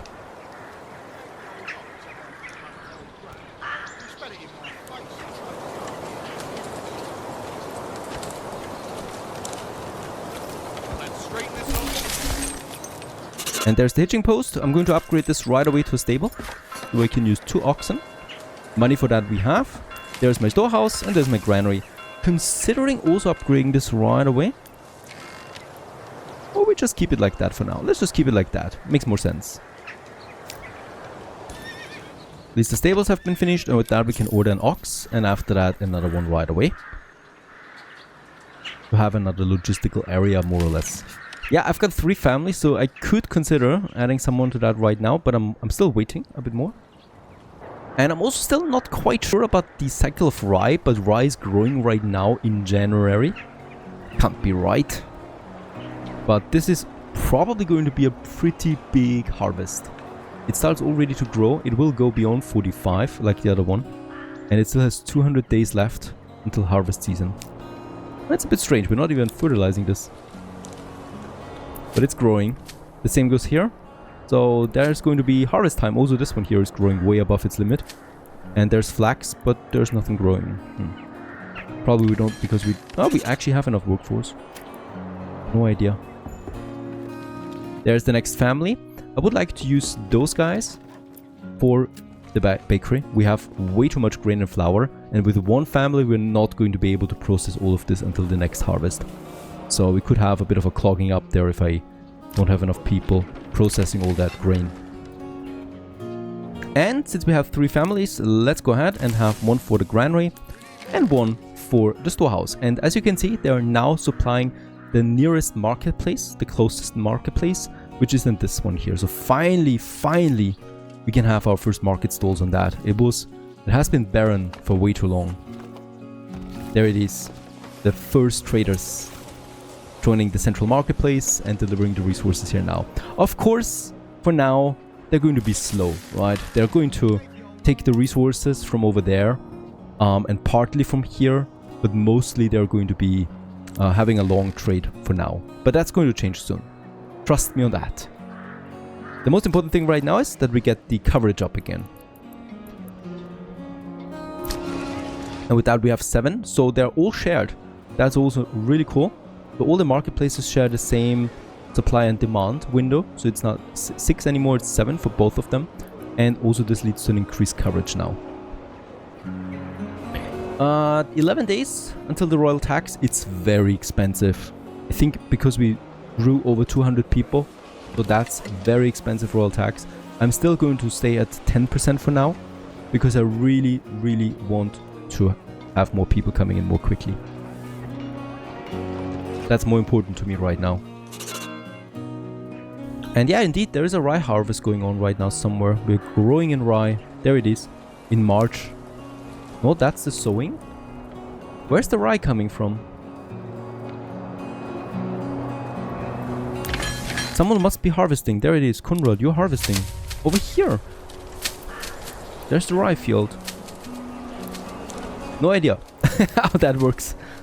Oh, forced harvest. Let's actually deactivate that. Perhaps that has something to do with it. That was because of the drought that we used this option last time. And yep, let's continue with the next industry. And that is our logging camp, right? Logging camp 2. The reason why I'm doing this already is because we need to keep a firewood production up. Right now we have lots of firewood, but it already dropped by 100, down from 900. It's of course also the end of winter, but as we grow more, we need more firewood too. And with that also more logs. So can't hurt to start with that already. And that would be then over here, right beside the farmhouse here. I think that makes a good amount of sense, right? Having both of them together here. And then we can also have the firewood cutter here, or actually close to town. Yeah, that makes more sense, honestly. With this we could have another industry zone coming at some point. The firewood cutter here close to the storehouse. So the logs are coming then, and we have it here. Yeah, I think that would also make sense. We'll just see. Let's just build this one for now. Okay, by the way, if I declare war on the Baron, this is what happens. He's sending in massive armies. This is like twice the size that I'm used to. So we unfortunately have to postpone our expansion plans for now. At least, hey, we have a goal, and that is more units. For this, we have enough spears, enough shields for another heavy militia, and I have way more crossbows. That is 61 crossbows for another militia crossbow army. The problem is, of course, we're missing recruits. So if I really want to staff them all full, I think we need around 300 to 400 people before we can take it up with the Baron, right? And even then, I probably will need to rely on mercenaries on top of that. Super difficult. I did not expect so many units. So that means we have to do without any iron for a while still. But we're golden, right? So food-wise, we should be golden. We are, of course. We have lots of grain left. The bread is coming in. 3 families. Let's just check it out here too.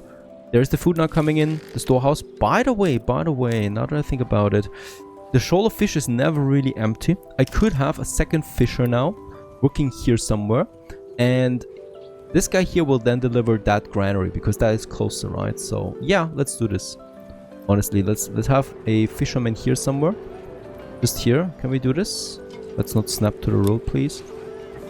And there you go. Looks fantastic without the snapping. And then we have room here for another house, right? Something that we can use to fill the gap here, even though it's not necessary, right? For now, let's just keep this open. We have plenty of housing still left. That's a fisher, because this never really has run low. So that should be fine. Another thing we can consider here is some apiaries though. So you can have more than 2 apiaries, providing more honey, as far as I know. So let's have another one here that is also supplying then the granary, right? And the storehouse is being supplied then by the logging camp now coming in. There's already the oxen too. Can't hurt to have another hitching post there too by the logging camp, by the way. And let's also order the next ox. So here we have now 2 oxen working again. And for this lower one here, let's have another hitching post just by the logging camp. That's important.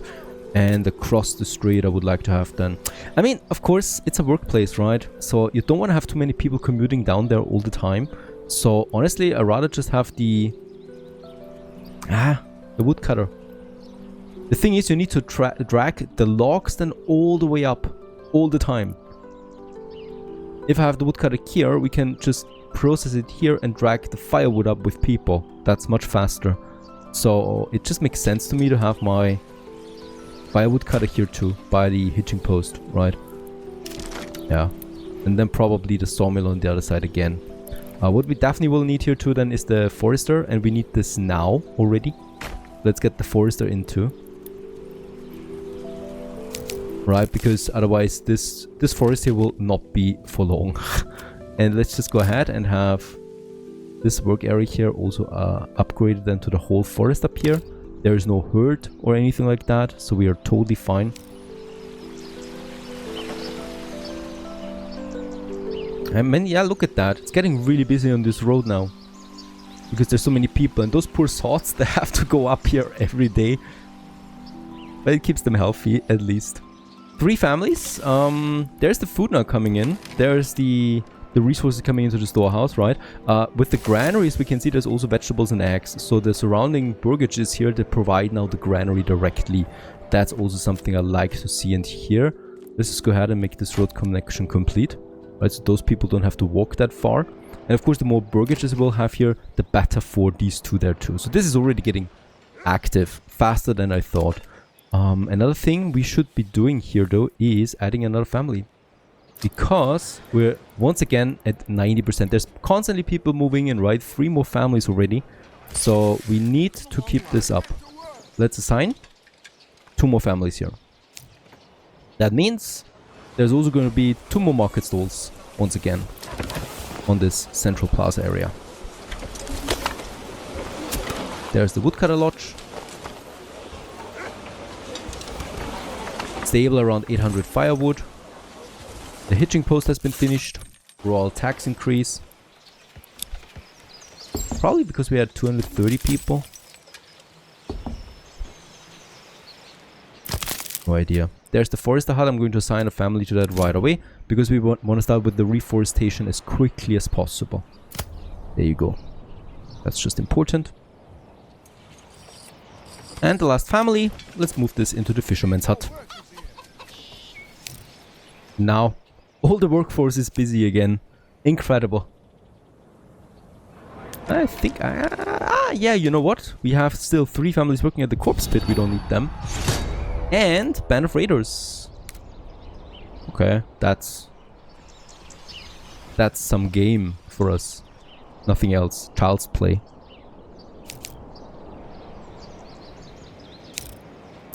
I was looking close to 100% again, but already at the limit.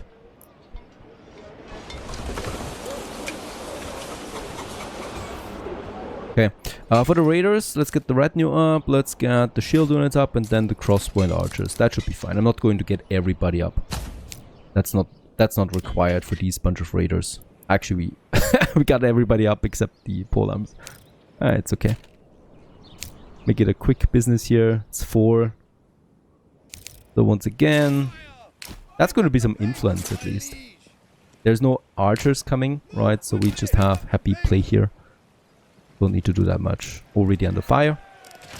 With 2 full units now of crossbowmen. And yeah, they're already going down on their way.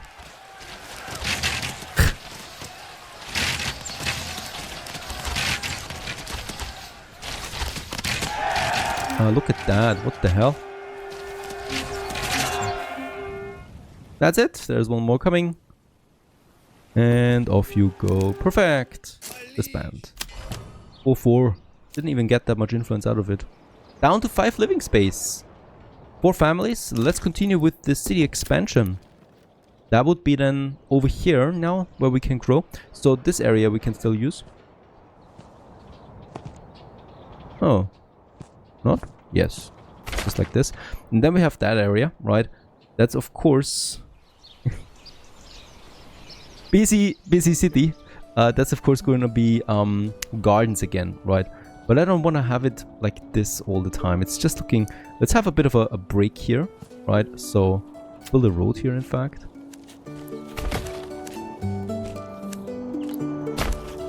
Right, so something like that. And then we just have houses again. I really don't want to have every house looking the same. So I'm probably just going to make it... that's actually too small of a garden. Could make it like this. And then I could have another bunch of housing here. Or perhaps even, you know, brewery again. Or tavern. No, we don't really need a tavern. But yeah, let's go ahead and have it like that. Adds a bit more variety again. Otherwise this is looking like too much of a British suburban area. It already does. And important is that we're building more of them with gardens. By the way, this one here, the apiary, you can start your work. And I'm also going to add another house here with a bigger garden. I want to make sure that this is only one house. And perhaps it looks like that.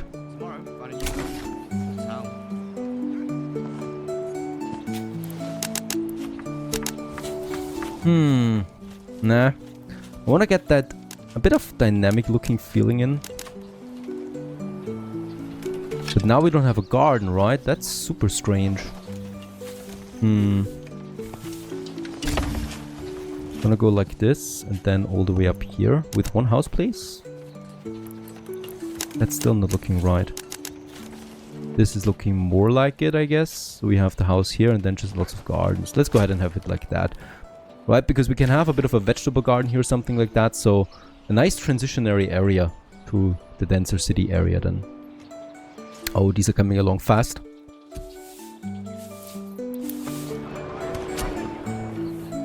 And then here, so that we have once again a little empty space there. And then I can have another bunch of houses just here. I really don't want to have the gardens too big because it's looking strange after a while. Let's just have it like that. And then we have these guys here. And here, once again, we can expand. I don't think we need more goats, really, because my ladder is so full. I never drop on shoes. On the other hand, I never really have a lot of hides left. We have the family working here on the tannery non-stop. So it might be feasible to go with more animals. With more chicken. And more goats. Let's make a mixture of this, right? Let's have goat and then chicken. Oh, sorry. Vegetable. It's vegetable now. We have more here. This one. There's more coming up. And this house here also is gonna be vegetables. For sure. At 63 Brad, this is continuing to grow. We still have plenty of grain from last year. So my baker is fully utilized. Let's assign a third family to that. They're not fast enough to process all the grain.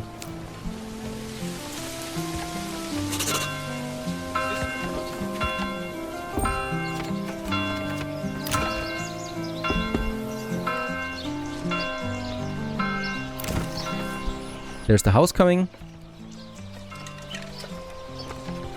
Right, so the house is up here, of course, and the rest is then just garden, and we just have then the orchards might also be possible now. Let's go with vegetables for now already.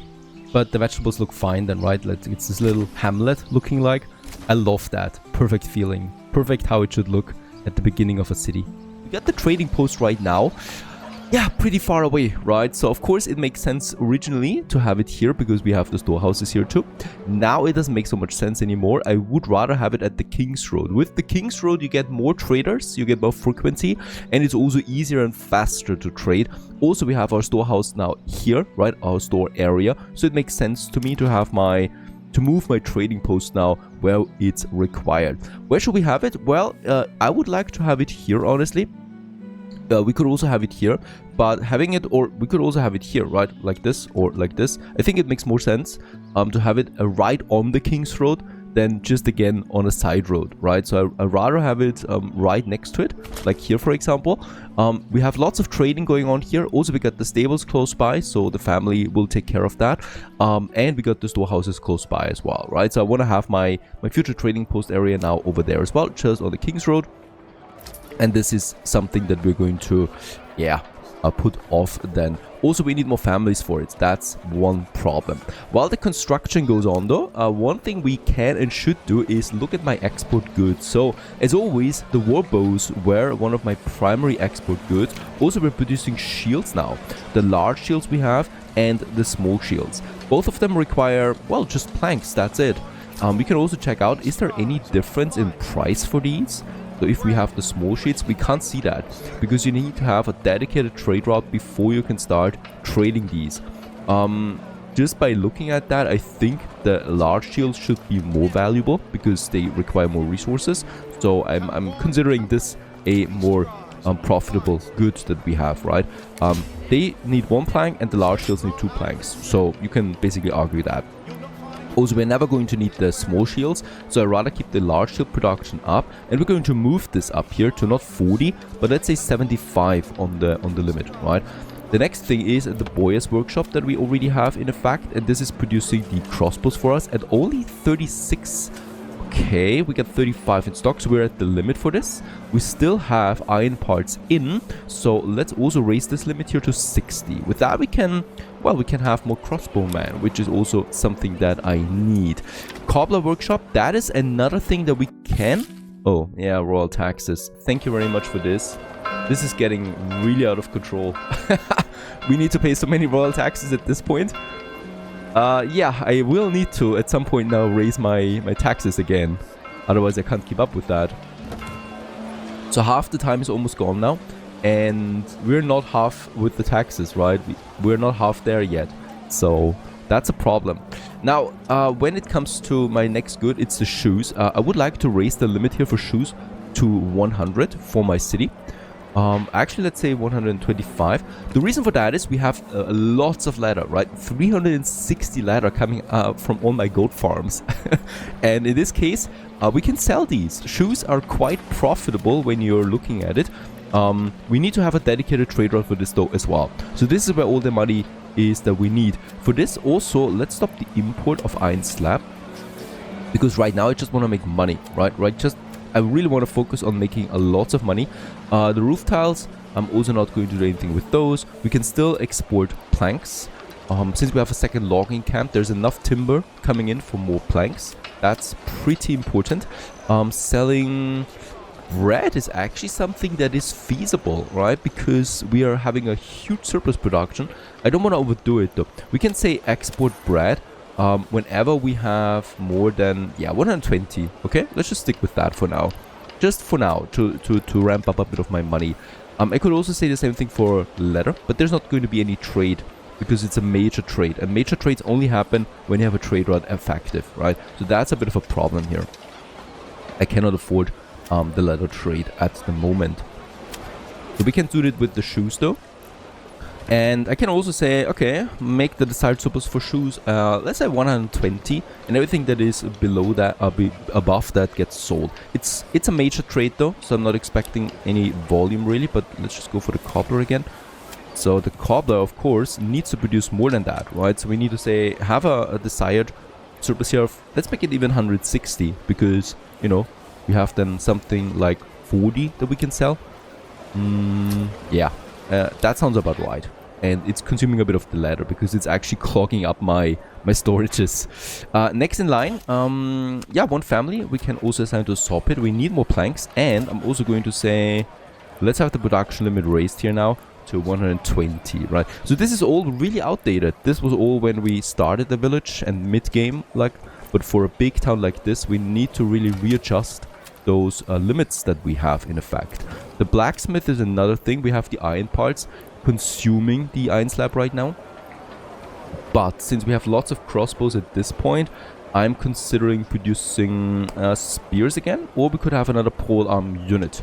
Let's go with polearms because we already got some heavy units now. And I would like to do this to get me another polearm unit that we have.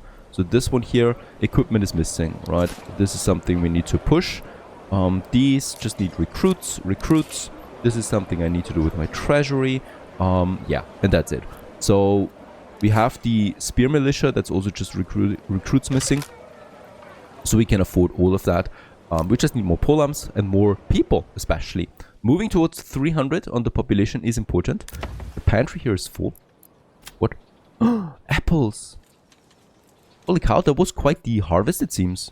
26 apples are clogging up the storage here. Nice. So there should be someone from the granary coming and pick it up then. Right, there is the apples. And we also have it down here. So, yeah. We will need another family here. Also, look at that. We have 8 families, right? And it's already not enough anymore. So, once again, we need to use workforce on that. Is workforce hidden somewhere? No, not really, right? The corpse pits are empty. So they're not doing it. We're having really everybody work right now. Yeah, trading post has been finished. There it is. I wonder... Does it take over? Yes, it has taken over the settings automatically. Perfect. Just perfect for this. So I don't need to do it all again. And let's go ahead and also demolish this trade post here. No longer needed. And I'm going to reassign. Let's make 2 families work in the trade post now. Want to get things done here. Also, we can order a horse just for this trade post, right? So the families working here will have a dedicated horse now, just doing the trade. That's also new as opposed to the old trade post having a dedicated horse now. So this will significantly decrease journey times to nearby trade points. And trade point we have, yeah, right down here. So it's really not that far away. Can't be helped though. We need to raise the taxes. Go ahead with 20%. People will not like this. Also, the lack of ale right now is a bit of a problem. So that's going to hurt me twice. Getting ale in with an import is probably something we should consider. By the way, clay furnace. Do we still have clay? I don't think so. No, we're out of clay officially. So we can save that family. We can also save the malt house family right now because we're not producing that much barley anyway. The smithy is not required, the tannery is required, and we should also have someone down here somewhere. Yeah, we can get now the families over here. So those 2 families that we just saved, let's move them to the granary and the storehouse respectively. And on top of everything else, let's upgrade them also. Because, yeah, it's just required. We're already full on capacity here.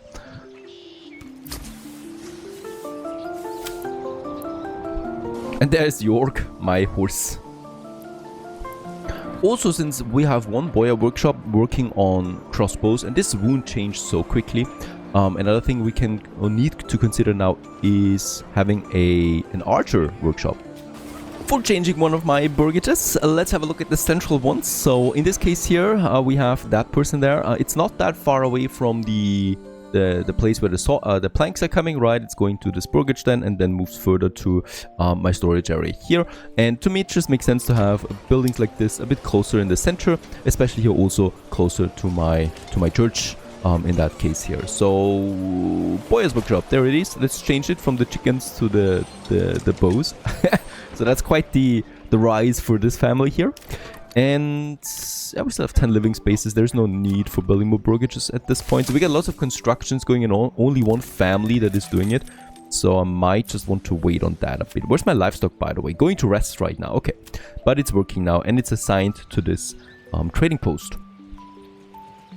And that really didn't take long for us to get some more money in again. So 450 wealth we have, and I would like to invest this money right away into opening up new trade routes for us. And that is especially important here now for trade routes where we can have a higher volume. It's not really shoes necessarily, because of course the more we grow also the more leather we consume again. So for higher volume, I'm speaking about things that we have endlessly available, and that's something like the shields and the bows. So the large shields that we have now here, it costs 280 coin. That's quite a bit, right?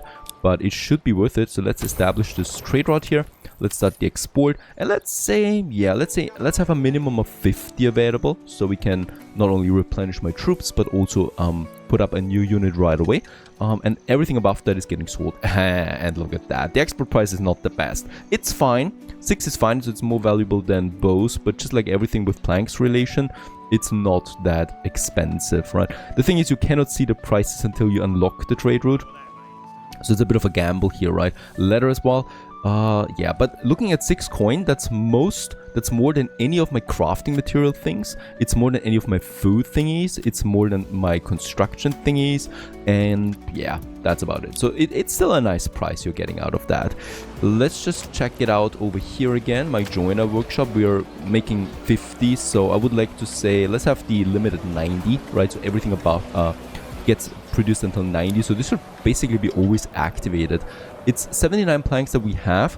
We need to monitor this closely, right? If we consume too many planks, then we might need to do something. But on the other hand, we already have now the logging camp here that is also not being used right now because we simply don't have the workforce. The same goes with my woodcutter here. But yeah, fuel is still fine. It's actually climbed up again to 800. So I'm not too concerned. Yeah, but we probably will need another sawmill soon. Now, it's busy on the roads here, right? There's lots of stuff going on, field work, my trading post, lots of bread we're selling. Gotta be careful about this again as well. I really don't want to drop too low on bread, but we have so much rye and flour, right? So it's November. I don't know, threshing right now. I could say put a higher emphasis on that, right? So threshing priority is high, so they prioritize that a bit more. Otherwise it's clogging up too much. And we still also have one room available here for my oven. That's perfect. Another family, welcome. Oh, tax-wise it's critical. It increased to 500 now. What is going on? He really wants to destroy us, the king. Okay, I feel like we have to stop with the bread. It seems to be way too popular. So really using all the limits that we have. I'm not going to export bread any further. It's too risky. We drop with the food also 6 months. And it's not really required anymore since we have a bunch of wealth again. And even enough money to unlock us another trade route.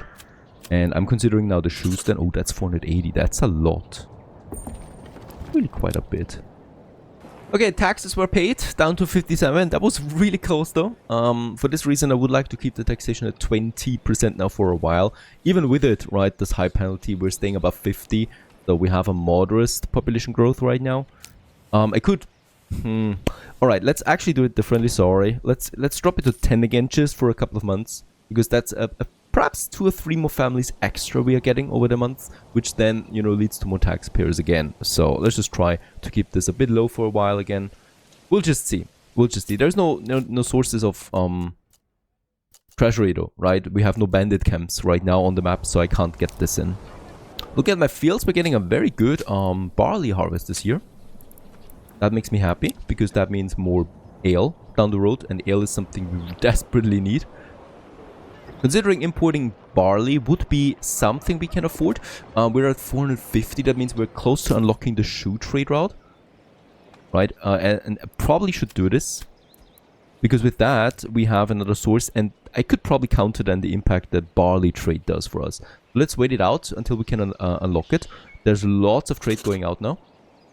Of course, with that much regional wealth right now, we are getting a good amount of treasury in out of the 10%. So, of course, the higher the regional wealth is, the more you're getting in, right? But at the same time, I also need to invest in order to get more out of it. So, the shoe trade is something that I consider very profitable.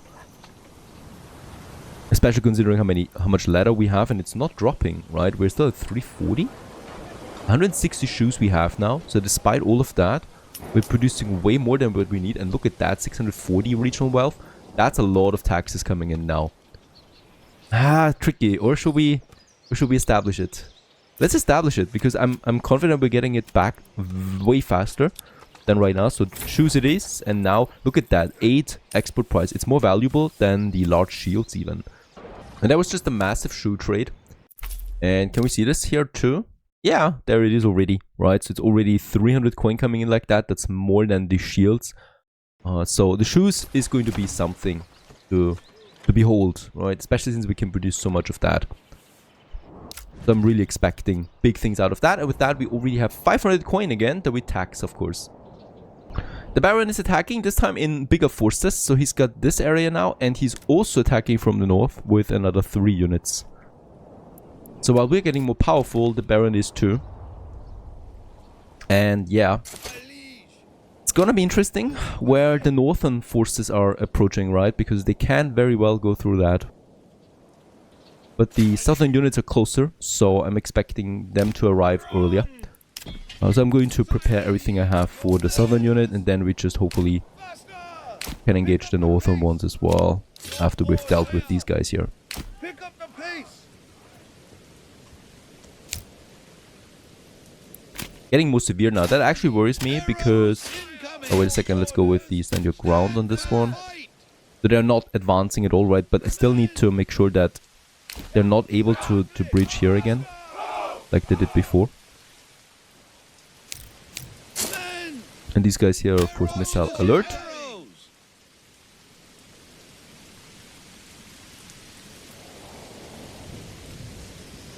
Nasty. Really nasty business, especially since I'm not gaining anything out of it. It's just costing me all the time.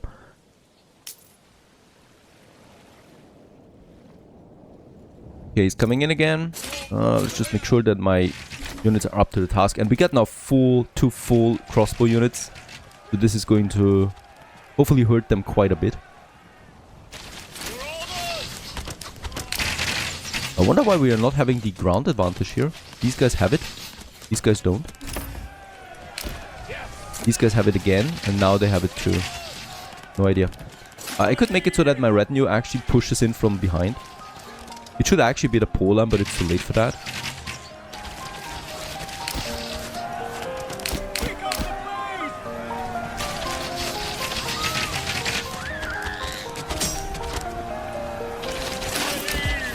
They need to be engaged in combat first.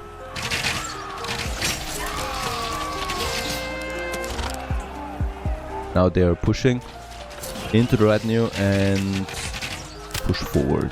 That would be there. Oh, we're getting the disadvantage. Let's move them back again. Gotta be even higher on the ground here, it seems. Oh, and there's now... Really? No, it's the other archers actually coming in and shooting from up here or from down there. Let's make sure that we kill the...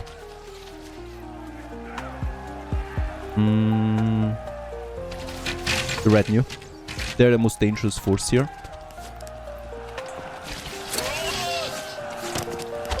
And yeah, going down quickly. To be expected though.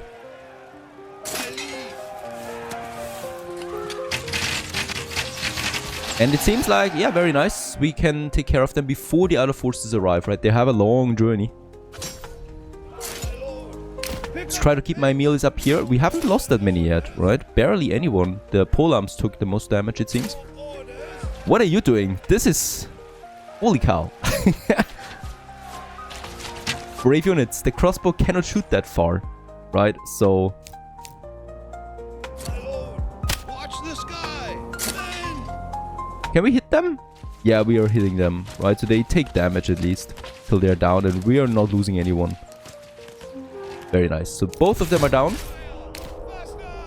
Crops rotated. Since when do you get a message out of that? I don't care. There they are, and they're having a disadvantage. They're having also a flame arrow. What does it mean? Why do we have a flame there next to them? That's new. Does it mean they're desperate? Perhaps. Okay, they're coming from over there. I probably should move my units over here and my melee troops here. It's going to be easier to defend here because this is much more steep, the slope.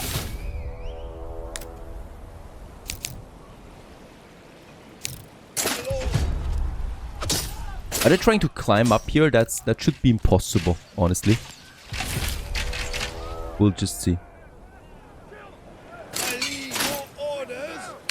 Move quickly, my lord. Arrows incoming!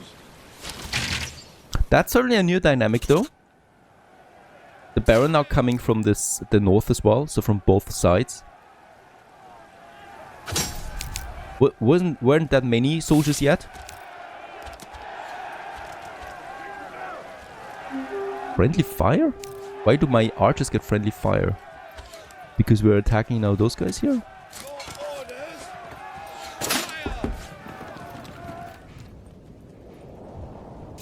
orders. Broken, perfect. Really, that was easy. Yeah. Probably gotta wait here now for the next attack coming in. We got 5 families, by the way. Let's assign 3 of them to the corpse pit. And I would like to have my people working. So for now, I'm going to disband my archers. And probably also my polearms so they can replenish a bit faster. And the other 2 are going to stand all the way through. But with this, I do have my workforce harder on it. Money-wise, 700. That's going to be lots of taxes. And I'm probably going to push more taxes so that we can afford mercenaries for my advance. Because at some point now we really need to expand here, right? Can't be true that we're not doing this. But they're so difficult right now.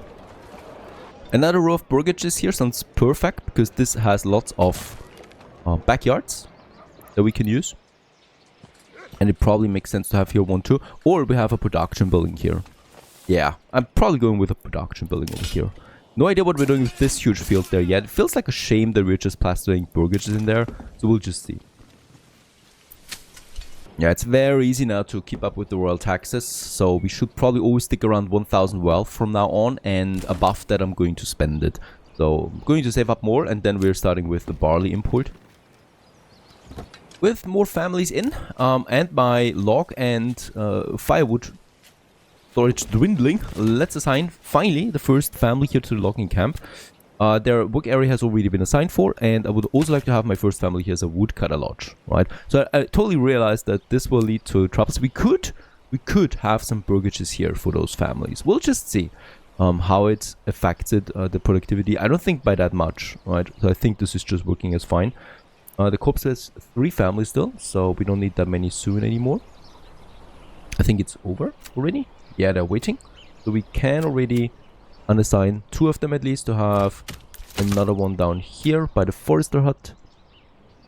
And once again, it's half time for the royal taxes. And what we can see is we have the money already. Very good.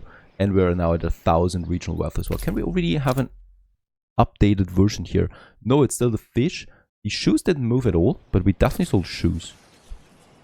Definitely sold shoes because we are at 160 again. So what is going on? Where's my cobbler? There's my cobbler. You're producing, right? And at 60 is the production limit. My ladder is still really high. Let's make it 200. So that we have even more shoes available. And I'm also stopping my plank export because it's basically worthless anyway. Those 2 coin. That's negligible. And there it is, another huge bunch of shoes being sold. 1,500 regional wealth, so this is good for the money. I'm going to keep it like that for now because we also had a nice barley harvest with over 100 barley.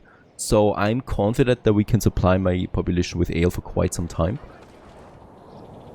Year 11 it is already, and what I can see is, yeah, taxes. We're really fine on, that's with 10%, right? I'm going even higher than that. Would be probably one of my goals now, since we have a very good happiness. And I think we should stop with the... I wouldn't call it exponential growth, but we probably should stop with the mass influx here of people. So I'm actually going to increase my taxes now. This has the positive effect and also that we will be able to afford more mercenaries again for our conquest. But looking at my regional wealth now, it's at 2.7. So what do we export now? The shoes is climbing. The shoe export. Fish is still crazy. The same goes with my bows here. So these three, yeah, fish, bows, and shoes. Even though with fish, we gotta be careful, right? Because of course, we have a growing population, and yeah, we're going to stop with the fish export, honestly. Even though it might hurt, or I'm just going to go up with the limit to 250, right? 250 should be... Can I not do this? 250. Give me... Okay, we cannot increase this? 250 is the max? No. Just that my numbers are not working here. It doesn't accept the 2. It doesn't accept 250 with the key. Is 200 the maximum, perhaps? Also not. What is going on? I cannot type anything in. Shift clicking, though, we can increase it by 50, and that's going up to 250 here. So this is something we can do now. What we can see is the global market supply is oversupplied. Those prices are lower than usual. That's interesting.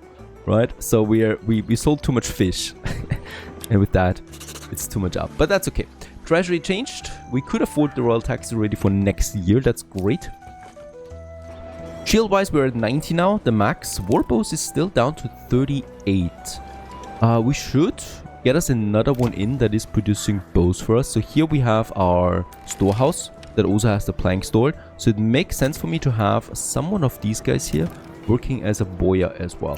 Can we have the high density ones? Yes, this guy here could do it. So let's upgrade them. It's those guys here. All three of them I would like to upgrade so that we have another block of artisans available, right? That's not only going to be bows, it's going to be shoemakers, it's going to be even the new one, the butcher. That is something we're going to need. Down to 5 living space again, so let's also have here a bunch more people. Reduce density, so that's 2 more. Perfect.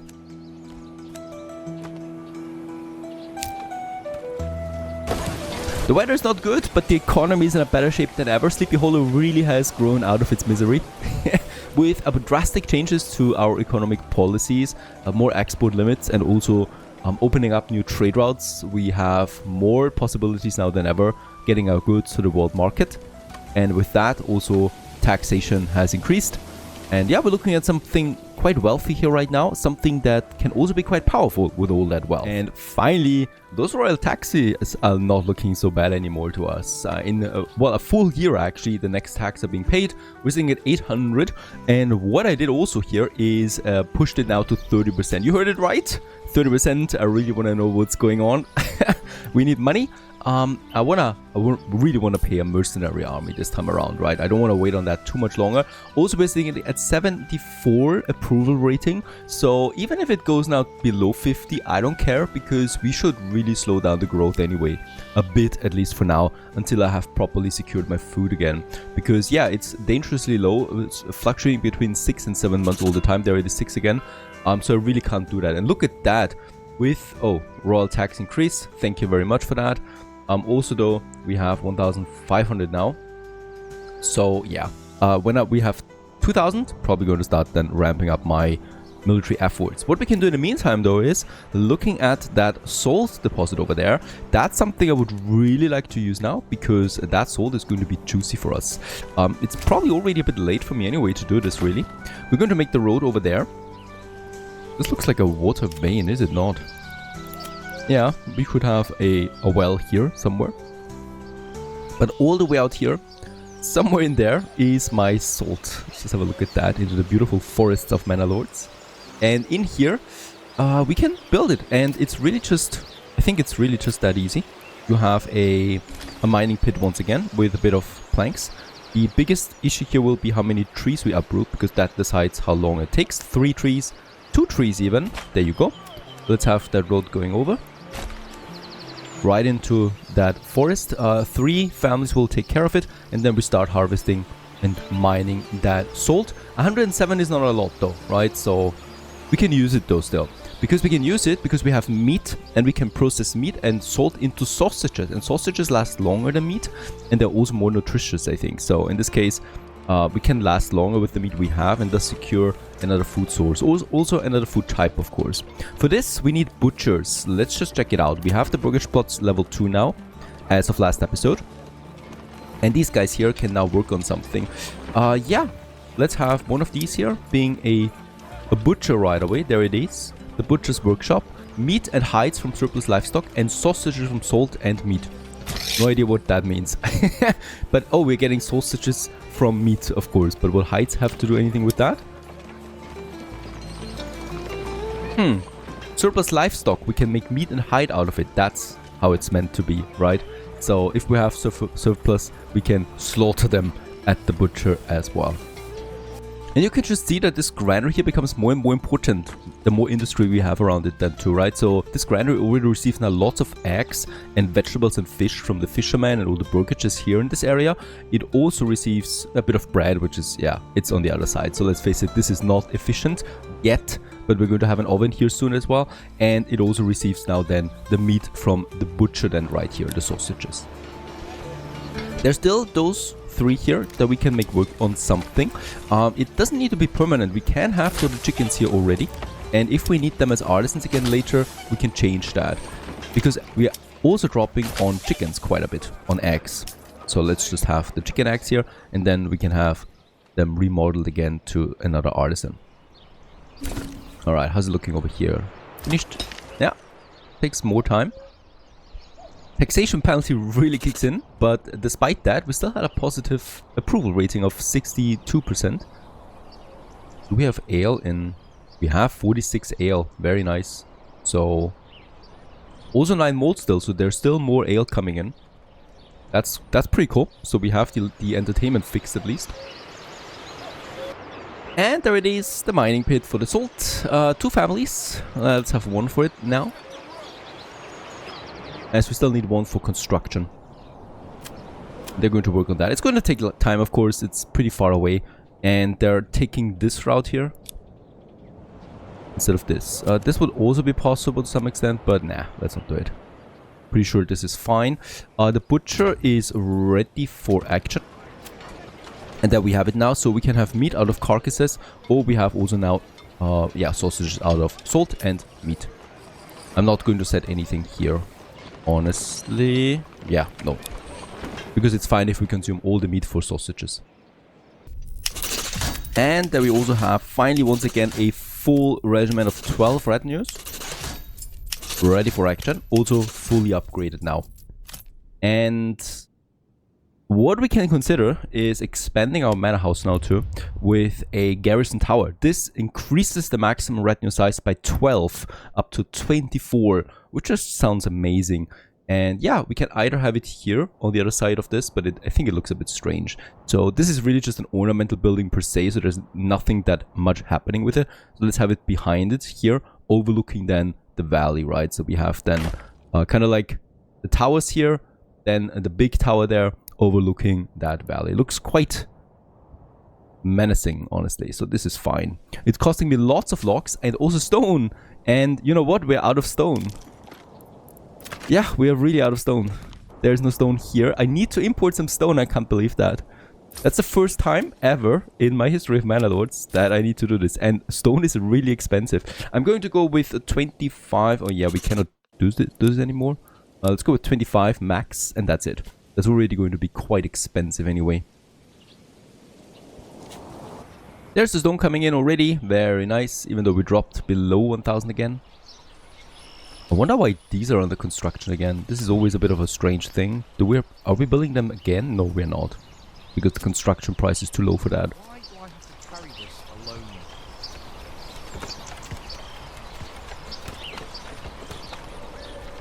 We also dropped, of course, because we tax 30% of that right now.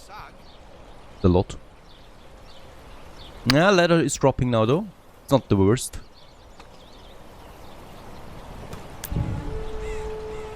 That was fast, and sausages are coming in. We got the first 2 sausages at the market.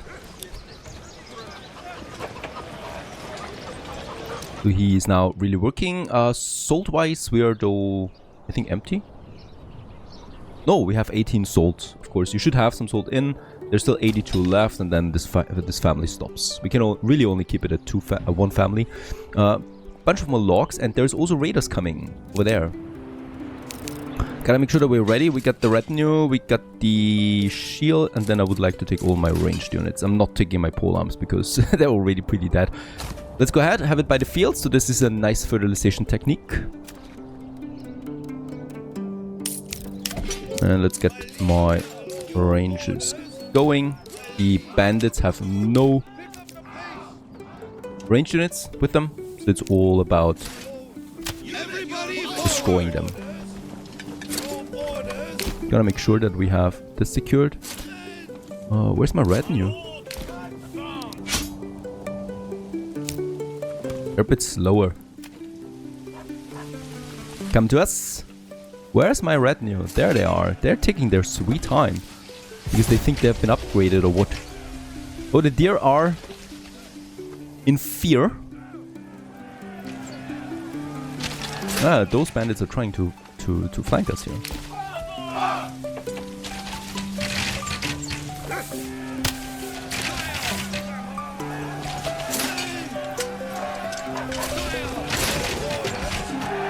First one's already down. So this is pretty much an easy peasy, of course, with that view bandits here. That's it. No more bandits coming, so we can disband all of them again. Yeah, easy influence, right? With that, we could already claim almost 3 territories now. Gladly take that. How's it looking? Still not done. Holy cow. What a construction. One more log is missing. There it is. Now we just need the 3 families finishing the work. There it is. Perfect. Nice. Let's reduce taxes to 20 again. And yeah, 24 retinue. That's awesome. The next tax is coming in 200 days. So what I can do, I can just bump it up now by another 12. And look at that, 24. That's beautiful. This is quite the deadly force now for any kind of attacking army or defending army. Depends on which side we are. Another thing is firewood now. So food is fine. It's actually climbing again. But firewood is going down. So 5 months we have. The cool thing is though, what we can see here is with the reforestation, it looks like the foresters never really working, right? The loggers, the lumberjacks. Looks like it's a nice, natural, dense forest. I just love this, by the way. So they're not just, they're not just cutting anything down they see on site, but things grow. And only when they're fully grown, 1 or 2 trees here and there are getting chopped down. So it looks very... I think very natural and beautiful, a forestation area in this game. I love these details because that's really what sets Manor Lords apart, honestly. And yeah, with that, we can also see that we're full on timber all the time, basically. Right, so despite having the saw pit at full force here, and despite having the woodcutter lodge at full force, we're not consuming all the logs that we have in here. So that means I can safely expand here with another firewood cutter, which is something I would like to do right away. And yeah, let's have this one beside my fisherman. Probably somewhere here. There you go. So this is another production building that we can have now. And yeah, that should solve the problem, honestly, because we can double the firewood production here.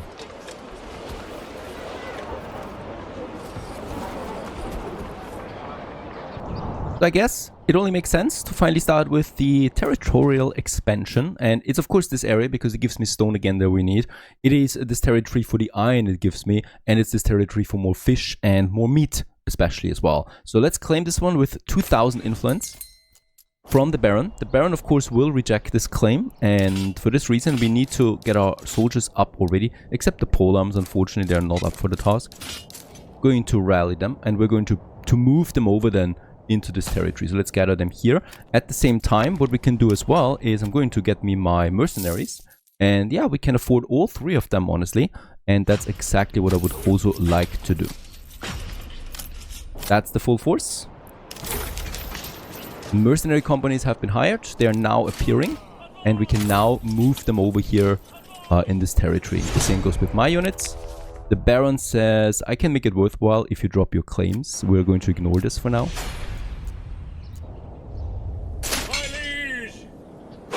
I wonder where he spawns. Oh, right. He spawns right here by my...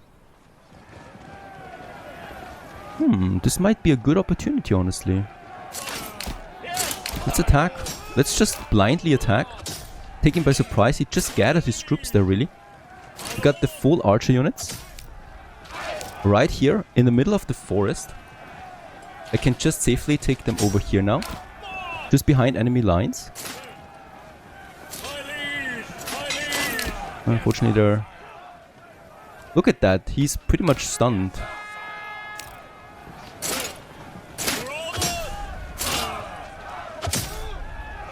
And while this surprise battle goes on, I mean, of course they had to spawn in the same area. We're going to move my troops now in the territory. The enemy territory.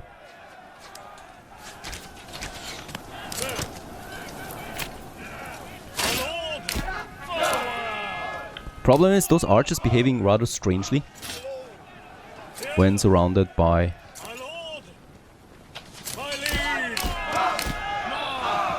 trees.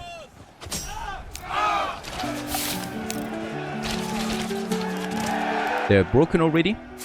Yeah, that's an easy win, honestly. There's nothing else to say here. He's getting totally steamrolled by that surprise attack. Just the archers over there now, and his retinue is even gone too. Look at that. They've all been destroyed in seconds. And I haven't even lost a single mercenary unit. Crazy stuff. Of course we're going to get them now into this territory because he's going to launch a counterattack anyway. That's what we need to prepare for. And yeah, we're going to, of course, set camp up here on this plateau. It's just perfect for it. We have to pay them 220 in 30 days again. Something we can easily afford for now. The next royal tax is a half year away. With plenty of time here. And even then, I think we can mostly afford it by the tax income. What is that? King's favor. -1. No idea. I might even consider going up to 30 so that we can even amass more treasury while fighting. Because I have no problem with staying stagnant right now on my population. We have reached 300 people. Alright, so that's a nice threshold that I would like to keep right now. There's also sausages, but it's never that much. It's never so much that we stockpile sausages. People just love them. Sausages and bread and with eggs. Holy cow, that's a good meal right there. Yes, sire. Yeah, and this is going to be a good plateau here. Really, really nice.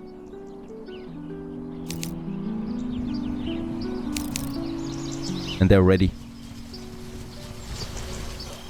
Reinforcements are also coming in. We're going to keep them separated from my troops. Because of course, my troops will be last in line. So we first use the mercenaries and then my own troops. And let's just wait where the Baron enters. It could be from the north, could be from the south. Either way, I want to play this safe for my own people. 30% taxation, but we are having a positive approval rating. I think that's because we also have some nice entertainment. There it is. And how's my trading looking? Yeah, the shoes are almost the best one now, but the bows are too. And we stopped actually with the fish, so I hope that they follow the rule. Once again, he sends the message, I can make it worthwhile. And getting 500 in income, tax income is just lovely too. You know what, let's drop it now. I'm fine with it. We can actually also grow again a bit. Since fuel is going up, food is going up. The harvest was not the best, but it's okay. Yeah, looks like they won't be home for Christmas. 36 days remaining. Oh, it could even... Oh, yeah. At least until New Year, they should be home again.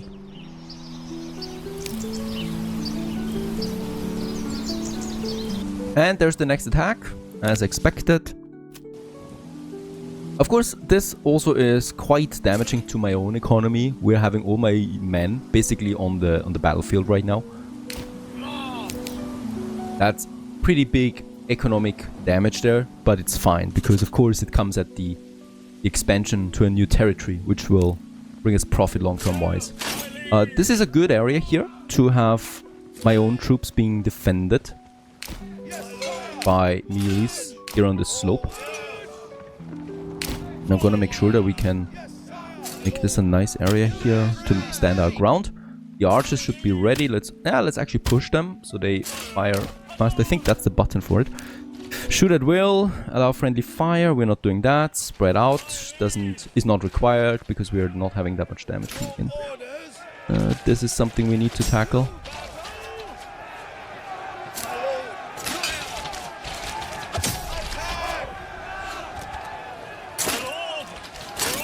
I could get my own rangers in at least. So let's move my own troops over there just in case.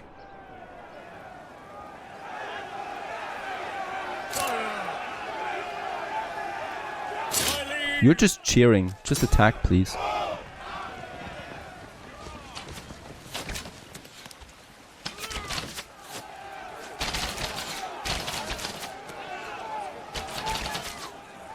Yeah, that retinue's going down faster than the mercenary groups. We're still having those guys here. I could advance to the archers.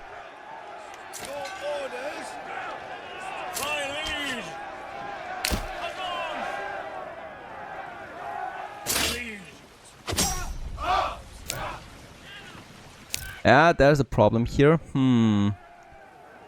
I guess we could safely move in here like this, honestly. Very good, the retinue's broken.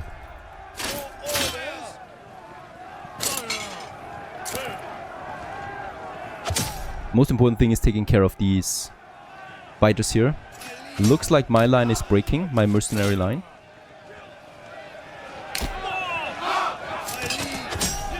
And before they fire, let's chase them with my own fighters.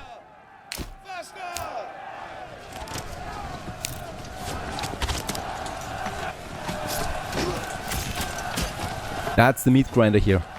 It's fine to lose the mercenary troops though. I don't need them anymore afterwards. So come on, fire now. They should be going down just quite quickly. There it is. They have been broken. Very good. He won't be able to muster another army in time. And they're broken. Perfect. Not a single Sleepy Hollow inhabitant died so far to all of this. That's what I like to see. My own troops, they will rather stand again here in the center. Let's also check out if there is another surprise attack coming from over here, perhaps. Nah, it's looking extremely good right now. And we're losing. The thing is, this is really tricky. This took me quite some time to understand in this game. We're losing, even though of course there's no enemy units anymore. We killed them all, and my troops are in the territory that we're claiming. But the game wants to be a bit more precise than that. So you need to hover over here, show the battlefield location, and you need to have your troops in this circle. Otherwise, you lose it. It's counterintuitive, honestly. It's not really something that I like, because why not just take the whole territory? But I guess to not camp somewhere, this could be a reason, right? Otherwise, my units could be stuck in there, and we would win this even though he's got an army here. It could be like that, right? So I can understand it to some extent. So if we're in the circle now, you know, you kind of force the armies together into a smaller area. Yeah, okay, now that I think about it, makes sense too. That system has its right to exist. Yeah, 12 days remaining now, so we basically won this. I can... we're paying in 13 days. Until then, I want to have them disbanded. Next royal tax in 80 days, that's fine. Let's also lower taxes again to 10% to encourage population growth. The fuel is actually a bit of a problem there. So, within 4 days, I'm going to disband them now. They're gone. And the remaining 2 days, my own troops stand out. Take the glory for our very first victory against the Baron. A real victory, I should say. Something that really pushes us forward now. The expansion to another territory. Fantastic.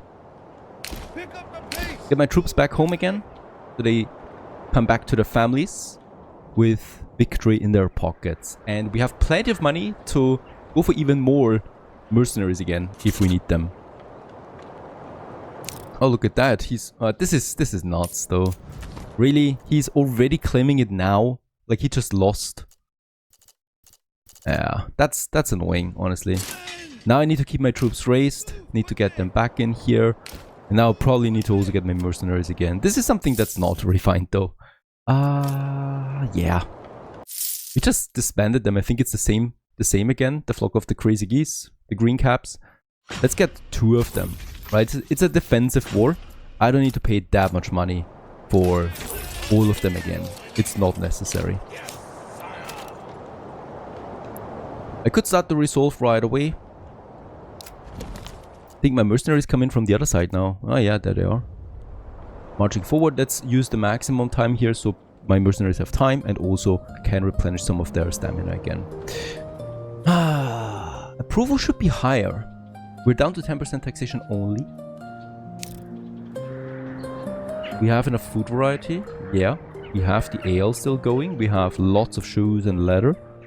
Should be higher. Perhaps they're still a bit angry. Yeah, negative 40 taxation. Takes a bit of time for this to recover again.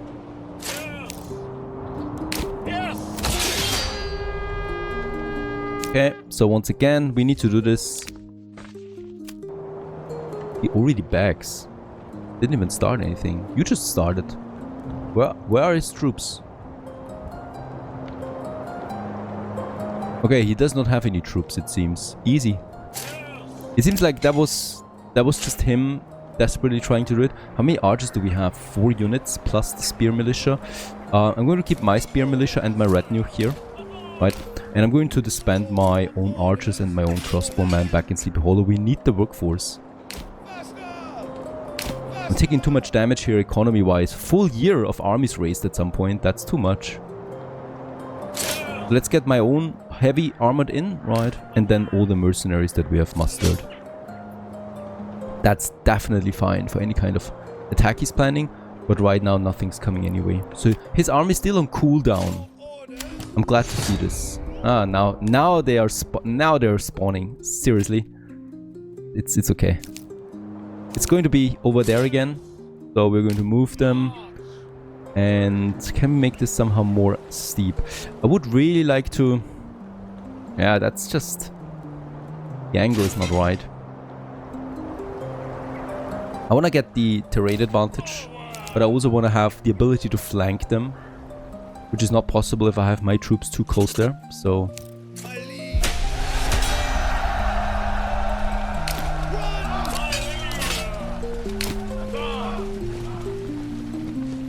Sire! Yes, sire! Lord! Yes, sire! He looks more aggressive. Marching forward like this. And there he's moving in. And what I would like to do... First of all, we're gonna take care of these guys. I mean, they're almost down. Yeah, they're down. Then we're moving down here. And we're flanking them. This is always working, right? There's just no way this is never really working. Broken. Broken, broken. And then it's his archers. Let's keep them there. Do we attack? I think he's going down anyway. There he is. That was a quick victory at least. He doesn't even push for anything further. Very good. Sleepy Hollow has successfully conquered its neighboring territory, Earlhart, that is over here right now, from the Baron. So the Baron, he hopefully stays quiet for a while, because in this area now we have rich iron deposits. I mean, 300 at least, that's something. We have a rich stone deposit. That's great actually, because we have no more stone. Already need to import that. And we also have some additional clay. Unfortunately, this territory, as far as I can see, also has no berries, right? So we're still not going for berries. It would be down here to offer a new type of good then to the great people of our city. But right now, we have to go with the iron. I'm really looking forward to this. So of course, where else should we start our settlement than on this plateau? It really is the only place that makes sense to me, right? So let's go ahead and start with it. That is the settlers camp. This costs me treasury, so 250 coin from that. And with that, we can claim the territory really for us with a settlement that also gets then, of course, attacked and stuff like that. But we'll just see. Let's place it. We only can go for the town here, right? Everything else is not available yet. And then I can go with the starting supplies. Also, once again, this is based primarily on how much it costs me. So I think with the average one, we can speed things up a bit faster. And 500 coin we can easily afford, right? It does not decide how many people actually will settle here. It's always 5 families that we're starting with. So once again, yeah, we have them here. And we're going to also rename this one here to the great region of Sarin. That is one of my Patreon supporters. Thank you very much for your support, for your continued support. And we continue with Sarin here now by building us a road. Once again, I would like to, respect the terrain a bit, but we still need to go around these deposits that we have, because otherwise we're going into a bit of a trouble here. And here we can make a little slope that goes then down here onto the King's Road all the way up again. That is something. And up here, well, we can start with building us a bit of a road network, I should say. Something like this going into, wait a second, going into this forest here. Yes, this makes the most sense for my logging industry. So we will have something like a road then that goes here, close to the trees. And there is my hunting area over there. So we definitely should also put this into consideration, so that we have the hunter not too far away from that, somewhere over here, right? And with that, we can already start with getting the first buildings on the way. That would be the hunting camp somewhere over here that we can have. And of course, what you always need is your logging camp. So that's something we're going to have over here, together with the woodcutter that we need for our firewood. I can actually make it just here. That's the safest bet, right? And we also have the fishes, and we can also go with beekeeping, but we would need the planks here. But the fishing is down there, so plenty of food supply really for this village, right? It's February. They're not going to particularly like that it's winter right now, but it's going to be fine because it's already the end of winter. You should not start a settlement at the beginning of winter, right? It's just putting a lot of penalty onto your mood, basically. So people will really not like you for this. Okay, let's continue with this road then all the way through the central plateau, so that we have this crossroad there in the center. And of course, the main goal for this settlement here is the iron production, and also down the road, because that's something that we can see right away. Beautiful farming, right? So especially this area is rich with it. That's perfect.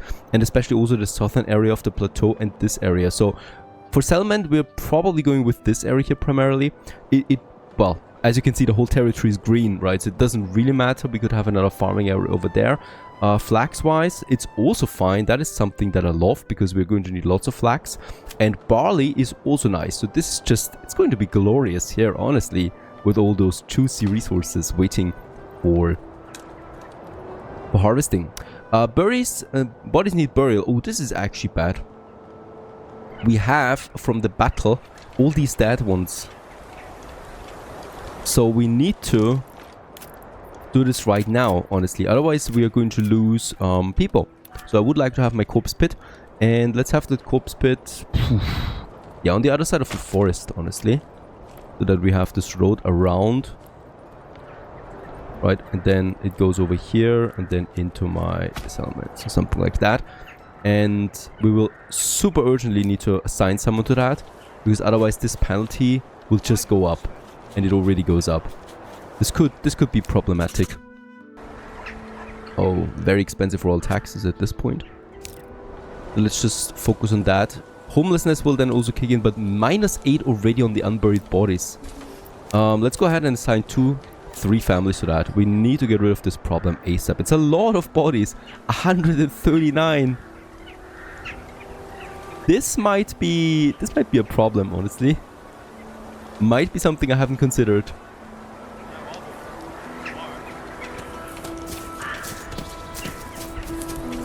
Yeah, that's gonna be a lot of work for Sarin, unfortunately. Yeah, we're going down to negative to 31 now, so I think below 30 we're going to see the first people leaving. It's important that we make this one 29. Let's assign a 4th family to that. We really need to speed it up. Most important thing. I mean, we have 4 months of food supply left, so that's fine. There's the logging camp. So since we do need logs above all else, I might consider assigning the last family to them. And we are basically going to make this forest here our lumber forest then. Okay, we need to head back to Sleepy Hollow, so it gets a bit more complicated now. We need to expand the retinue. It gets complicated because we now have 2 settlements to manage, basically. They're 2 completely independent ones. And yeah, probably can't speed up time that often anymore as I would love to. In Sleepy Hollow, though, right now things are stable. So we got the planks, the timber. Food-wise, it's also fine. Those 6 months is not ideal, but we're at the end of winter, so Sleepy Hollow will have hopefully plenty of flour and grain. There you go. So there's still lots of bread coming out of that. This seems to be really nasty. I'm not able to finish this on time. We still have 112 bodies left. And 21 approval ratings, so we're definitely going to lose a family now. Got a bit more logs out. So what we can do with those logs is start building some burgages. This is super important that we do it ASAP because I want to get rid of the homelessness debuff that we have. So let's finish this road. So it basically goes over here. This is then a bit of an industry area. This is a bit of a farming area. So we can start with the first houses somewhere here. So I would like to have this one as a marketplace, of course, that we always need. But those 3, let's disassign this family and reassign them to the construction. And then we can have 2 more. Probably we'll have them... Let's have a road here. And then we can have... Yeah, let's have another 2 over here. Something like that, just behind those trees. We could have 3 more here. This is ideal, because with that, I have room for another growth. Just in case, you know. Right now, I think we're going to shrink first. It's not going to be avoidable. We'll lose someone here now. At least we have the timber for the homes. That's important. And then we have... Yeah. Still all of that. Wait a second. Where are the bodies? They're gone? It looks like the bodies are gone, but we still have the penalty. Okay, the first houses are coming along. I've assigned a 2nd family now, a 3rd family to construction. Food-wise, we're where exactly? 25 bread. That's okay. Look at that! We haven't lost a family. The penalty is gone, and now it's only the homelessness penalty. But that's absolutely fine. Perfect. I'm continuing structuring my village here. So there is another road like this, because there we have a bit of an industries. And look at that, all 3 of them are close together. That's really neat. So to me, of course, it makes sense to have the storehouse somewhere here then, right? Because there's going to be lots of materials coming in here. That's the wood, the planks, and that's the raw materials from here. So a storehouse in this area absolutely makes sense. And the granary, honestly, also wouldn't be so bad somewhere here too. So let's have both of them together again, just like we already did with in the other city, right? So I'm probably going to have my storehouse somewhere, yeah, here by the crossing, right? And then also the granary right next to it. Oh, we don't need more timber for that, so assign a family again. So here's the general storage area and industry area then again, right? And then we have plenty of room for farming. Gonna be great. We probably will have 3 farmhouses being able to work here to supply Sleepy Hollow with food. Okay, also housing is coming along, so almost all the families have something. The main thing is, first of all, we level up, great. The main thing is that we get immigration starting in Saren. For Sleepy Hollow, it's fine right now. There's no families moving in right now though. Taxation is the major thing, but we need to get more taxes in. Regional wealth is at 1,500. We are still selling shoes, the small shields. We have plenty of them. And the war bows should also be ready for being sold. There it is. And do we sell a lot? Yeah, the fish is the main seller. Bows is looking fine. The shields are coming in. The shoes are kicking. That's it though. I think we're still importing. Never. No, we're not doing that. We're not importing stone anymore, even though we would probably need it. We are also having the tools, but that's at 10, so this is not a problem. Exporting the shoes. And how's it looking with the iron? Also no trade here, so this should be higher, honestly. In Seren, we have now everything ready for the granary. So I can have it right beside this one. And food-wise, we're at 3 months, so yeah, let's assign a family also to the hunting, so that we can start getting some meat in.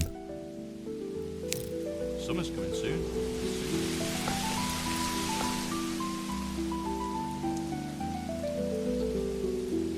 And this one, money-wise, we are sitting at 100 regional wealth for Seren, so it's tricky. Let's not do this for now. I think we should be fine with the food that we get from the wild animals. And, of course, a fisher. So let's go ahead and get us a fisher done. The fisherman's hut. In this case, the pond is down here. It should be fine to have the fisherman somewhere in this area. Let's have it close, really, to the granary. Another thing I should probably go for is a well, so that we have some fresh water. And yeah, this is going to be a marketplace, so let's have the well also here around the market area. And one thing that we can already do now in Seren is building us a pack station. So this one here, set up a barter connection, allowing you to send and receive goods between this and another region. And that one we can have then, yeah, somewhere here. I would like to have it close to my storehouses, as it makes the most sense. Let's also have us a road here, right, so that we can have several of them here then together, just in case. And let's build the first one. And we should also build one in Sleepy Hollow. So we do have our trading area down here with my trading post, storehouses. So we are also going to have now those mules then here. In fact, this is a very nice location here to set this up. Just beside the hitching posts. This one here, by the way, let's also upgrade. And here we do have 2. Yeah, we do have 2. Yeah, we don't have workforce in Sleepy Hollow for this. Doesn't matter. 58 approval. We should be seeing a family coming in. I could also just reassign someone from the logging camp, because we have, yeah, we're sitting on almost 100 timber in Sleepy Hollow. 2 people unassigned in Seren. The important thing here is now that we can import then also things, like a leather, for example, that I don't have in huge quantities here, right? We do have the hunting there, but it's only 20 animals. It's not a lot. The fishermen are on their way. It's taking time for them though, right? So this is really far away. I could, to speed it up, have a road here. They would then prefer the road, of course, and it's going to make that connection here. So you have a direct connection now from the pond to Seren. They should be using the road then on their way back. It's a beautiful location here, surrounded by trees. What a nice workplace.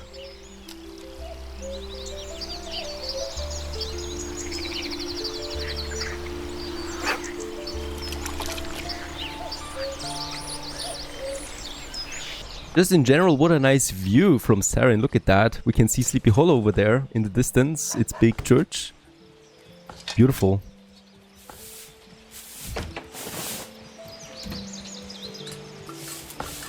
And after working a bit on the planks in the saw pit in Seren, we can also build now a church already. That is something I would really like to kick off before we use all the workforce we have, for happiness sakes, right? So I'm going to have this church here right in the center of it all, and probably can also have another nice road then here.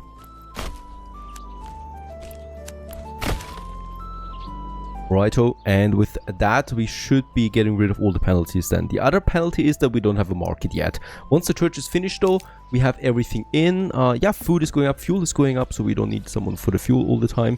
And the saw pit also doesn't need anyone to work right now. So with that we should be fine. Treasury wise, we are really fine. That's nothing I can see here. And by the way, for the development points, we are of course focusing in Sarin all the way on farming. So this is what I like, really. You can really then specialize your territories into something. So if we had a deep mining here available, I could go for deep mining. If we had lots of hunting grounds, I could focus this territory on hunting. But of course, it's going to be farming. So we need to grow this though in order to get those development points. So that's going to be one of the most important things here, really. Alright, we have lots of logs. I don't need that much timber though anymore. So we're going to assign 2 families now to the construction of the church. It's gonna take a while. We are also stockpiling some food and some hides. And I might also then need to build me a tannery, right? We can actually start this right away to get the ladder in. This is important to get the approval rating up. So I'm gonna have my... Yeah, it's a smelly business, the tannery. Let's just have it right beside my hunting area. And with that, it's all together over there. Taking the hides, producing leather, and then getting it to the storehouse. And the storehouse gets it then to the marketplace.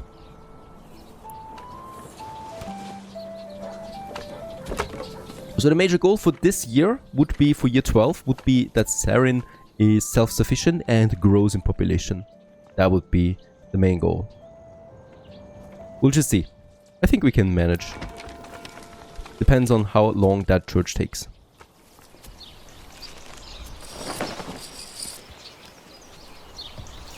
And yeah, another thing I would like to do in the meantime is claim my next territory. Sleepy Hollow is ready for it. We got the soldiers. We can also hire some mercenaries. Like, I think one of them should be fine. A mixed one that goes with melee and archers. And perhaps also the cheap ones here, the Wayward Sons. I can take all of them and already move them over. Oh, they're starting in this area anyway. That's great. And at the same time, I can take my own troops, at least those that have it. This, the crossbow, of course, and also get them over there. A bit short on melees, perhaps. Should be fine. It's not gonna be an easy battle, of course, but it should be fine. And then claim this one with influence. Go ahead and do this. He will, of course, say no to that. And the idea here is that we do it as quickly as possible, so that he doesn't even have the chance of, you know, starting his offense again there as well. Where's the battle? Interesting, right? The battle is up here. Why? Okay. This is the battleground. And I can make it worth a while. No, of course not. There he is already moving. Yeah, we're going to set camp here.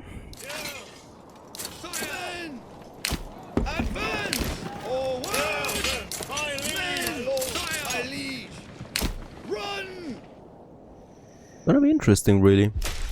Battle begins. We have the major forces in this area for now, so it should be fine. Put them up here. Mix them a bit. Also some over there.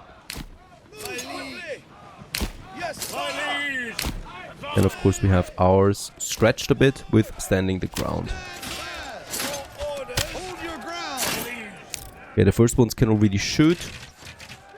The higher ground really should be on our advantage here. I don't know why the retinue doesn't have it.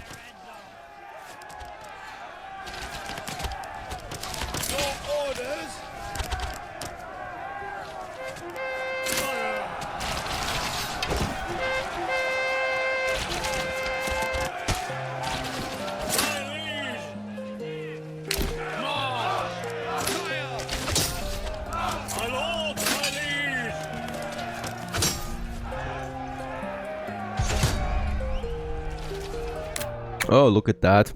They're coming in from behind as well, other side of the map. But they shouldn't really attack Sarin. They should go for the battleground primarily. That's what I would expect. Okay, my archers are stuck, unfortunately, it seems. They're not moving. Now they're moving. Okay, they're gone already. Let's attack the archers down there. And especially focus on the retinue as always. Broken, perfect. Okay, the other forces are over there right now. They're not doing anything, right? Please don't tell me they're attacking Sarin now. Nah, they're marching through. Perfect. That would have been strange. And we won. that was quick. No big retaliation on the Baron's front so far. Nice. And we got ourselves another territory. Let's immediately disband anyone. That's just a lot of people not getting back home. And of course, as always, let's assign as many people as possible to the corpse pit. Get rid of the few corpses we have. And here, Altbruch it's called. We have rich berry deposits and also, yeah, more stone if we need to. No iron, but that's okay.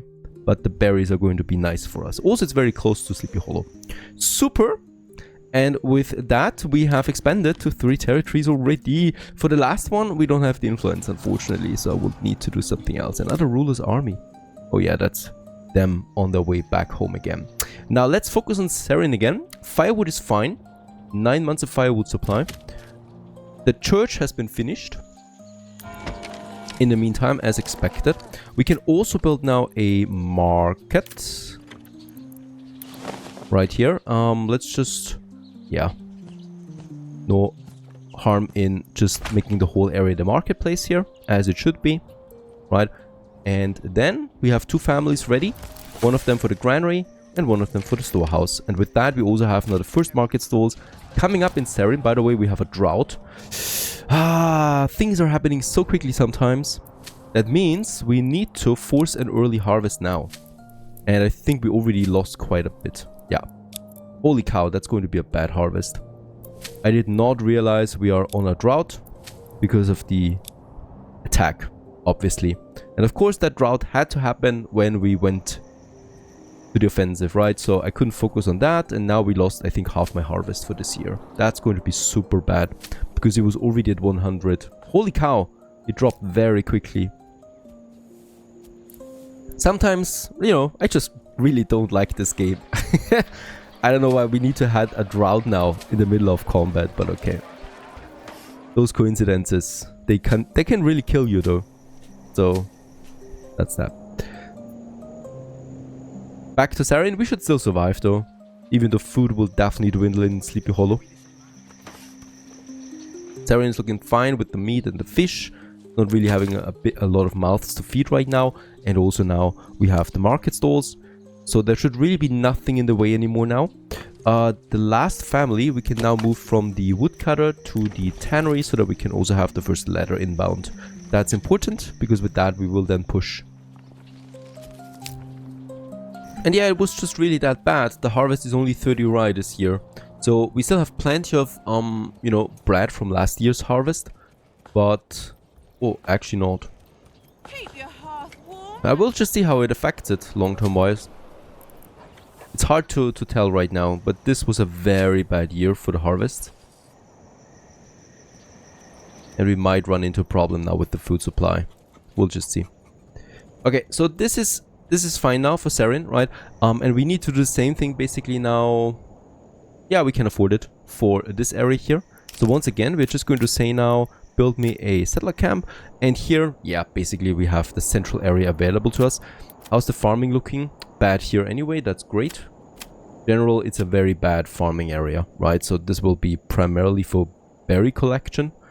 And probably also for, yeah, a bit of stone mining. So we don't need to do this in Sarin. But outside of that, it's going to be a very small area here for us to really do something. Let's take only 250 coin out of my pockets for it. And then we basically start with a road here again.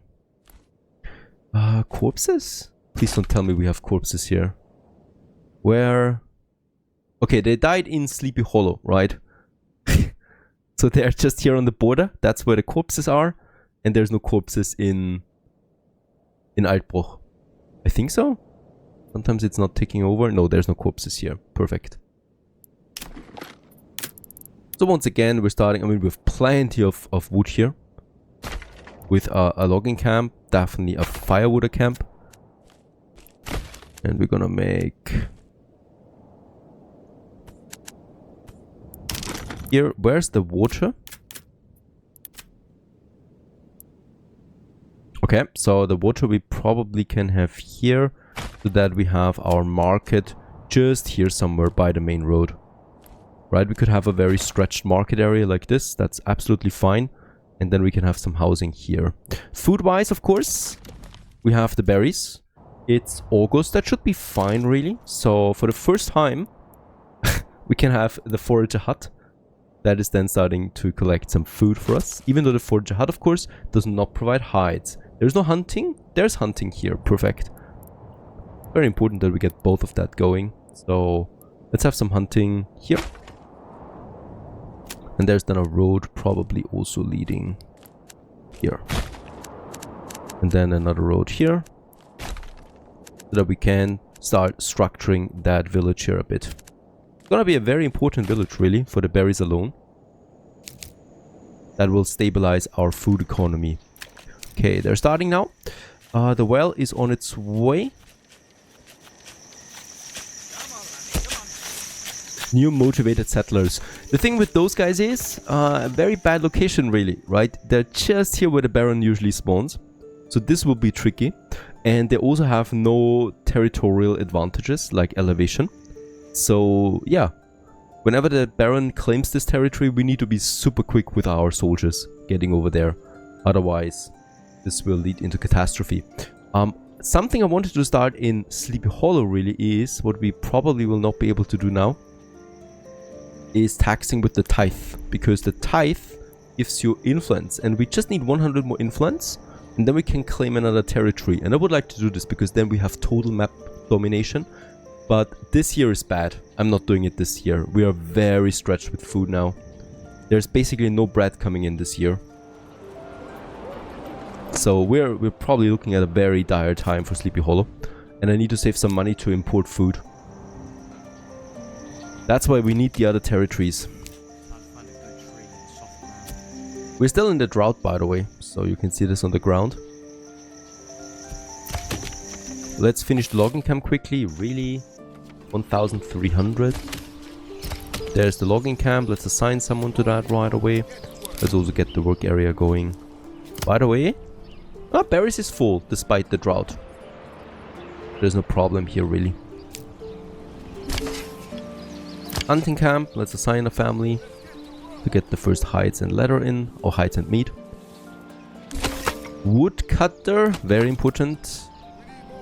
And then we have 2 more families for the forager hut. There you go. Also going to assign someone to that right away to start the berries. And 1 family continues with construction. Basically as always. Now here's something interesting. We have a homelessness debuff in Sleepy Hollow. I still have 3 living spaces available though, so I have no idea who's homeless.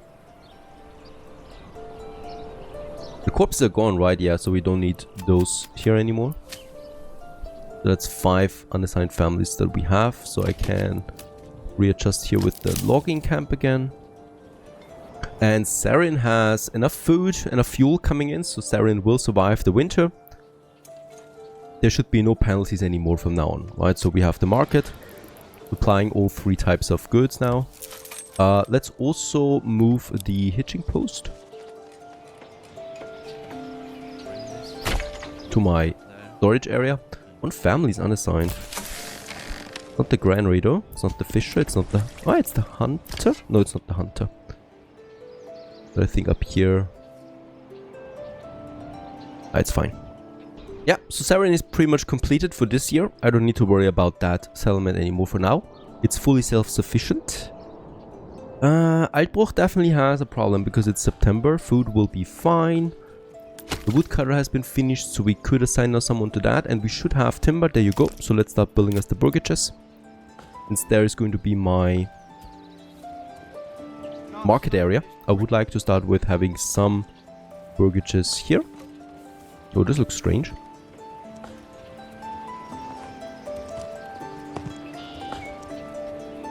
Still looks strange. Let's just see. This could be possible. Let's get rid of this road again. Probably not the best idea. I think this works better. And then we can have our burgages here. Definitely better, though we are not having enough logs right now.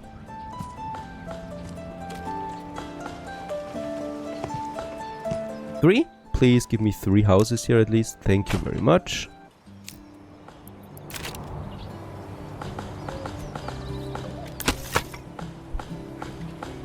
Another 4 timber, so we can have 2 more burgages, and let's just have them there really behind the other one.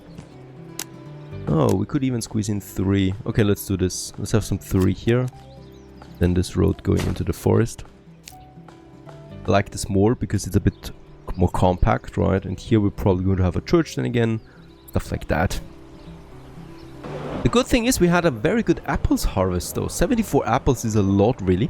Also meat is coming in at a higher pace right now. So this leads to 7 months of food. So we are definitely going to last through winter. And the rye has not been shredded yet. So, or thrashed yet. So that's gonna be nice. 2,100 wealth is also leading to a nice taxation. So I'm still waiting for next year for the tithe though. Really don't wanna stretch it too far. Also, Altbruch is going to be renamed to Martino, also one of my long-term Patreon supporters. Thank you very much. And what we can still do here now is we're first of all finishing now those 3 burgage plots. So everybody has a house plus 1 room for immigration. And food, of course, will be no problem here, right? Ever. Like, Martino is just super set up here with the berries and the hunting. So this can supply a pretty big population overall. The other thing though is that we still need to have now here is of course the granary and the storehouse. And I'm gonna have them here because with that we can have then also pack station here somewhere. So gotta make sure that we can squeeze all of this in. So this is perfect. Right, pack station, storehouse and granary.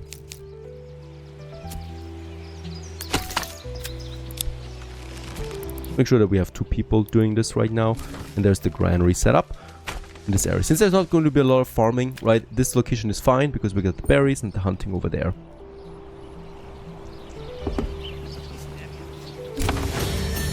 And Martino also leveled up. Got its first point now to spend. Really, I have no idea. We probably could go with doubles capacity of wild berries. This would lead to 400 wild berry deposits being available here. Or, you know, in number. Pretty huge deal, honestly. Now that I think about it, we also don't have sheeps at the moment. So sheep might be another thing that we could use. The wool would be great for getting linen in. And with that also high quality clothing. And construction for Martino continues with the storehouse and the granary. Next in line, we can already go with the marketplace here. So I'm probably just going to have it here. Set up. That's nice and neat. This is where people can then buy stuff. And another thing we should probably start with is the saw pit. Somewhere here close to my logging camp. And of course, can we actually afford it? The tannery. We do need a few more planks for this. Taxes are fine. And we still have 100 days left. So the royal taxes we can pay. And just as the year is coming to an end, we have the planks. I would like to get a few more planks in though. One more family that we have. There's the planks. Very good. So let's unassign them and let's start building us a wooden church for Martino. Or should we have it here? You know what? Let's have it here. That's a nice location for it. And we also have the planks now for the tannery. Just one more log. 2 people, yep, they're going to finish the church. The penalty that no marketplace is there is kicking in now. There's the tannery. Let's have the tannery probably also somewhere here. By the saw pit. It's already loud there, so let's also have it stinky.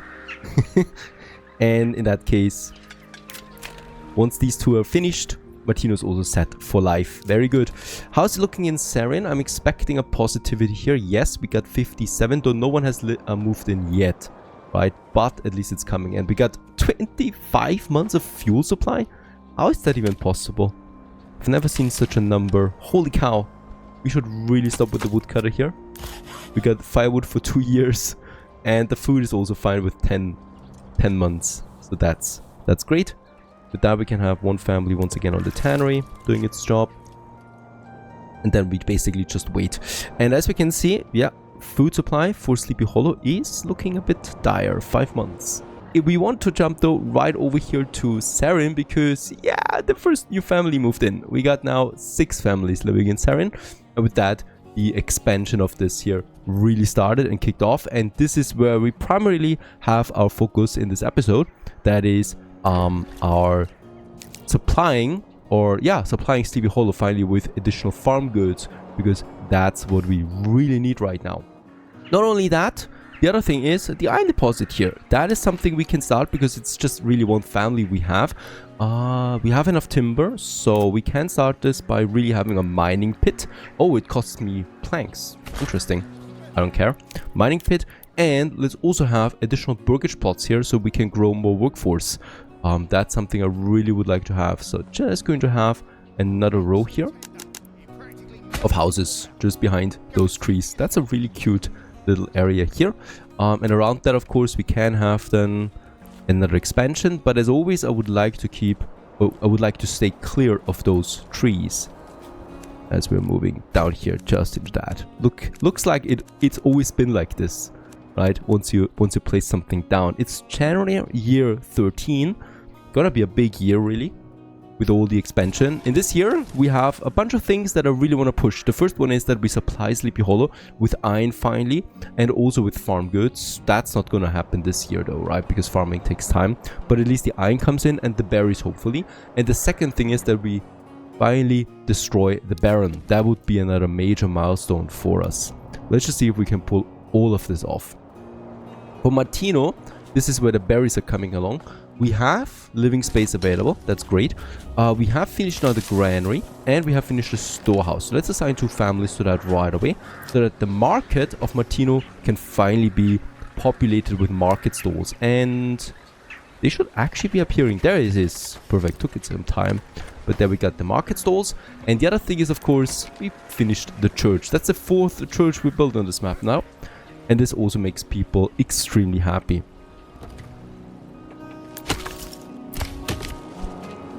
Lots of timber, so in theory I don't really need family here. Let's have a family working some more firewood for now. And then I'm waiting for families to move in here. Oh, wait a second. We got the heights. We got the tannery. Let's unassign that family again and finish the construction of the tannery. And they're going to produce some leather. And with that we have everything then really in stock.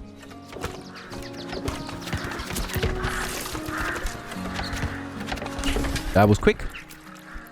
And let's start the leather production. You might say that we could import these things from Sleepy Hollow, but I rather want to have them self-sufficient because we got other things to focus on, the trading soon. Okay, and here's the mining pit now. We have living space. Let's finish that burgage here. And then we're going to start with the mining. Oh, another family moves in to Sarin. I'm really excited about the future of this territory here. We can start with the mining now. And with that, we have 300 more iron available. Isn't this nice? That's super awesome, I think. Because I no longer need to import that for lots of money. And instead, we can now produce iron ourselves. Again, at least the next 300. That's a lot of weapons. And with the beginning of spring, also Martino now has a positive approval rating. And yeah, we have one more living space available. We can already line out though the living space for the next people that move in here. So for this, we need to probably will clear some trees here. In the back, we could also have this area here populated. Since we still need to have a tavern at some point, I think. The tavern could be here by the river, right? So this area, this looks just perfect for more city expansion that we have. So I could say that possible. That should be possible easily. So that we have another block of burgages that here together with their respective gardens. Just something like this perhaps. Or even like this, we could have 4 there. Perfect. And I'm going to make another road going over there. So that Martino, it's really just going to be a tiny settlement, I think. We don't need a lot of workforce for Martino since there's not a big mining going on, nor a big farming. So this will primarily be for gathering, foraging, stuff like that. Quite the opposite, we could say though for Sarin. So this one's gonna be a larger town. And for this reason, I wanna have a bunch more houses here.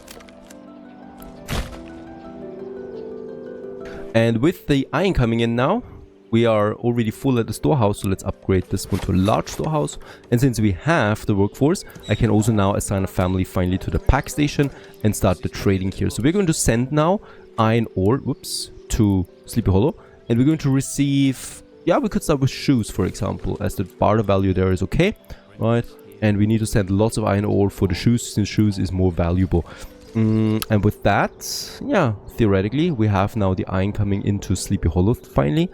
I need one more thing though, and that is the bloomery. And with that, we can smelt iron ore into iron slabs with basically what we have. Do we have the bloomery still active? No, it's gone. But there's the smithy, so it makes sense to me to have the bloomery over here, even though it's of course a bit further away. There's my granary. I have the bloomery here somewhere. Soon the beating sun. There you go, just beside the apiary and the hunting ground, but the hunting is far away anyway. Workforce is fine here. And with that, we can start then our iron production finally. And with that, have a permanent weapons production active. Do we have, by the way? Yeah, we don't have a single large iron deposit though on this map. So there's never going to be endless supply of iron, unfortunately. Up here we have an endless clay deposit and an endless salt deposit, but that's it. By the way, we also ran out of salt now in Sleepy Hollow, so I can unassign that family here. In fact, I can just demolish that mining pit. And how much salt do we still have left? 5 salt, that's it. And then no more sausages.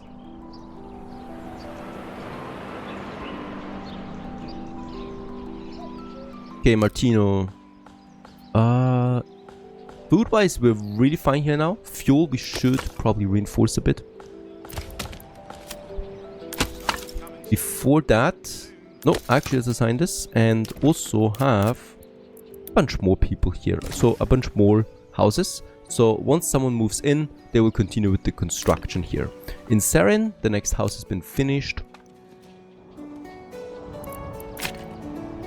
I do expect the first shoes then, by the way. And regional wealth is at 100, so in fact we could afford a mule for the 25 coin. Let's do this. And with that we have then a livestock that is assigned to the pack station. We can transport more goods. And we can also see that the family here is already bartering. So they're on their way now to Sleepy Hollow, already in. They just look so cute. And they're moving now to the storehouse where they find the resources. So in this case, he's moving now to that storehouse most likely, where there are the shoes, right? And he's delivering then the iron in. The bloomer is finished just on time, so we can assign a person to that. That starts then with the iron production. And there's the first 3 iron in. Very nice. There's no valid storage for barter in this region though. So the storehouse is not finished yet. So this is why we get the message. Could finish this one. We not have logs though, we have. Why are you taking this long?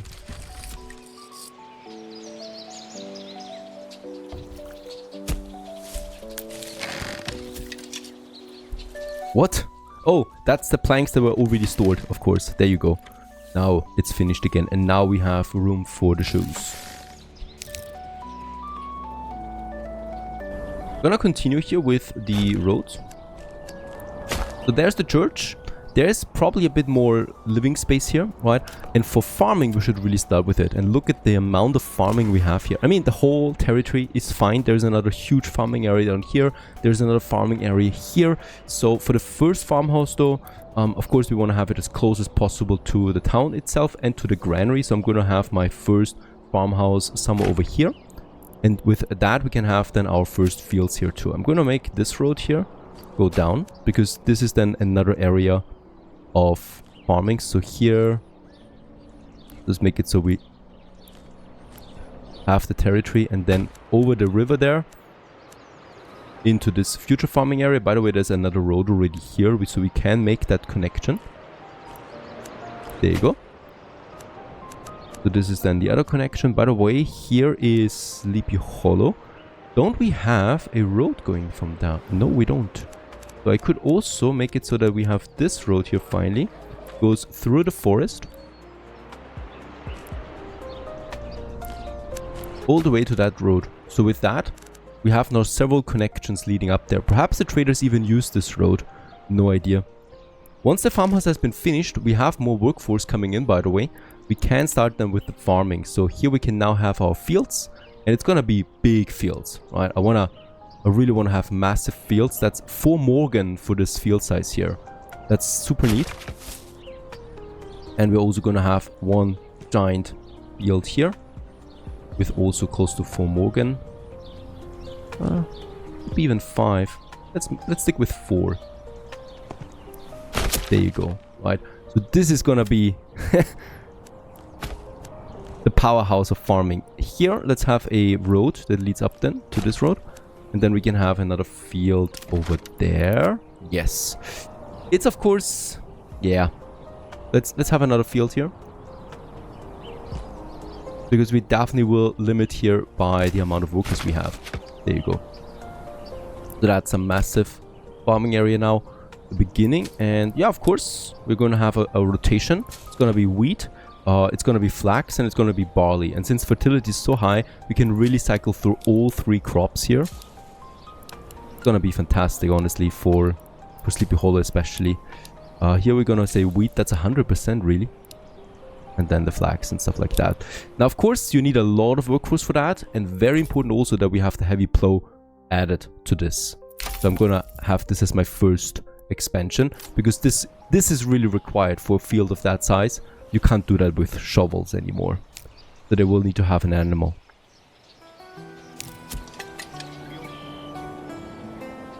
Okay, do we have... that's still working.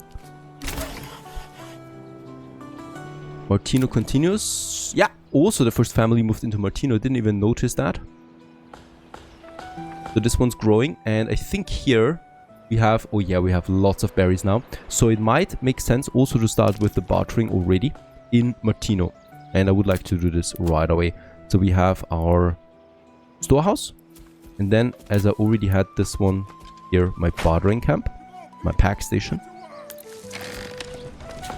Let's also have a bunch more planks so that I can upgrade my storehouse soon, because we need the storage.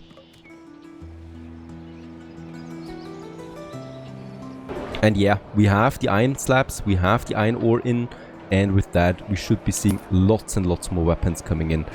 One more thing. Oh, by the way, 76 approval rating is huge despite the taxation. And let's also work a bit on the tithe. Let's make 10% for now and just have it really 1 or 2 months. That should be fine. So that I get my influence in. So the bloomer is working now. Yep, perfect.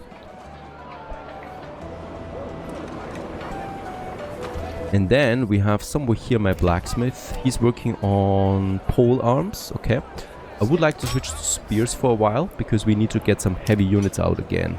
And as you can see, there it is. Doubled our polearm production already. Polearm militia.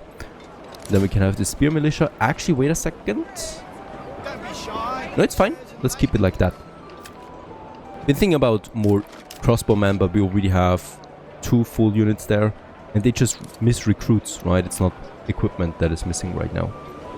82% approval rating in Saren. Living space is 1 more available. The farmhouse has been finished. We can order now a plowing station here. Let's do this. This costs me 1 timber. And at the same time, I would also like to add a few more burgages, because we need the workforce. Yeah, that's fine.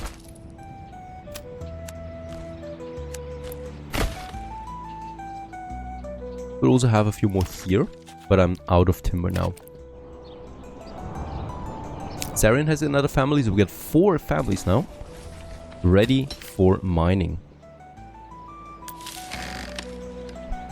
The thing is, we cannot import endlessly shoes, right? We would be full on shoes at some point. So what we can do instead is we can get the shoes in and dump them at the trading post to make regional wealth out of that. Unfortunately, it's very complicated the way it works like this, but it's possible. So we can have a trading post here somewhere in the center. Can I still squeeze it in here? No, unfortunately not. So yeah, we could have it here.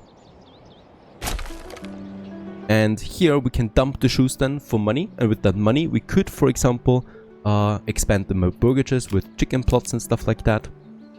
So the full cycle comes in then. So this year is too late anyway. 4 families. Come on, you should be able to finish this. Martino has the pack station now too. Work area is empty. For the forager. What? No, forage is full. There you go. Needs to have some manual go-to here. And yeah, we have the pack station then for Martino. And here it's basically the same thing that we can do. So we could import the shoes. So what we can do here is, I'm gonna have the last family. What? A mule is required for high value bartering. Yep, let's order this. And let's have this one here too. So the barter partner is Sleepy Hollow. And we are sending berries over. And we receive shoes. Barter value is 0.4. Alright. And with that, we can now send the surplus over. And we have lots of berries to sell. Right. And I would need another pack station if I want to get the meat over. But I think the meat we just keep here. Let's stop with the hunting. Keep the workforce for the burgages. Might actually also build me a few more here. Need someone working the logging camp, just real quick. Okay, here we continue with the burgages.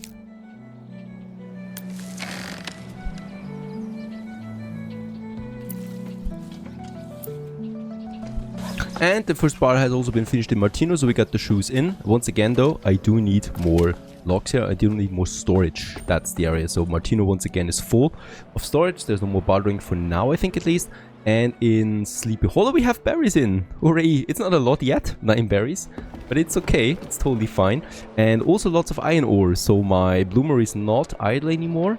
And that's with only one family doing the trade right now. And without even horses. So we can still increase the capacity there by quite a bit as well. Yeah, for Sleepy Hollow though, we're really down to on food. I need to stop with the tithe again. And at least the regional wealth is fine, so we have a bit of room to maneuver. And I'm expecting a bigger harvest this year. So this rye field looks fine. This is rye. Okay, this will be also a nice harvest. This is barley, unfortunately. And there we have rye again. So there's going to be rye, but not that much. Since the berries are coming in now from the other territory, this is helping. Phew, but it's really not a lot. Can we... We would have lots of meat in Saren. So I could also sell some meat over. Okay, at least in Saren we finished the upgrade. So Saren can also afford a livestock now. That means we don't need to have another ox coming in. Expensive. The trading post hasn't been finished yet. So this first, before I assign anyone to the farmhouse. That bug really gets me though. Come on, show me Sleepy Hollow. There it is. 3 months is basically an emergency at this point, right? So I need to start importing some food into Sleepy Hollow. If I don't want to have hunger roaming around. And food is not that expensive. We're still exporting fish. I'm going to stop this now. I mean, we are below the surplus anyway at this point. Honey, we could import. What's actually the cheapest one? Meat. That's interesting. Meat is the cheapest one. Let's start importing meat up to 50. And let's also import... I think we're fine with that now.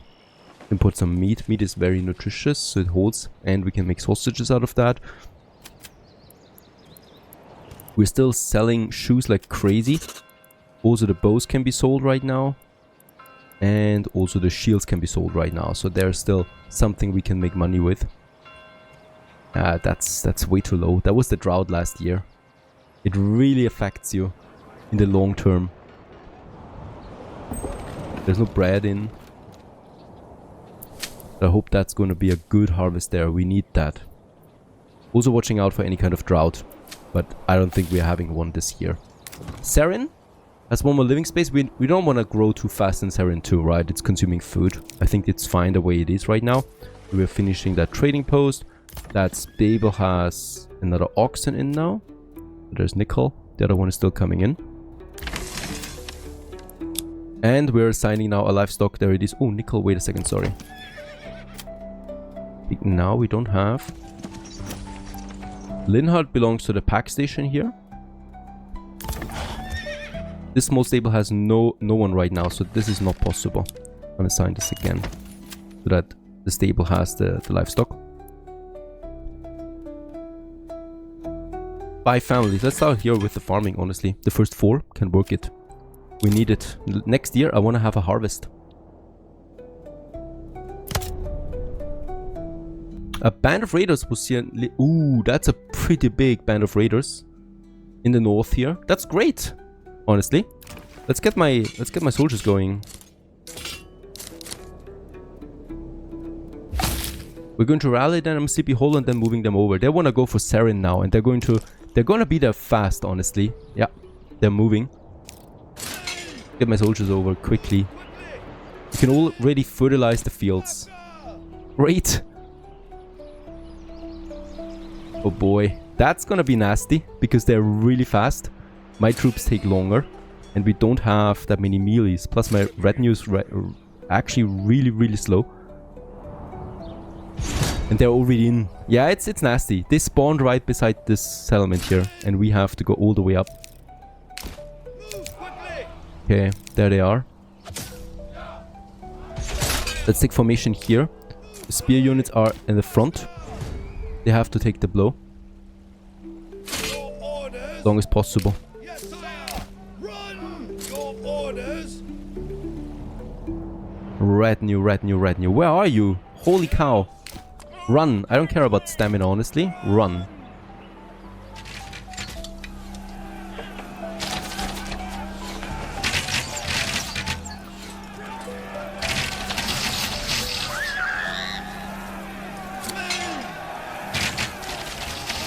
Okay.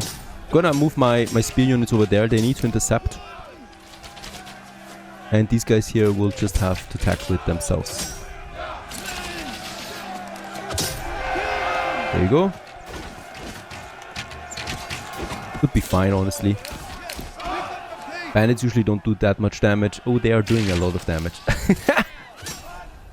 Attack, the crossbow units are doing it. Shoot!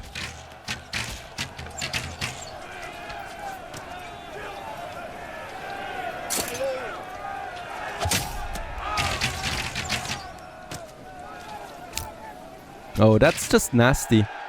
Okay. We need more melees. That was just super nasty. Okay, we defeated the bandits. Got lots of influence out of that. But holy cow, we lost a lot of soldiers too. And the retinue never really arrived. They're too slow for this. Get them back home. Yeah. For a case like this, I really need a retinue in the territory itself. So a manor house must be the next solution.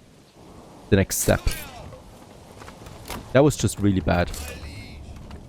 Having only the spear units left my crossbowman defenseless. That's gonna be lots of replenishing here. And yeah, a manor house will be the next task then. In Sarin especially. We have the planks, we have the stone. We need a few more planks and then we can build the manor house. So let's do this here. And we also have now nickel again here. Where is my last oxen? Oh, we need 8 days still. Okay.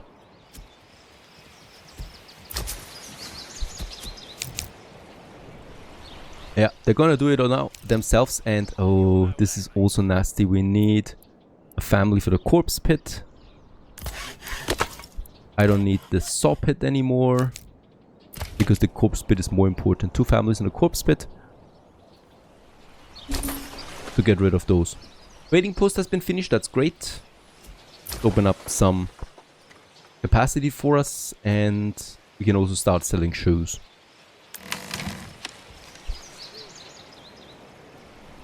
But workforce is the limiting factor once again. And look at that. The ox. One person can do the whole field with that. It's beautiful. Where over there we need 3-4 people.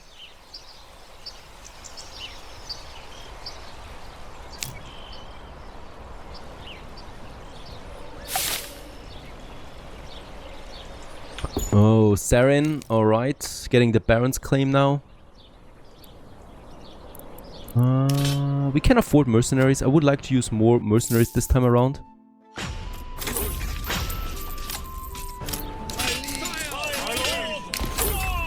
They're moving.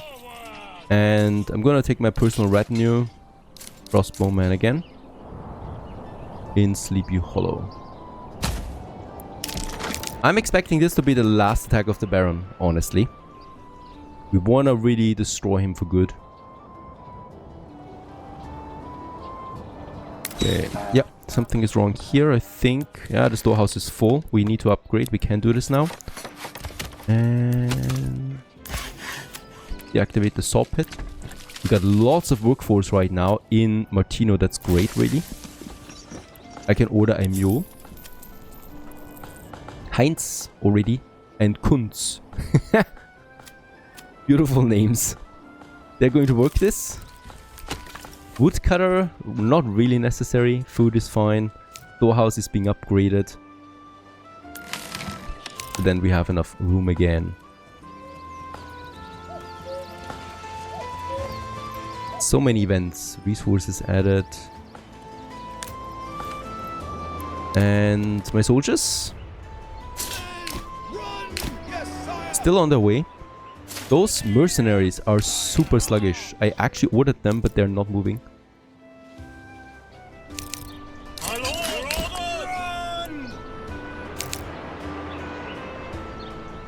I want to wait for the very last second here. And then we open up the claim. Where's the battlefield? Of course it's here, as expected. So once again, those fields are gonna see some dead ones. That's just stupid, really. We are wasting lots of workforce for constantly burying people. Yeah. Okay, my mercenary is down here. And he's spawning right here, of course. Nasty. That's the biggest disadvantage of this map, right? That it's so narrow, so stretched, and the enemies are just appearing on the edges while you have to walk the most.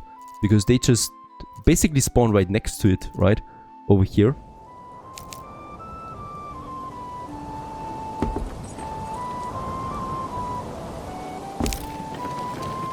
My retinue will never arrive on time.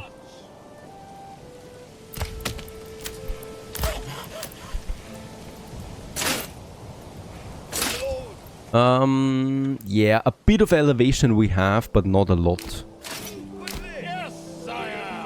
Not gonna be the biggest one. And the other mercenaries are just on the other freaking side of the map. I don't believe it. What can you do about it?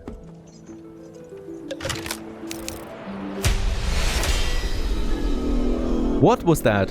We lost the Battle of Sarin? We were in the middle of the territory where the battle took place. One of the many things this game still has wrong. So, we're doing this again.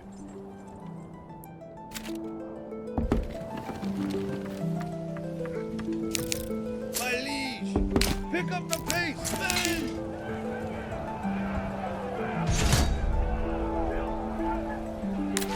Okay, it's just those guys right now.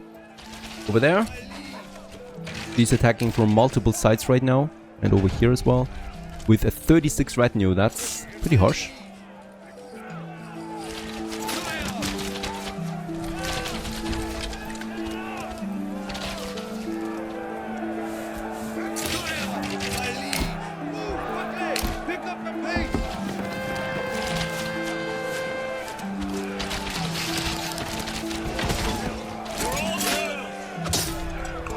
Bad location for these guys. Totally out in the open.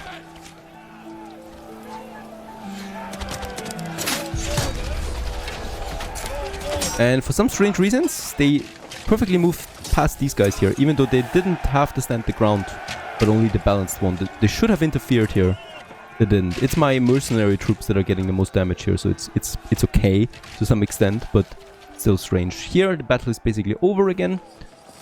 Ah, they're attacking from somewhere here. I can't see them. Gonna send the retinue in.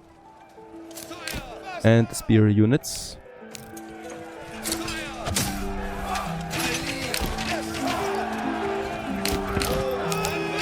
They should be gone. There you go. Basically, we won. Now I just need to find the enemy archers. Ah, victory. Perfect. So this is also how it goes.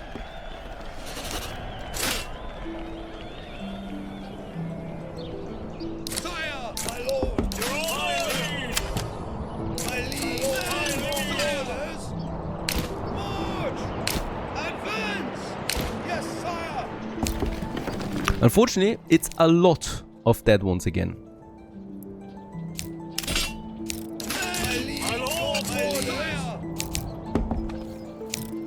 At least we got a good harvest of rye in Sleepy Hollow alone, right? So without any need right now, without any import.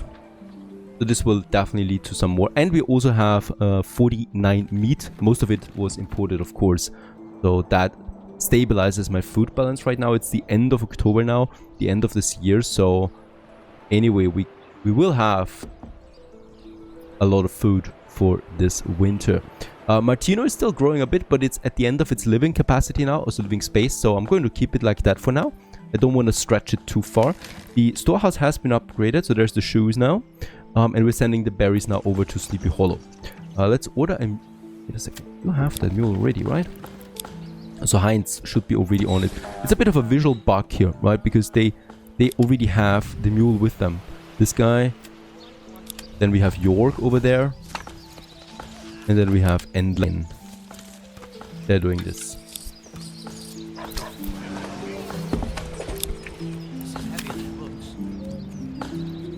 Probably don't need that logging camp anymore for now. Nope. We have 93 planks. That's fine. The woodcutter stays active. And the forager, I'm going to push to 3. I want to use that rich deposit that we have. Plus, on top of that, I can go with the forest management.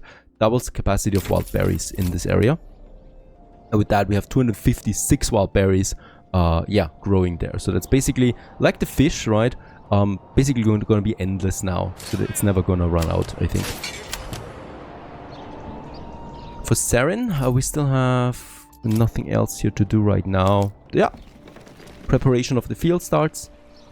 And something that totally went out of control here is how many people moved into Saren, right? That means that one family is not able anymore to supply the whole town.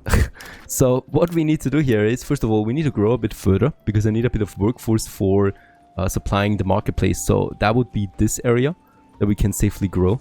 Let's just see. Yeah, with that, I think, right? That's 4 more houses with lots of garden space.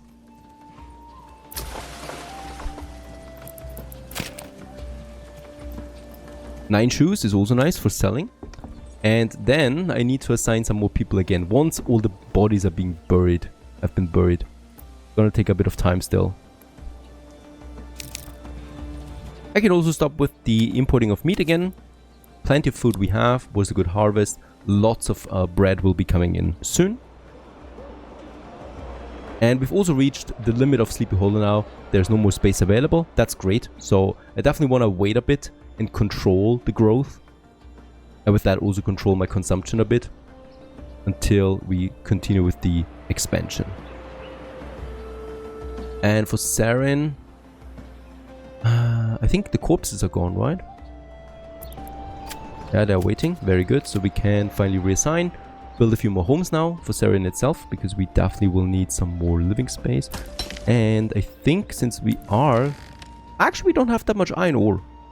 Most of it is really being brought over to Sleepy Hollow.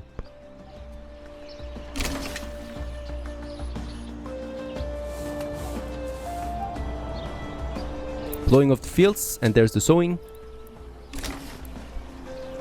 Gonna be interesting how we accommodate all of that, right? That's lots of barley, lots of flax, and lots of wheat that needs to be transported over to Sleepy Hollow. So I need another 3 families just for transporting all these 3 types of goods.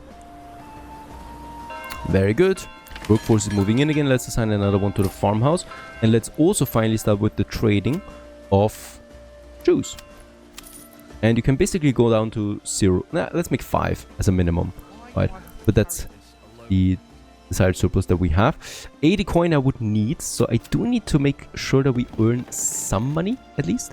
And planks would be a good starting point again, because it sells at 2, which is quite nice. Now what we can see over here is though that finally my windmill is working again, so flour is coming in, and the bread production just now is kicking in again as expected in December. That's just really important. But with the berries, it's looking way better now than before. It's adding food variety, food stability overall. So yeah, we're looking at a very stable supply of berries that are coming in from Martino. Now, Sarin, on the other hand, is not sending over that much yet, except the iron, right? We got iron in Sleepy Hollow with that and the stable weapon production. What we do, of course, want primarily is the food production with the fields. So we have one more family available. These people are waiting right now, though, so there's not really that much going on. They have nickel as well, that is working for them. Perfect. So we got a livestock that is assigned to it, so that we hopefully will get a nice, stable production for all kinds of things. For this, we should also prepare my next pack stations. That's important because we are going to send over not only the iron, right, which is limited by the way, but we're also going to send over, of course, the flax and the barley and the wheat. So I do need to have 3, 4 in total, right? So that is barley, wheat, flax, and iron. I mean, yeah, we could also go with 3, and once the iron is done, it's not that long anymore. We could just reassign one of them. I think this is better, right? Because we're not really in any hurry there with the flax especially. Another thing I would like to do is upgrading more buildings now. So we still have lots of level 1s everywhere, of course. We were expanding primarily with the buildings, but not so much with going tall. And in this case here, especially level 2s, I would like to have more here in the center.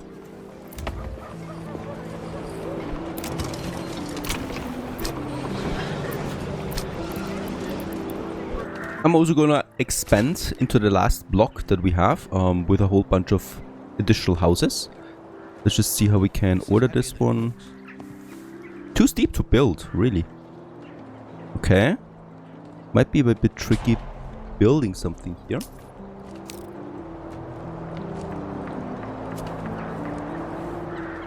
Who's to say that we need to build something there? We could also just go with that. Too steep to build. Can I not make a garden out of that? Strange.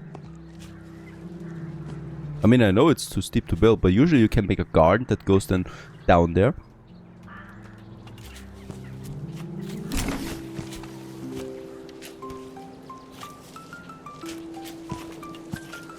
I'm smelling a bug here. This can't be true. This can't be too steep here. Honestly, what is going on? That's not too steep. Especially since the tavern I can't build. Strange. I don't want to have a tavern there though. And finally, coming spring, comes the rain, comes the fieldwork again.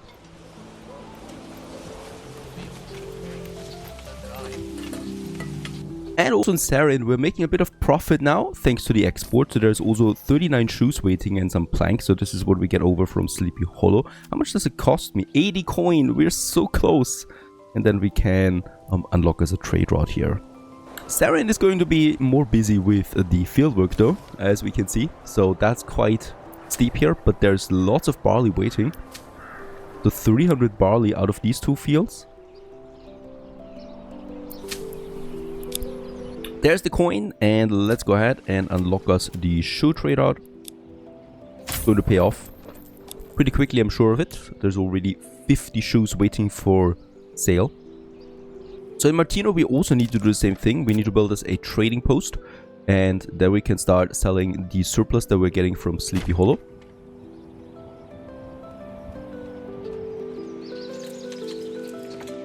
And in Sleepy Hollow, with all that workforce, I would also like to finish now a proper gate or proper wall around my manor. Now, it was never really fit for defending the incoming units. It's just too stretched, right? But it'll definitely be a nice looker and a point of safety for me if we demand too many taxes.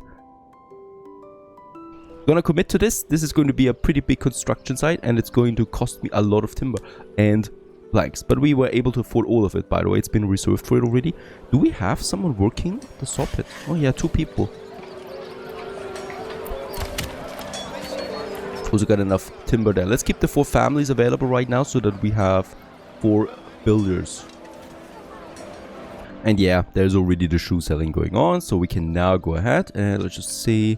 I have also some additional type of foods available here. So these are pretty big gardens, right? So vegetable garden here is fine for this one and for that one. And in between, I'm going to go with some chickens. And especially then also for the smaller gardens over there. The construction at the manor house continues. Everything is in except for a few logs, and then they can finish it.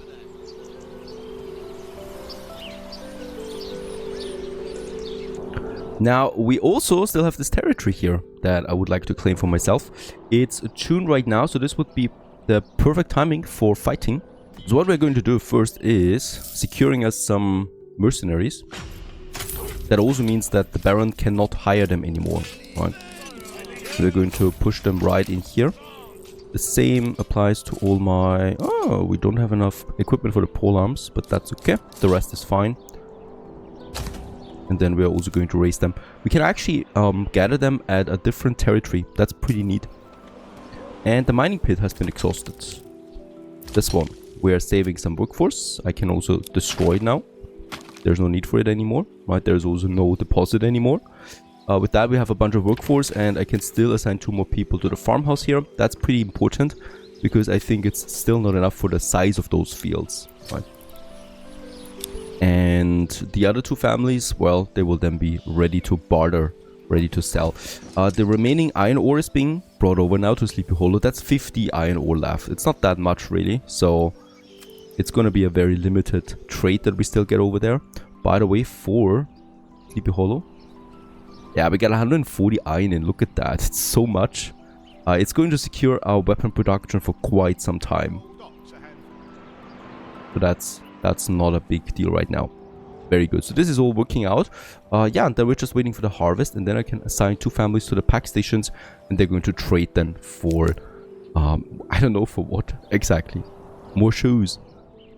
Now, before we start the battle here, it's important that we hire all the mercenaries that we have available right now. So those, and then also those. And we're going to move them all over first, right? Because they're probably going to take a while to get over there. Yes, they're on the other side of the map, right? So I'm expecting as soon as I declare war, or as soon as I declare my claim on this, that he starts immediately to attack. And he's going to spawn here. So we definitely need to have all my troops here at the border. That's important. I'm also going to raise all my soldiers. The only thing that I can see right now is that might be a bit of a problem with 1, 2, 3, 4 melees. Yeah, it should be fine. Let's rally them. Why can I not do this?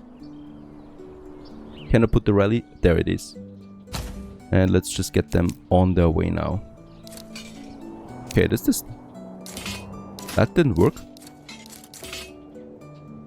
Look at that. What is going on? Another bug. Because it should be working over the territory. Now it worked. Alright. 3rd try was the one that worked. Let's also get the polearms over there. It's just 9 of them, but why not? There are really no more mercenaries, unfortunately. Another band would be fantastic at this point.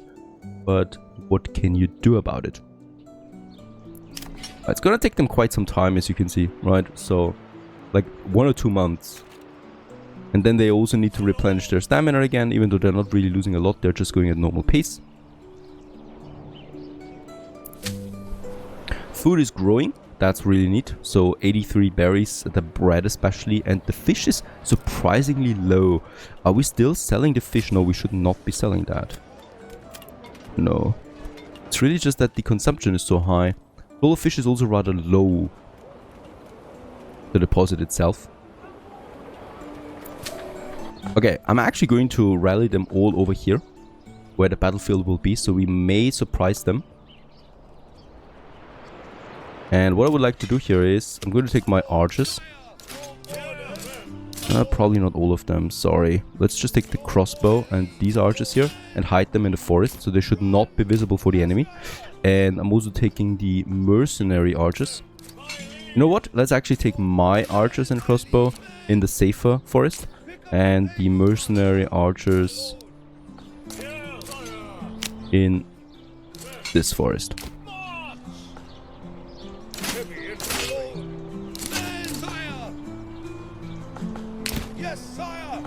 Well, we're going to be in the open field, and at the same time I'm also going to have my polearm somewhere there, so we're going to rush. Them. I really don't have a lot of polearm militia. To rush them into the archers camp, that would be fantastic, but before we march into battle, I can also have another retinue unit with Serin, because we really don't have a lot of soldiers, right? In that case, we don't have the ability to get more soldiers in as well, so we're at the max of what is possible here right now, and every single retinue could really help us out. If I want to build the outer tower, no, wait a second, I would need to build the garrison tower. For this I do need to have though a stone camp. We don't have that here. Stone cutter camp. Let's build this one real quick, because we still have 4 people that we can assign here. And it's all about getting a few more soldiers out.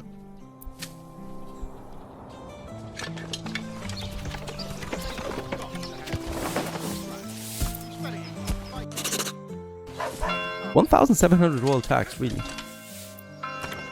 harsh. Also, pleased to say that the garrison is finished, so the manor estate for Sleepy Hollow looks actually rather nice. We could still go with another tower here and here, but those towers really don't serve a function at the moment, so I think this is just fine as it is. Plenty of area around the tower to shoot. And with another upgrade to the manor house, we can also once again increase the size of my retinue here all the way up. And we also should be upgrading them. Unfortunately, there's not one click for all of them. The harvest, by the way, is in at this point. So we got the 200, 300 barley available. So I'm going to have a family for this right away. And we're going to start with the trading with Sleepy Hollow. Send over all the barley that you get. So this will secure our ale production for a long time. What should we get in addition though in return? Not shoes. We already have the shoes. I could go with bows, honestly, since we produce them in huge quantities in Sleepy Hollow, and we could also make an archer regiment here in Serin with that. Okay, at some point we have to start the attack. I cannot recruit any more units, so we have the maximum of what's possible. And I'm gonna head and claim this one with my influence now. And that's probably going to take a short time. You should actually dispute this right away. There you go. The battleground starts here, so we're just at the edge of that. And over there he is. And look at the size of his army. Holy moly. That's a lot of units. It's not a lot of archers, what I can see. Like, he's got 1, 2, 3 archer units. The rest is melee, which is quite the opposite to us, right? Because we have primarily archers. I'm hiding, you know, some of my units over here, so that we can flank them or try to flank them. But it's so many, I don't think so. These guys here will have a hard time. Let's just stand their ground. My units are in the back of it, and let's have them come. We'll just see. Battle begins. Okay, he's immediately diverting some of his troops. We have the upper ground, hopefully.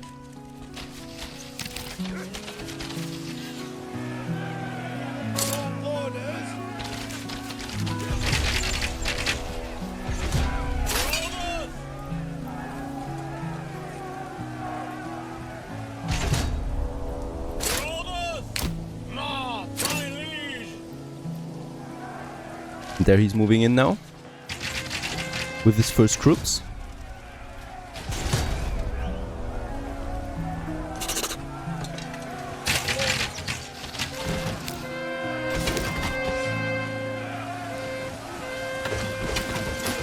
Unfortunately, we cannot really shoot that much, right? Holy cow, it's so many. It's incredible.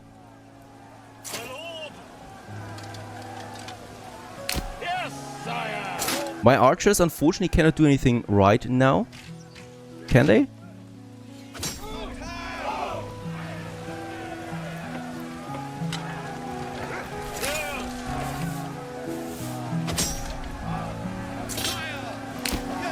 Trying to attack those guys here. Very good. They're attackable.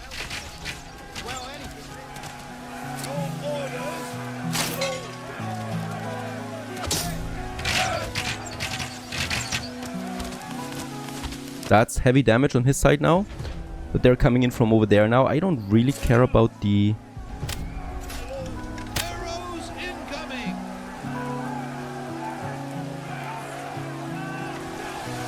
Boy, it's bloody right in here. Nah. I need to get more troops over. Crazy amount. Holy cow, that's so many troops.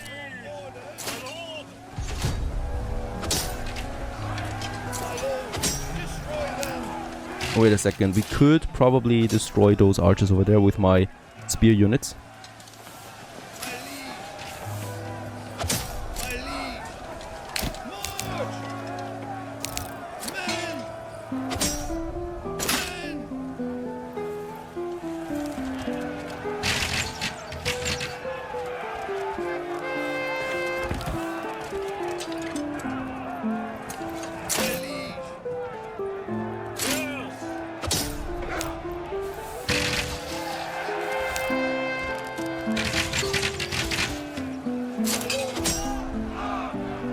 Nah, it's too many.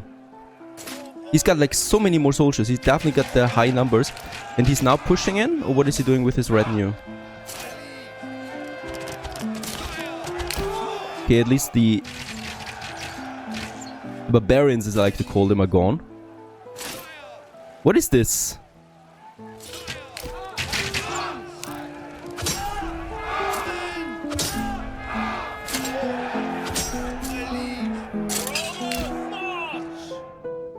Okay, they're still chasing each other. That's okay. Okay, broken. Very good. The main forces are broken. Look at that slaughterhouse here. Let's immediately regroup my melees. I still have a full range of that. That's great. And now, what we really need to do is, and we need to do this quickly, destroy those archers over there. The problem is, defeating his first wave of enemies is okay, right? Already hard enough, but he most likely will send in another one.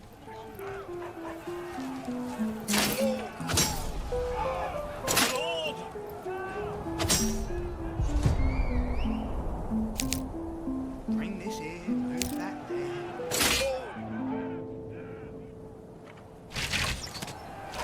Okay, broken. There's still one more here somewhere. I cannot see them, unfortunately.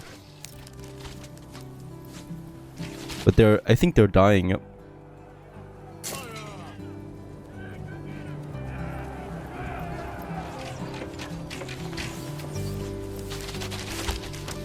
Yeah, they're dying. It's not that many anymore. Very good. And with that, we have won the Restoring the Peace challenge on the challenging difficulty, that is. Very nice. Last time I didn't get the achievement though, so we already beat it, of course, a couple of times now. At least I got it now. That's nice. And yeah, with that, we have total domination on this map, right? So the Baron will no longer be a threat to me. Perfect. We got all 4 territories, and we can also now settle on the last one over there that has not the best things, right? So we have endless salt here and endless clay. That's nice. But outside of that, yeah. Outside of that, it is what it is. There's still some troops here, but they're fleeing now. Super awesome. And with that, total control, the Baron is gone. And yeah, also, what I'm expecting is that the first barley is getting over here to Sleepy Hollow, right? Where also we are full with berries, full with the axe, and there it is, the barley is in, and the ale is already in production.